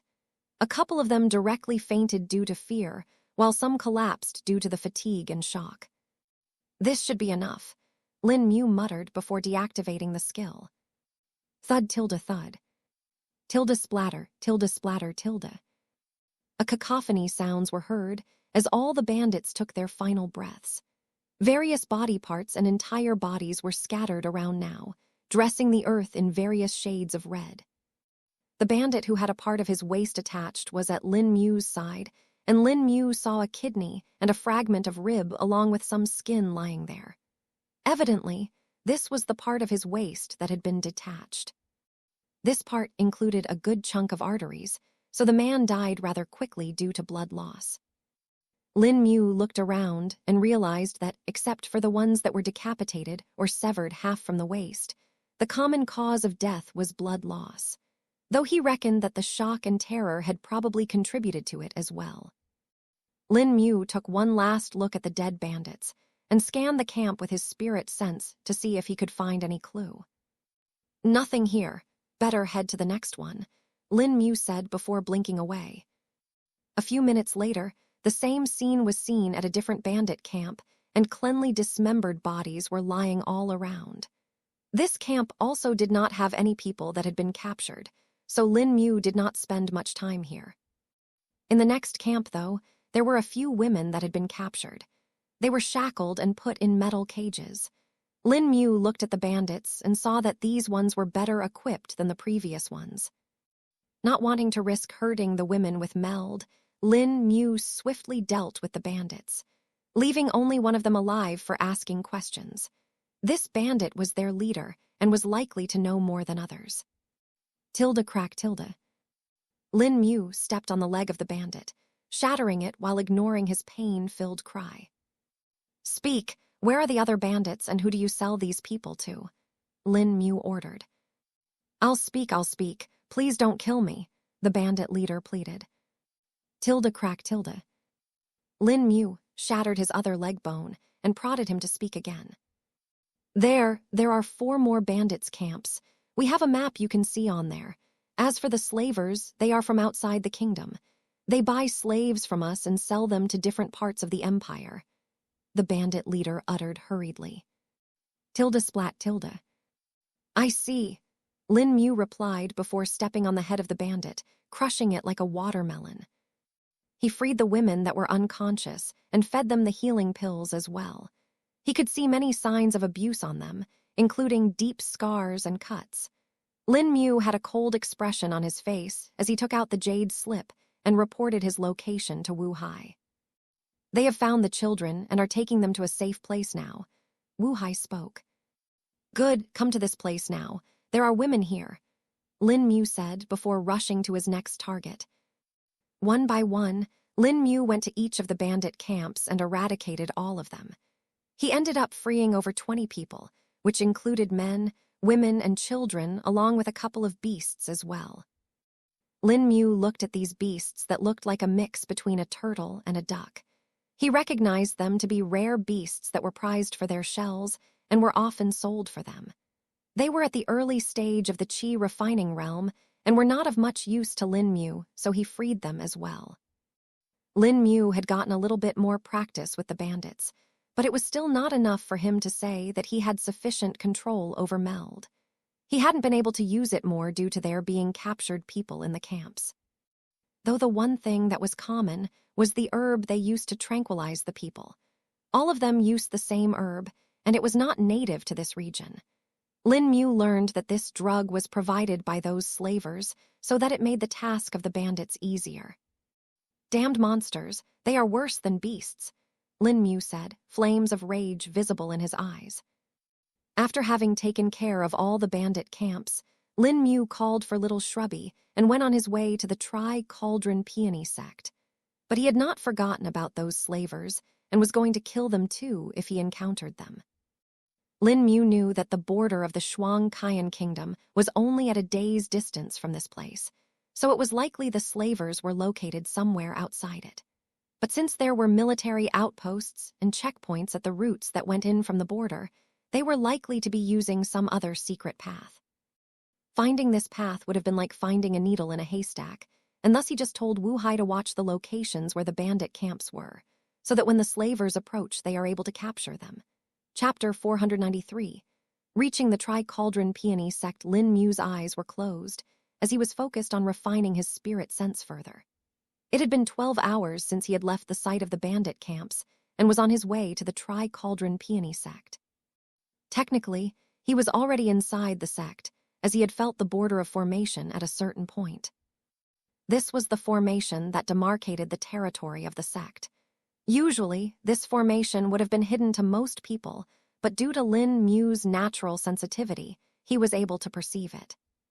This formation was intended for the disciples of the sect, as it was the range in which they could ask for help, or in which the sect's other formations could work.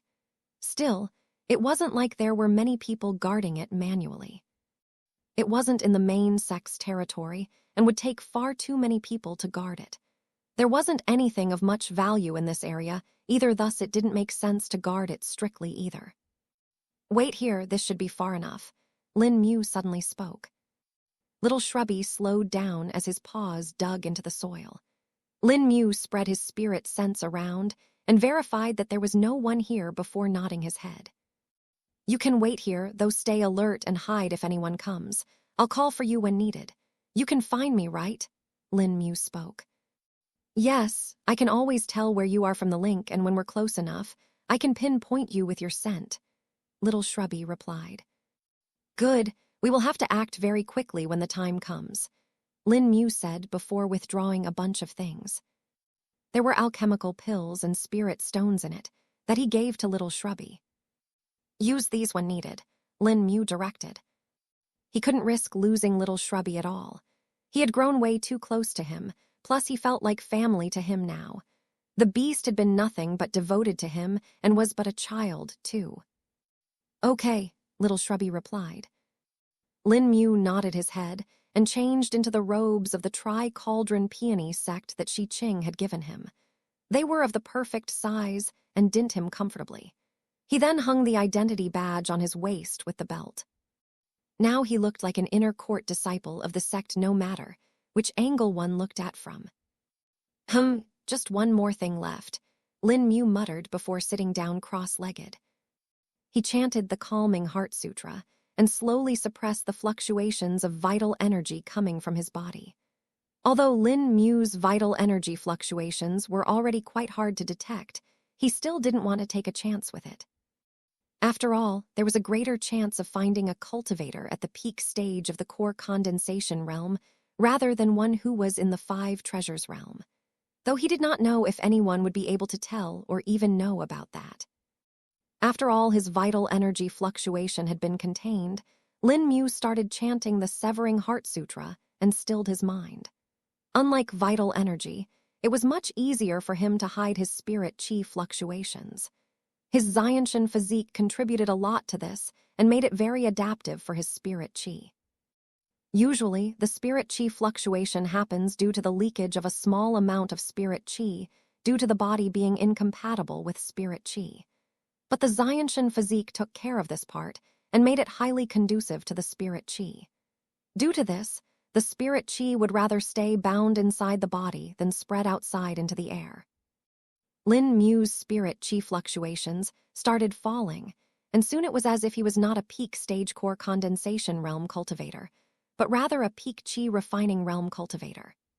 This was more accurate for his standing as an inner court disciple, as those in the early stage core condensation realm would be core disciples of the sect, while those at the mid-stage and the late stage were junior elders. The disciples that managed to reach the peak stage of the core condensation realm would be directly promoted to the position of elders, while the ones who managed to reach the nascent soul realm would become peak masters. The Tri-Cauldron Peony sect had 3 peaks, which meant 3 peak masters who were all at the nascent soul realm. In total, there were 4 nascent soul realm cultivators in the sect, including the sect patriarch who had the highest cultivation base being at pseudo-Dao shell realm.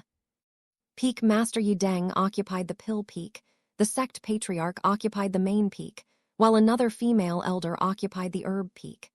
The supreme elder was an exception to this and stayed in the forbidden area of the sect, only attending to matters of great importance. He was also the expert with the second highest cultivation base in the sect. Though these were not the people that Lin Mu had been warned about.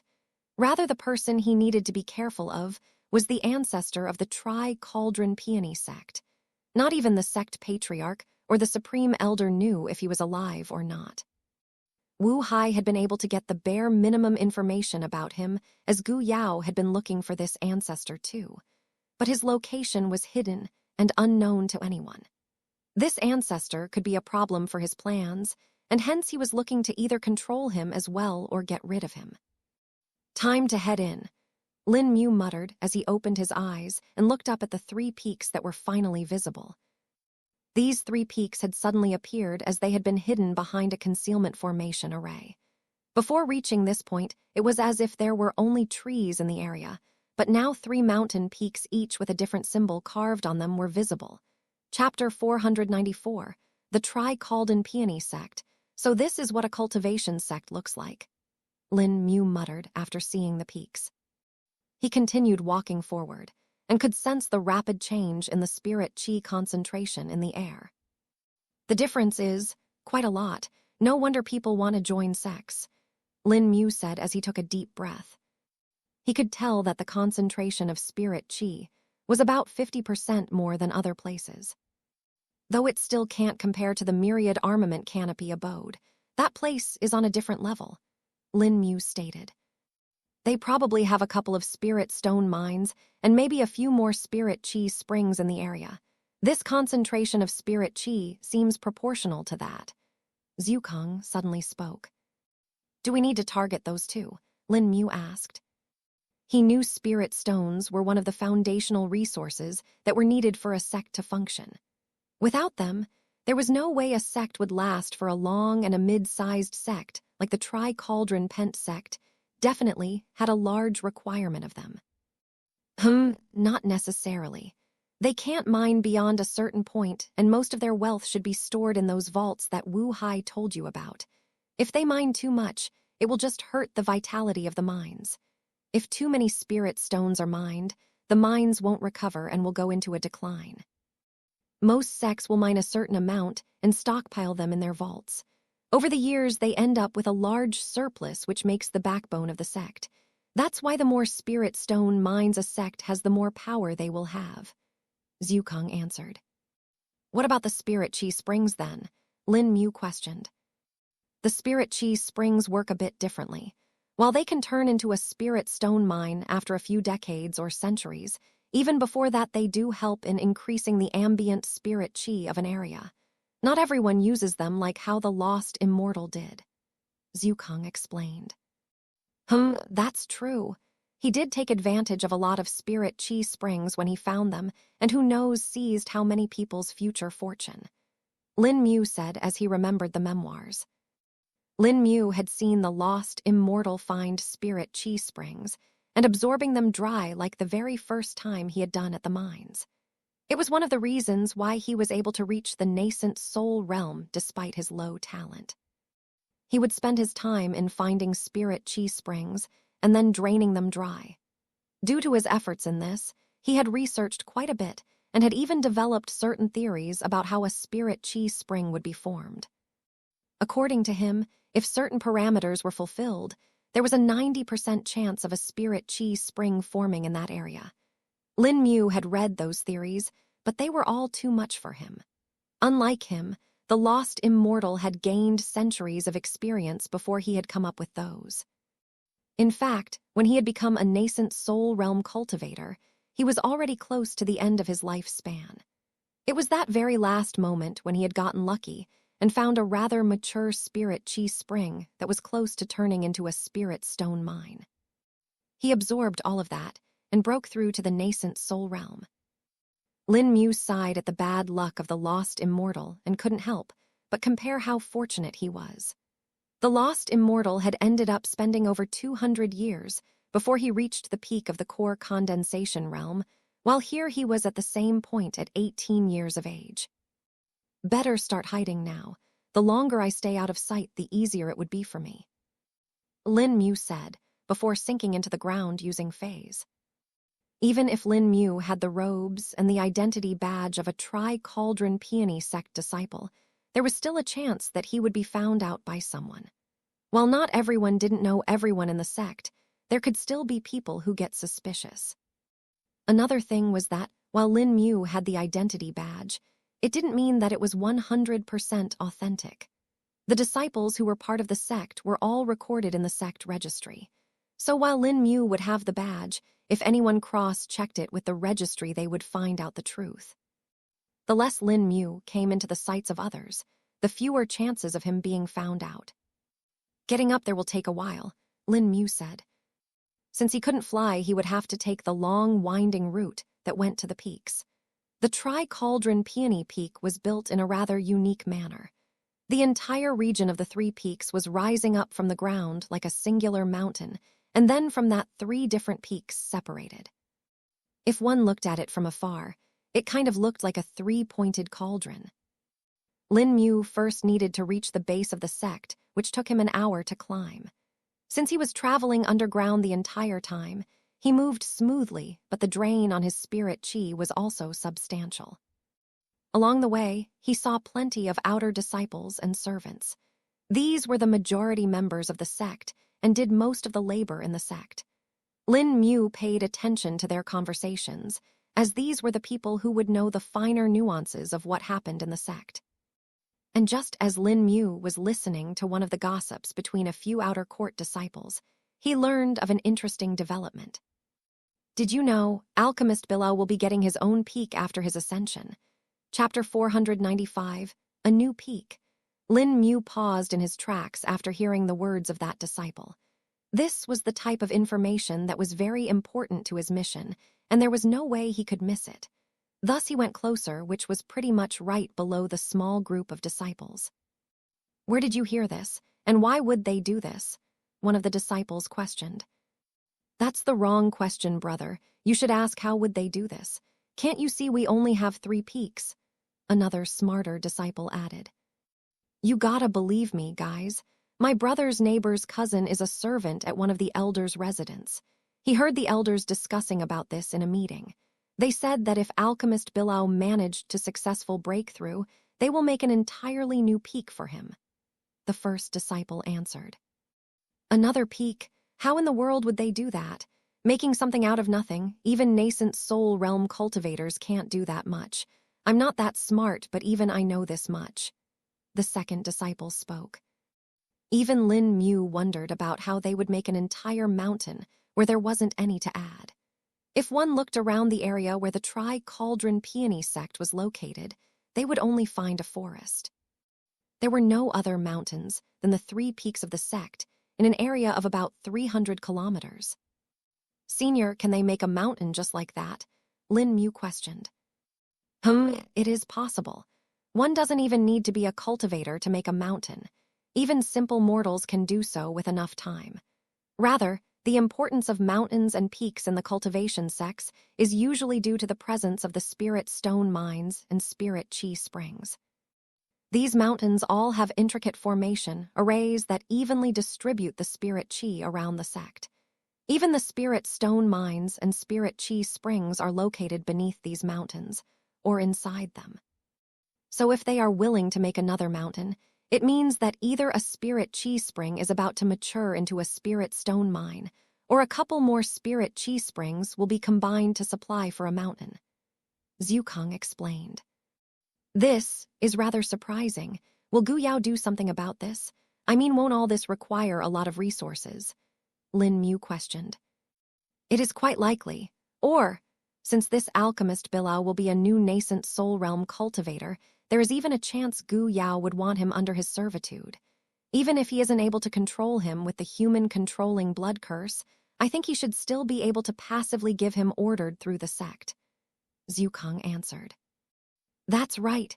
As long as alchemist Bilao successfully becomes a nascent soul realm cultivator, Gu Yao will get another talented alchemist at his disposal that can make pills for him. This will just be more beneficial for him, Lin Mu said.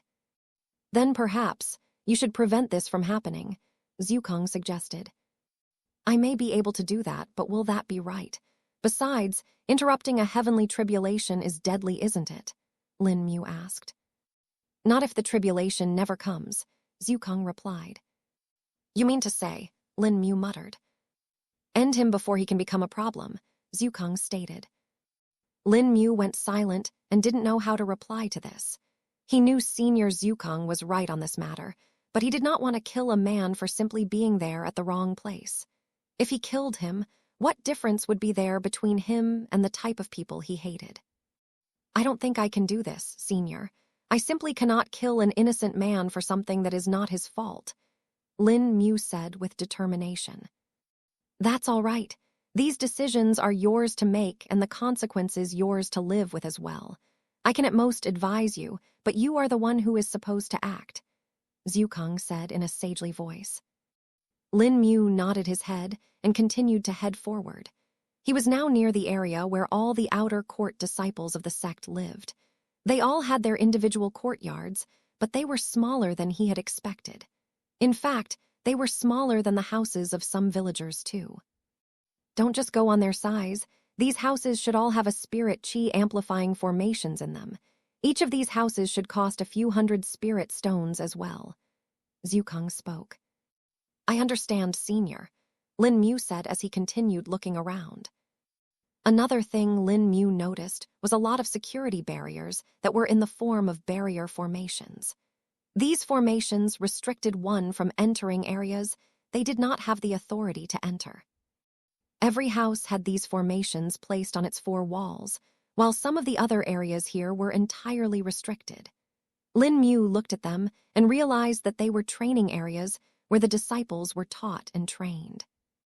Even when Lin Mu proceeded on the upward path that went to the 3 peaks, he was forced to temporarily halt. A barrier had stopped him even while he was underground, and the badge that he had on his waist was humming. Use the badge. This should be the demarcation area between the outer court and the inner court. It will block you from entering unless you go in from the gate, Zhukang spoke. Lin Mu took a look around and saw that there were still some people in the area. He waited for them to pass and the path to become empty before he returned to the ground. He held out the identity badge and let the gate's formation check it. The badge glowed in a green light and let him pass. But just as he was about to take a step across the gate, he heard a loud shout coming from the back. Stop right there. Chapter 496. A weird disciple. Lin Mu tensed up and became alert. He didn't know why this person had called out to him like this, but knew that he would have to be careful from here on. Lin Mu didn't turn around, but rather looked at the person using his spirit sense. This way, if he was getting into trouble, at least they would not have seen his face. But when Lin Mu saw the person who had called out to him, he was rather dumbfounded. Is that guy okay? Lin Mu couldn't help but say.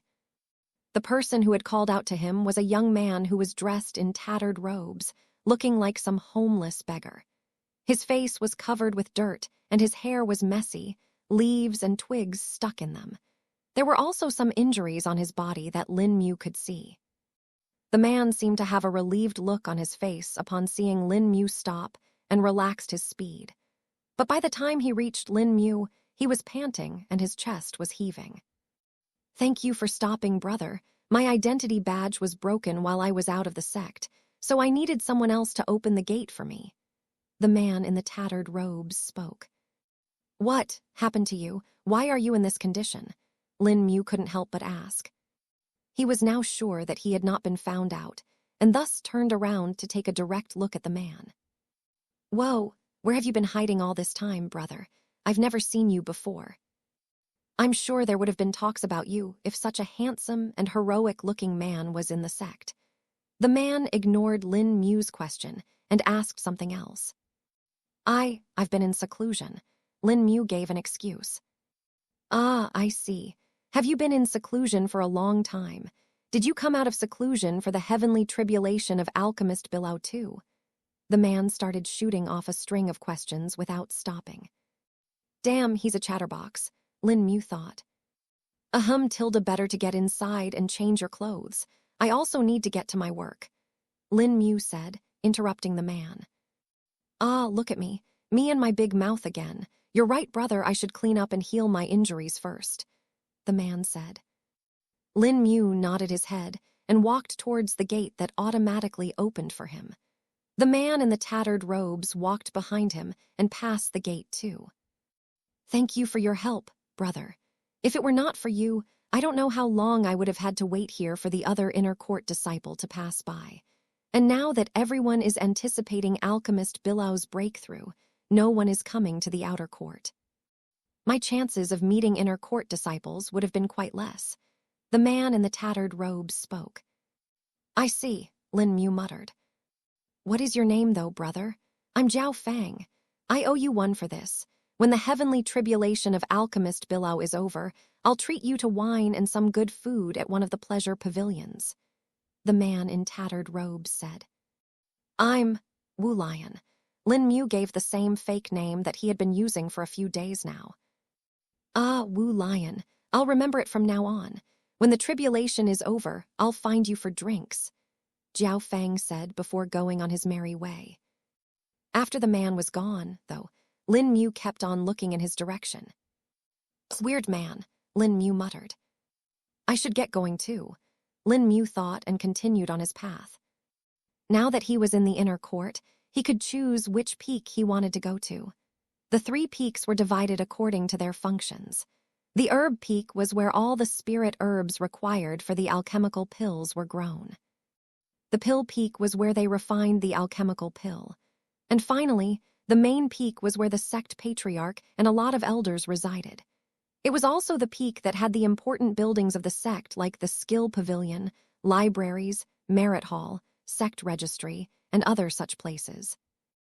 Lin Mu's targets were on all 3 peaks, and from what he had learned from Wu Hai, the tribulation platform, where alchemist Bilao will be having his breakthrough, will be at the main peak. So according to that peak was going to be the last one that he was going to visit. For now, Lin Mu was only supposed to check out the areas where the vaults were located so that he could quickly visit them during the time of heavenly tribulation. He chose his first target to be the herb peak. This peak was located in the southwestern part of the sect and looked rather beautiful. There was a large symbol carved on its surface that could be seen from afar. The symbol was of a single cauldron that had the character for herb on it. There were many colors on the peak due to the numerous spirit herbs that grew on it. They were grown on flat surfaces that had been carved around the radius of the peak and were of many types. There were also different buildings located between these fields of herbs where the disciples that took care of these herbs resided. At the very top of the peak, Lin Wu could see a few large courtyards and a palace. So that's where the peak master of the herb peak resides. What was her name again?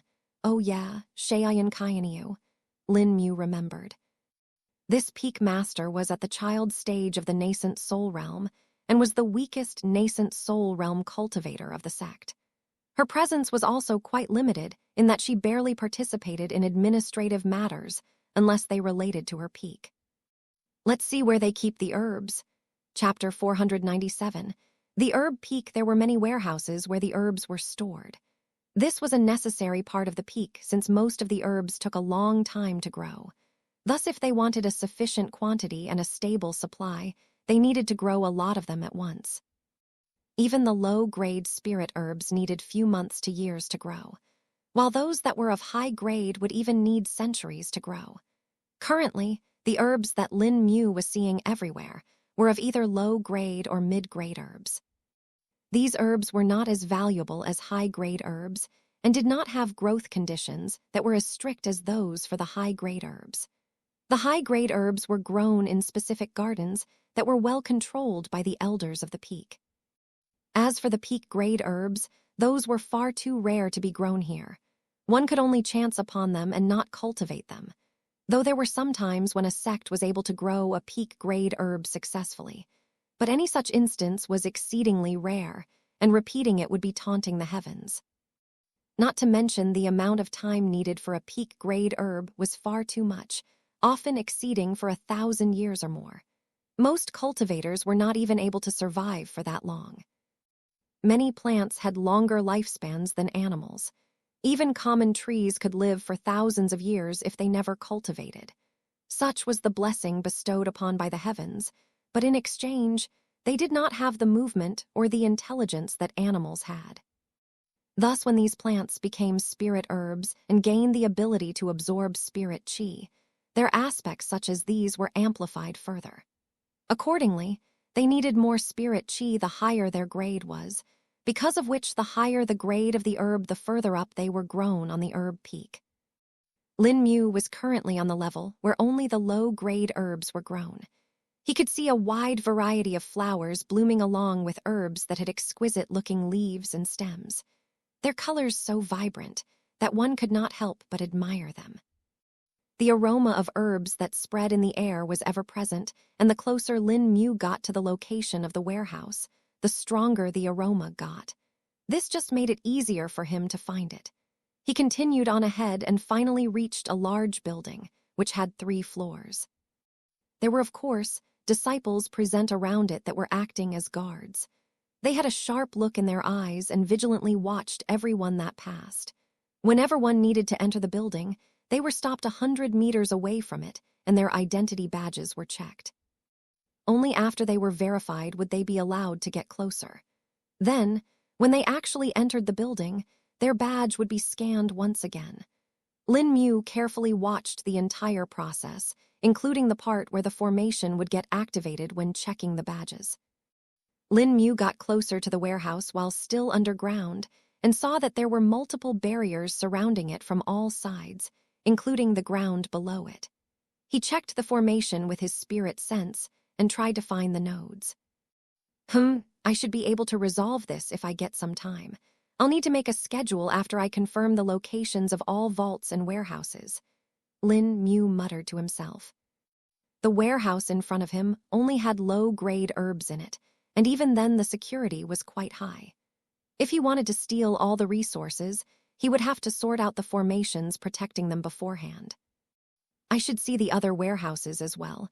Then there is the vault at the very top too, Lin Mu thought to himself. The most important herbs were kept in the vault, which was personally under the protection of the peak master and elders. Accessing it was going to be the toughest part of Lin Mu's mission, not to mention there were a total of 12 that existed, of which Lin Mu needed to rob from at least 4. The herb peak had only one vault, which meant that Lin Mu definitely needed to rob this one. The pill peak had 2 vaults and the main peak had 3 vaults instead, so Lin Mu would have the option for those peaks. Along with these, there were 6 storage pavilions in the entire sect. 2 of these were the warehouses that were located in the herb peak, then the 2 pill repositories in the pill peak, and the final 2 treasure pavilions in the main peak. Lin Mu would have to carefully pick his targets, or he would never be able to complete his mission successfully. Lin Mu continued on ahead and reached the second warehouse. This one was located halfway up the peak and was smaller than the previous one, which was understandable since the mid-grade herbs took a longer time to grow than the low-grade ones. Lin Mu checked the security, which was obviously better than the previous warehouse. I will need more time to figure out the formations in this warehouse. If these are already this difficult, how will I open the vaults? Lin Mu wondered to himself. Lin Mu recorded the number of disciples guarding the warehouse as well as their patterns. Though there weren't many changes to it, as they mostly stayed in the same place for 12 hours, before a different disciple would replace them. There wasn't even a lapse between the shift chain, as the second disciple would be here before the shift even began. Let's just see the vault and then on to the next peak. Lin Mu muttered to himself, feeling a bit overwhelmed. He continued on ahead to the top of the peak. This was where the peak master resided, and the core disciples lived as well. Chapter 498. The vault at Herb Peak. Lin Mu had to be extra careful, as if the elders or heavens forbid the peak master ever scan the ground with their spirit sense, they would end up finding Lin Mu there. These people were either as strong as Lin Mu or even stronger than him, thus their range of spirit sense would be higher as well. He finally reached a compound that had high walls. There was a large gate at the front, which needed an identity badge to enter inside as well. Lin Mu tried to enter using phase, but the barriers surrounded it from everywhere, making it difficult to pass. I'll just have to use fade, I guess, Lin Mu said to himself before disappearing from the real world. His proficiency with fade was getting better with time, and now he could judge how much distance he had traveled just by estimating it with his eye. This was good for the short distances he needed to travel like these barriers. He would have done the same with the formations on the warehouse, but they were different. While he would be able to enter them using fade, an alarm would still ring as soon as he deactivated it and appeared in the real world. The warehouses had active formations that prohibited one from staying in it for long times and also checked who was in it at all times. So to overcome this, Lin Mu would have to override the formations themselves. As for the barrier in this compound, it only prevented one from entering but did not constantly check for the identity. Thus, once Lin Mu entered it, things were a bit easier. Lin Mu looked around and saw all the buildings that were located within it. The biggest building was where the peak master stayed at. There were 2 more buildings in it that were smaller than it. These were the buildings where the elders and the core disciples of the peak lived in.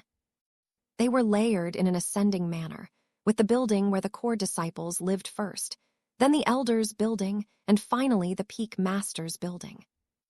According to the information I was given, the vault is located between the elders' building and the peak master's building, Lin Mu recalled.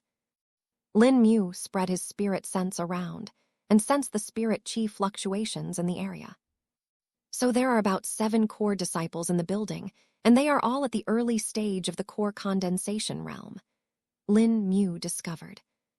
He didn't worry much about these disciples as they couldn't do much to him, even if they all attacked him at once.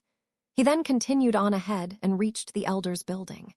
Here the spirit chi fluctuations were a bit stronger, and Lin Mu was able to see that there were 3 elders in here. Oh, one of them is missing. Perhaps he's gone out, Lin Mu guessed. According to the information he was given, there were a total of 4 elders in the Herb Peak, 2 of which were at the late stage of the core condensation realm, and 2 at the peak stage of the core condensation realm. They all were currently busy with preparations for the event that would be happening in the coming few days, and seemed to be engrossed in it. This may make it a bit easier, Lin Mu thought. He finally went past the building and reached the middle area between the elders' building and the peak master's building. There was a garden in between them where spirit herbs were planted as well. These were all high-grade spirit herbs and were quite difficult to grow. Lin Mu checked the properties of these herbs and found some interesting ones. Oh my, the main herb needed to make the 4 vessels restoration pill is here too, Lin Mu said upon seeing a small plant that had 4 cylindrical leaves. This was the tube-rest grass and was a high-grade herb that was the main ingredient for the 4 vessels restoration pill. There were a total of 10 such plants, which showed how expensive the pill really was. There were also other herbs that were used to make other high-grade pills, such as the high-grade basic chi pill and even the earth resurgence pill. Lin Mu's eyes particularly trained on the flower that was used for the earth resurgence pill. His gaze lingered over it for a bit before he reluctantly withdrew it. He looked at the small pavilion that was built at the other end of the garden and moved towards it. This was the vault of the herb peak that contained all the high-grade herbs that the peak had grown over the many years it had existed. It was built along a cliff, and the other side of it extended out the side of the peak. This gave it quite a mystic look, and the formations that faintly glowed around it only made it more enchanting. But Lin Mu knew that this only accentuated the danger that was there. Lin Mu checked the formations with his spirit chi and saw the complicated formation array that was layered over the vault. Damn it, just unrevealing this single vault will take me a few days. If this is not completed before the tribulation, I may really fail this, Lin Mu said in a frustrated tone. The original plan was that Lin Mu would quickly break into the vault's formations during the time of tribulation and steal all the things in it.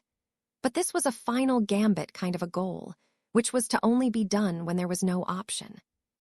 Optimally, Lin Mu would have resolved the formations that protected the vaults and storage pavilions before the tribulation even came.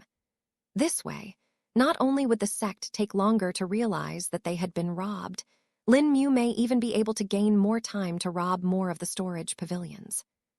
But just as Lin Mu was observing the vault, he sensed someone approaching it. Sheiyan Kaianiu, Chapter 499, an opportunity to observe the person who had just appeared was none other than Sheiyan Kaianiu, who was the peak master of the herb peak. The woman looked like she was in her late 30s, yet still had a special charm.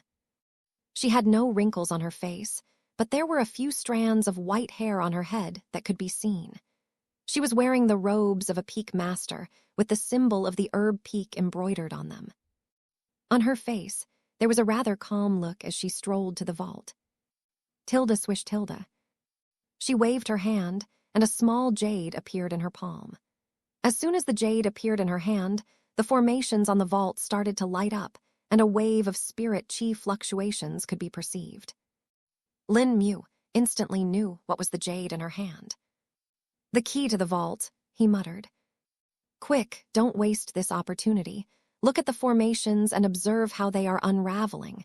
It will make it much easier for you to do it later," Zhu Kang prompted. "Yes, Senior," Lin Mu responded before focusing on the formations of the vault. He saw how each layer reacted to the key and the specific waves of spirit chi that were released from it one by one. Lin Mu memorized the patterns and the order of their movement. The process was rather quick, lasting only 2 minutes, but even in that Lin Mu reckoned that he had seen at least 100 layers of formations. "Thankfully, I get the chance to observe it opening, or I would have had a bad time unlocking them one by one. Not to mention there are 3 more of these vaults, each with a different formation array," Lin Mu muttered to himself. After the formations were finally open, the door of the vault moved to the side, giving one the view of what was inside.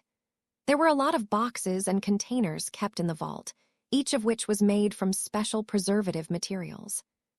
Some of them were made out of fragrant wood that helped maintain the qualities of the herbs kept in them, which some were made out of precious blue jade that kept the herbs cool. In addition to this, each of these containers were inscribed with more formations. Overall, the security was top-notch. Thankfully, Lin Mu only needed to enter the vault, as after that he would be able to store everything in the ring at once. The peak master Sheiyan Kaianiu entered the vault and went to a specific shelf. There was a brocade box kept on it which gleamed with the glow of formations. She traced her finger over it and made a seal before the box opened.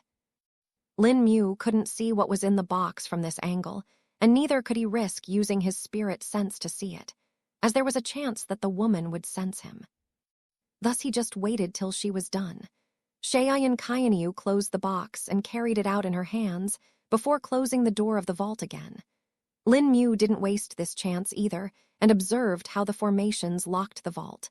This allowed him to deepen his understanding even more now. He saw how each node reacted with the other and how the layers intersected with each other. The complexity was profound, and it would take a formation master a few months before they would be able to figure it out on their own. Lin Mu was in luck due to his enchanted perception offered by the mysterious ring. Still, once the formations were all locked again, he couldn't help but sigh at the difficulty. He then saw as Shaoyan Kaianiu walked back into her residence. An idea appeared in Lin Mu's mind, and he followed behind the peak master. There was another barrier that restricted his entry into the residence, but he was able to use Fade to bypass that easily.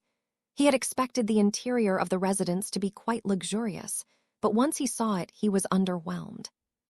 "This is quite simple," Lin Mu said upon seeing the plain things in the residence. There was nary an item that could be called as luxurious here. The furniture was made out of basic wood, and some of it was made from stone. He saw the teapot and teacups which were made from clay, and then the set of brushes that were made out of donkey hair. This woman is rather sober," Zhukang said upon witnessing it. Indeed, even the peak master Yi Deng's residence in Wu Lim City was much better than this. Except for the high concentration of spirit qi in the air, there is no luxury here. Lin Mu agreed. Lin Mu saw Shaoyan Kaianiu enter a pill refinement room and begin her work. There were already a lot of herbs kept in the room along with other materials like minerals, beast parts, and natural treasures. There was also a black cauldron kept in the center of the room, on which there were many runes carved. The cauldron looked old, but a faint medicinal fragrance could be felt coming from it. It was evident that this was a pill cauldron that had been used for pill refinement for a long time. It's a dark iron alchemical cauldron. It's a rather simple type of a cauldron, but it's compatible with nearly any type of pill. Still, with the large number of runes that have been carved into it, the cauldron is no less than a high-grade spirit tool, Zhukang explained. "I see," Lin Mu said as he watched Shaoyan Kaianiu begin her work. She flipped her palm and closed her eyes. A few seconds later, wisps of spirit qi rose from her palm and then started to condense together before forming into ring-like shape. The wisps kept on collapsing within themselves, and then they ignited. Whoa, a blue flame? Chapter 500. Vitalizing red Lingjai. Lin Mu looked at the blue flame that was burning above Shaoyan Kaianiu's palm. He could tell that it was a qi flame, but it was quite different from his own that he had ignited before when he was purging the impurities from his body. His qi flame was yellow in color, but this one was blue. Another thing that was different was the method by which Shaoyan Kaianiu had ignited it. The level of compression was much higher than his. "What is this, senior?" Lin Mu questioned. "That is an intermediate rank qi flame. It is better than the low rank qi flame that you made. An intermediate rank qi flame is one of the basic requirements for peak rank pills," Zhukang answered. "I see. Wait, does that mean she is about to refine a peak rank pill?" Lin Mu wondered. Could be. Why don't you wait and see?" Zhukang replied. Lin Mu nodded his head and watched as Shaoyan Kaianiu began to refine. She opened the lid of the cauldron with her spirit sense and levitated it to the side. She then picked up a few spirit herbs and dropped them inside. Then she placed her palm onto the cauldron, and the blue flame started swirling around the cauldron, heating it up rapidly. In less than 30 seconds, the bottom of the cauldron was already red hot.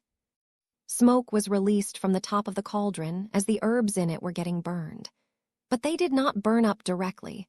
Rather, they first started to shrink due to the heat, which caused them to release their juices. These juices were able to bear the heat better than the herbs themselves and dripped to the center of the cauldron. Once the juice of the herbs was completely released, the herbs themselves turned into ash due to the intense heat. But just as the ash was about to fall back into the juice, Shaoyan Kaianiu flicked her other hands and executed a hand seal, causing a gust of wind to swirl inside the cauldron. This gust of wind swept away the ash out of the cauldron and deposited it into a small basket at the side. But the function of the wind did not end just here.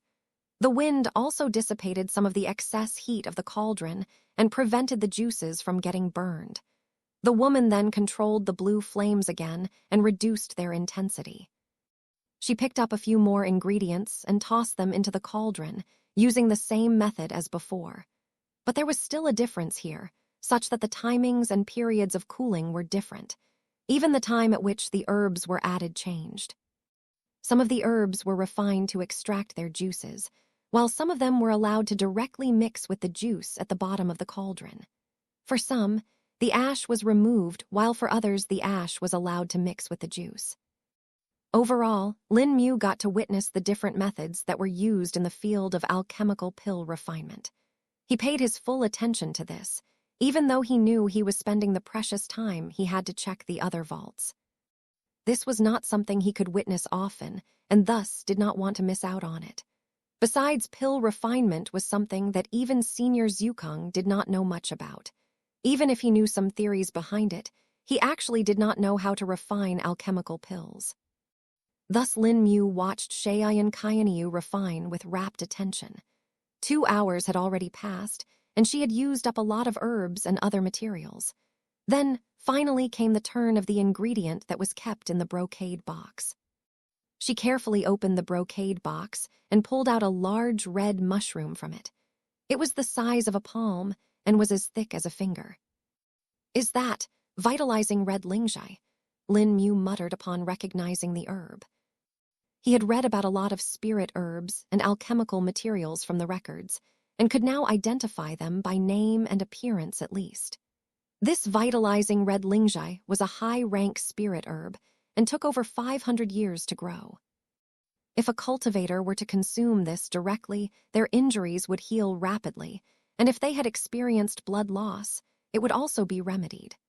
The vitalizing red lingjai had the medicinal property of stimulating blood production in the body. Another thing that was different about the vitalizing red lingjai was that, unlike other herbs, it did not have a specific aroma. Even if one placed it next to their nose and took a deep whiff, they would not smell anything. This was one of the reasons why it was hard to find it in the wild. Even cultivating it artificially was a pain, and took many decades of effort before the specific conditions required for it were made. Only after these conditions were met would the vitalizing red lingjai be able to grow. Lin Mu had not seen any of them growing on the path here, which meant that this vitalizing red lingjai was likely found in the wild, which only increased its value by a great margin. What kind of a pill is she making such that it would require a valuable herb like this? Lin Mu wondered. While Lin Mu had learned about various herbs, he still did not know what kind of pills would be refined from them. There were simply far too many different formulae, such that a single pill could have multiple permutations and combinations to make the same thing. Lin Mu could only see the end result to know what she was making. He also did not dare to check what kind of a pill it could be, as that would mean taking his attention off her. The woman stared at the herb in her hand carefully for a few seconds before finally dropping it in the cauldron.